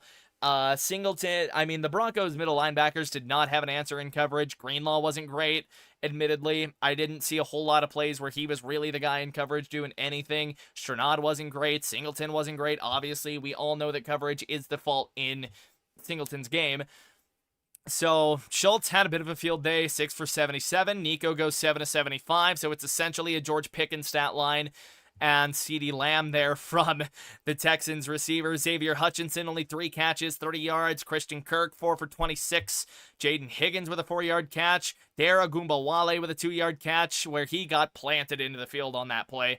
And then Harrison Bryant also with a 2-yard catch. And this game really was a battle of defenses. Who could get more stops? And in this case, it was the Broncos. But the Texans defense, of course, still played really well, forced the interception, held the Broncos to under 300 yards, held them to that 6 of 15 mark on third down. But here's where the Broncos defense was better. They only give up 15 third downs, but they hold the Texans to 3 of 17 on third down. Now, they do get a fourth down conversion at some point in the game. Wasn't anything that went too ballistic. Broncos able to make plays when it matters. 4 sacks by the Broncos all in the first half, and they forced 8 punts just like the Texans did to them. No turnovers forced, but they had a couple of near plays. Talanoa Hufanga had a really, really near interception. And those are plays that you got to make in the future, but the Broncos need to basically burn the offensive film from this game and move on. They've got a quick turnaround on Thursday night against the Raiders. They've got to be ready for that, man. You've got to be ready for a division game. I think if there was a game that people thought the Broncos could lose in this 3-game stretch, it is probably this one that seemed like the most losable. Of course, you've got KC looming. So I think winning this game against Houston is a huge stepping stone for the Broncos. Yes, I get that it was ugly. It's a close game. You've been playing in those all damn year. But it's good to have that morale boost going into an early week game on Thursday night. So great by the Broncos to be able to pull that out. Yeah, of course, they got them. They can never make it easy. But the Broncos defense, I'm gonna give them their flowers a little more. They shut the Texans out in the fourth quarter. They held them to 3 second half points when the Texans had a number of field goals. Texans kicked 5 total field goals, almost won. Broncos able to pull it out with a couple of Bo Nix touchdown passes, and that is massive credit to the defense. There was a goal line stand earlier in the game, and I'm failing to get to the point. The Broncos defense was goddamn good. That is the point. And now that is going to bring me to my final bit of analysis. The special teams, I don't know if it's a Darren Rizzi problem, but the special teams was bad today. Outside of Jeremy Crawshaw, Jeremy Crawshaw, good. We like Jeremy Crawshaw. The rest of the Broncos special teams, not good. Let's 1 for 2 on kicks. The block isn't really his fault. I really do think that there was some timing issue on that first kick in the first quarter. It looked like Crawshaw had a problem getting the ball down early. Okay, so maybe Crawshaw wasn't all good. When it came to Crawshaw's leg, it was good. But you got a blocked field goal that most certainly could have been the difference in this game. That really was the difference until the final seconds. And then what was it? And then the muffed kick by Michael Bandy. That's a kick that, someone on the sideline or someone needs to be screaming at Bandy not to field that. Because it bounces basically off his helmet, off his foot, right into the waiting arms of a Houston Texan. You cannot do that. And so my takeaway from the special teams is that Marvin Mims cannot get back fast enough. That is my takeaway from the special teams. Offensive takeaway, you've gotta keep hammering the ball when it's working. The pass game was not working early on today. Obviously, the run game was. The Broncos were running well in the first half. J.K. Dobbins only had 4 first half carries, man. He had 4 first half carries. My other offensive takeaway is that R.J. Harvey is becoming a receiving weapon out of the backfield, man. I don't know if he's going to be a good enough runner or a consistent enough between the tackles runner to really become your Christian McCaffrey, but I think R.J. Harvey definitely has the receiving upside to become that Joker player that Sean Payton has wanted. Also, man, Evan Ingram is not doing so hot for the Broncos, man. And Grant, he only had the 1 target, and it was a bad throw by Nix, obviously, but Evan Ingram just so far has not worked out. He hasn't been that Bo Nix easy button that you've been looking for. And that is really it. Otherwise, burn the film. Take what worked, burn the film, move on. Defensive takeaways, they're elite. The Broncos defense is the best defense in the National Football League. And that is my takeaway from really the game, is that the Broncos defense is the best in the National Football League. Coming up next on Crushing It, I'm going to hand out just a couple of game orange sodas because, man, this is the kind of game where you pour, I don't know, non-caffeinated root beer on a guy, where you hand him an uncaffeinated root beer instead of an orange soda. But there still are a couple of positives that I want to give out flowers for, and that will be coming up next on Crushing It. Yeah, those middle segments always end up being the long ones, man, because I just start spitballing. I just go. That's the only mode I know, is just start talking and go. That's all I know. That's all I know. I do all of these post games unscripted, obviously. But I am getting much better at these too. We've cracked 1,000 views on the stream. You'll love to see that. So hell yeah, thank you guys. Cracking 1,000 in one stream is nuts. We are over 65 hours of watch time on the stream as well. I have the best fan base. Out of the NFL content creators, I've got the best fan base. You guys are awesome. I got the best viewers. That's my takeaway from this. So anyway, so game orange sodas are like my equivalent of game balls, pretty much. It's yeah. Maybe I should put up a poll in chat if you guys are willing to participate a little bit. We are gonna start a poll here. Who gets your Broncos game orange soda in this 18-15 win? Add a couple of options here. I don't think I can add more than 4. So let's go Bo. Let's go RJ. Harvey. Let's go Crawshaw, because why not? And honestly, I think Zach Allen is worthy of one. I don't know. Not a whole lot of standout guys. So yeah, if you guys want to help me pick some game orange sodas between segments, okay, you guys get to participate in an episode of Crushing It. So I need to start doing this earlier in games. And I'm learning some good lessons from this too. So, yeah, vote in the poll. I've got my ideas for a couple of them. But it's going to be it's going to be in very limited scope today. It's going to be very limited on the game orange soda front. So yeah, just vote in the poll. I am going to go open a Google Docs tab real quick so I can take this down. This is what you get between segments here. But no, seriously, like, I really have the best viewer base in the world. You guys are awesome. I absolutely love having people like you guys, man. And I just love football. And I love having people to talk to football about. Maybe I drop, like, my Discord server. It's not very set up, and it's, like, still got the old name of my channel, but... Oh, yeah, that's right! The Colts did get fucked by the curse wheel. I forgot about that in power rankings. I did forget about that in power rankings. That is crazy work. That is crazy work. Okay, so the two people that voted have decreed that Bo Nix gets a game orange soda.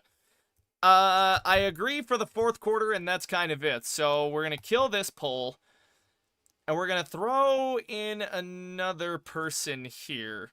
So now we're going to add new people into the poll. So we are going to have... Who are the options here?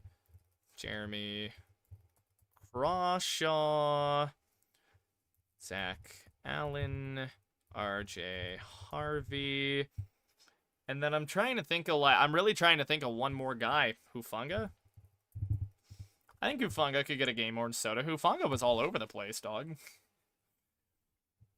Okay, new poll. Vote in the new poll. You guys get to vote for the game orange sodas. You guys get to vote for the orange sodas.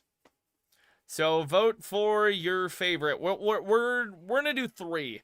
We'll do 3 today. We'll do 3. Actually, you know what? We'll do 4 because the Broncos defense on their own is getting 1. So if you guys want to vote in the poll and participate in a Crushing It episode, there you go. Meanwhile, who is winning? Show me a scoreboard, Saints. I don't know. There's an injured Saint. So they are pulling a guy off. Can I see the scoreboard? Rams are winning 13-0 for anybody curious about that game. Alright, we might not have enough people in the stream to actually want to vote on the poll, so we'll close that, and that's alright. So Broncos defense gets orange soda. Harvey is gonna get one. I think Hufanga absolutely needs one. I think Zach Allen's worthy of one. So it'll be 5. Those are gonna be the game orange soda. So we are gonna start recording this segment. I'll move into my closing remarks, and then yeah, and then that will be the stream. So here we go. So, despite the ugly game, I do think that there are some notable players that are deserving of game orange sodas, and we are going to kick this off with one that might shock a couple of people, and, you know, I'm going to have some people saying that I am absolutely deriding this guy here, but for that fourth quarter alone, I got to give it to him. Bo Nix. Bo Nix is getting a game orange soda. It's week after week in the fourth quarter that Nix can just play such a shitty game for 3 quarters and then turn it around and just go absolutely ballistic in the fourth quarter. And the game-winning drive was mostly with his legs tonight. I believe all 36 of those rushing yards on his behalf were during that game-winning drive. He had a designed run that rolled him out to the left side to get Will Lutz just that much closer into field goal range. He had a big run right before that as well, where just the line opened up. Nix was able to see it, and he was just able to plow forward. Of course, the 2 touchdown passes that not only kept the Broncos in the game, but that tied the game. The pass on the 2-point conversion that Troy Franklin caught, I got to give him his flowers there. Give him a little honorable mention on that one, despite only going 4 for 27. Bo Nix is getting that first orange soda. My second orange soda, it's just going to the Broncos defense as a whole. You hold the team to 5 field goals. You hoist a goal line stand in which you're able to stop the Texans on 4 straight plays. They get a penalty and they end up kicking a field goal. Of course, now you maybe would have liked it if a Texan didn't false start because the Broncos did hold the Texans out of the end zone. It would have been 3 less points, but of course the swing there in field position could have really hurt the Broncos. The Broncos defense was outstanding, man.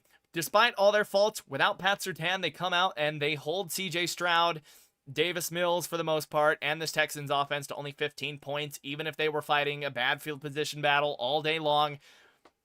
4 sacks on the day, a couple of near turnovers. Broncos defense as a whole is getting themselves some orange sodas.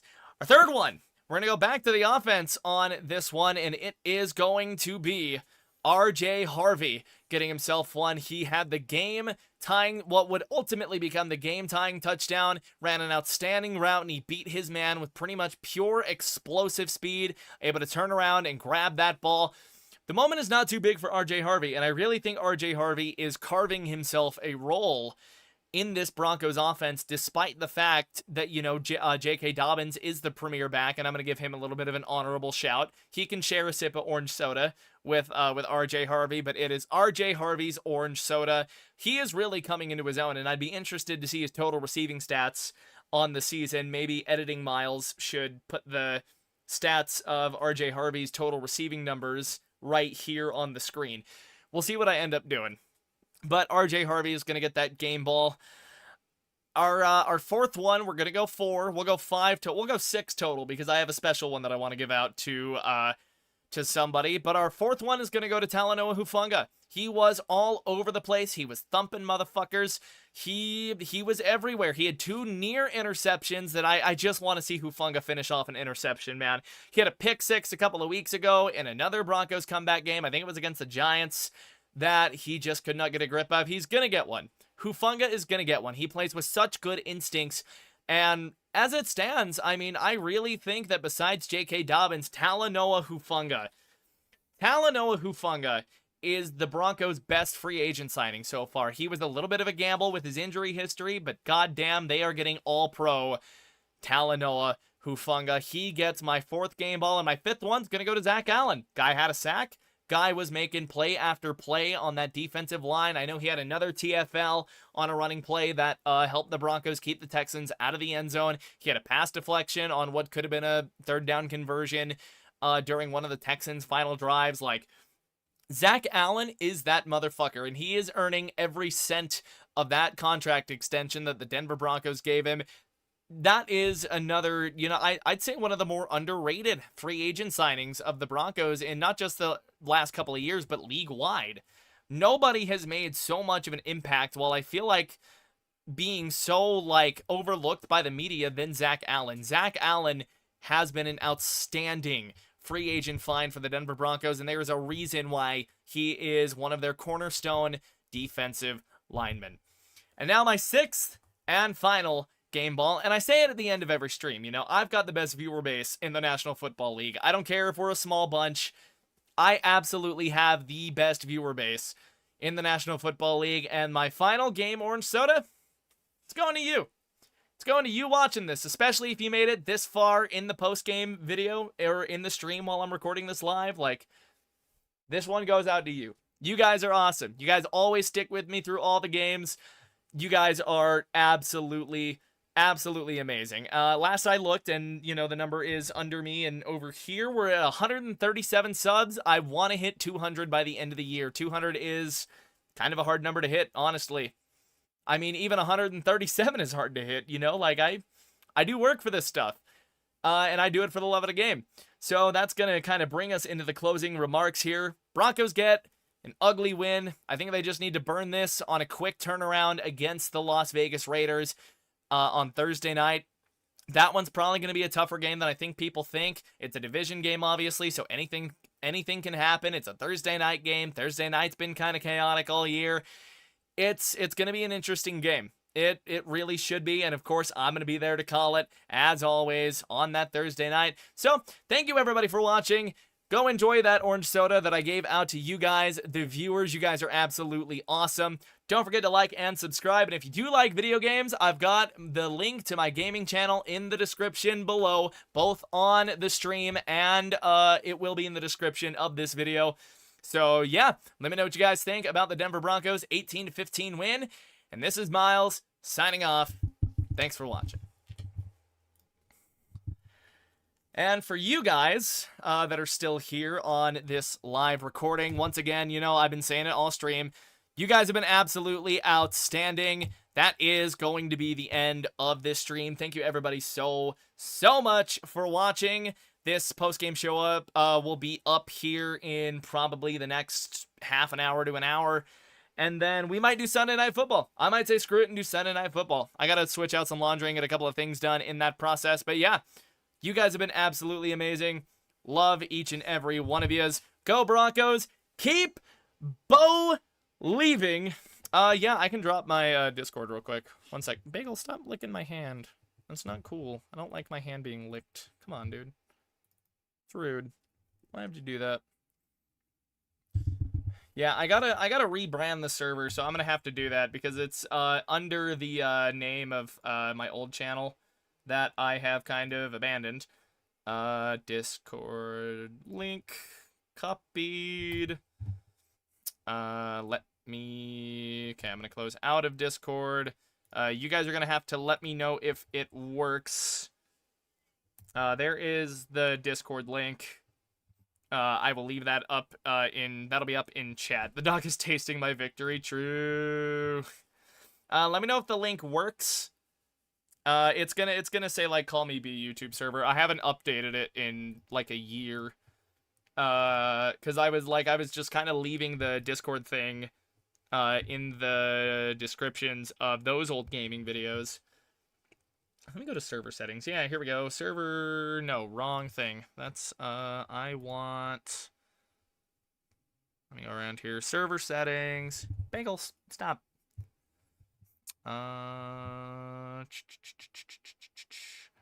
Is it server profile? Oh, it is. Okay. I'm gonna call it Crush and Stuff because I do games and shit, obviously, too. I plugged the gaming channel. And then we are gonna fix this.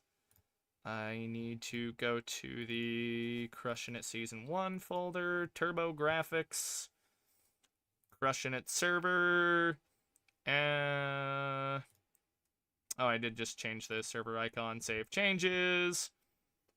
Okay, now it's the Crushing server. There we go. There it is. Hidden from a spammer. No, nothing. Okay. All right, yeah, let me know if the link does or doesn't work. It worked for you? Okay. Yeah, so if anyone wants to join the Discord, we can do fun stuff there, I suppose. It should bring you up in the welcome channel. And then after that, yeah, go read the rules and all that stuff. Okay, so it just drops you in the rules server. I'll take it, honestly. Alrighty, we are gonna kill the stream here, though. Once again, thank you all so much for being here. It's been an outstanding stream. You guys are the best audience in football. And with that being said, I will see you guys next time. Keep your eyes out. We can watch football together. True. Yeah, keep your eye out for the post-game stuff. If you don't have notifications enabled, you should totally do that. For me, because you love me. Nah, I'm kidding. No, thank you guys so much. I will see you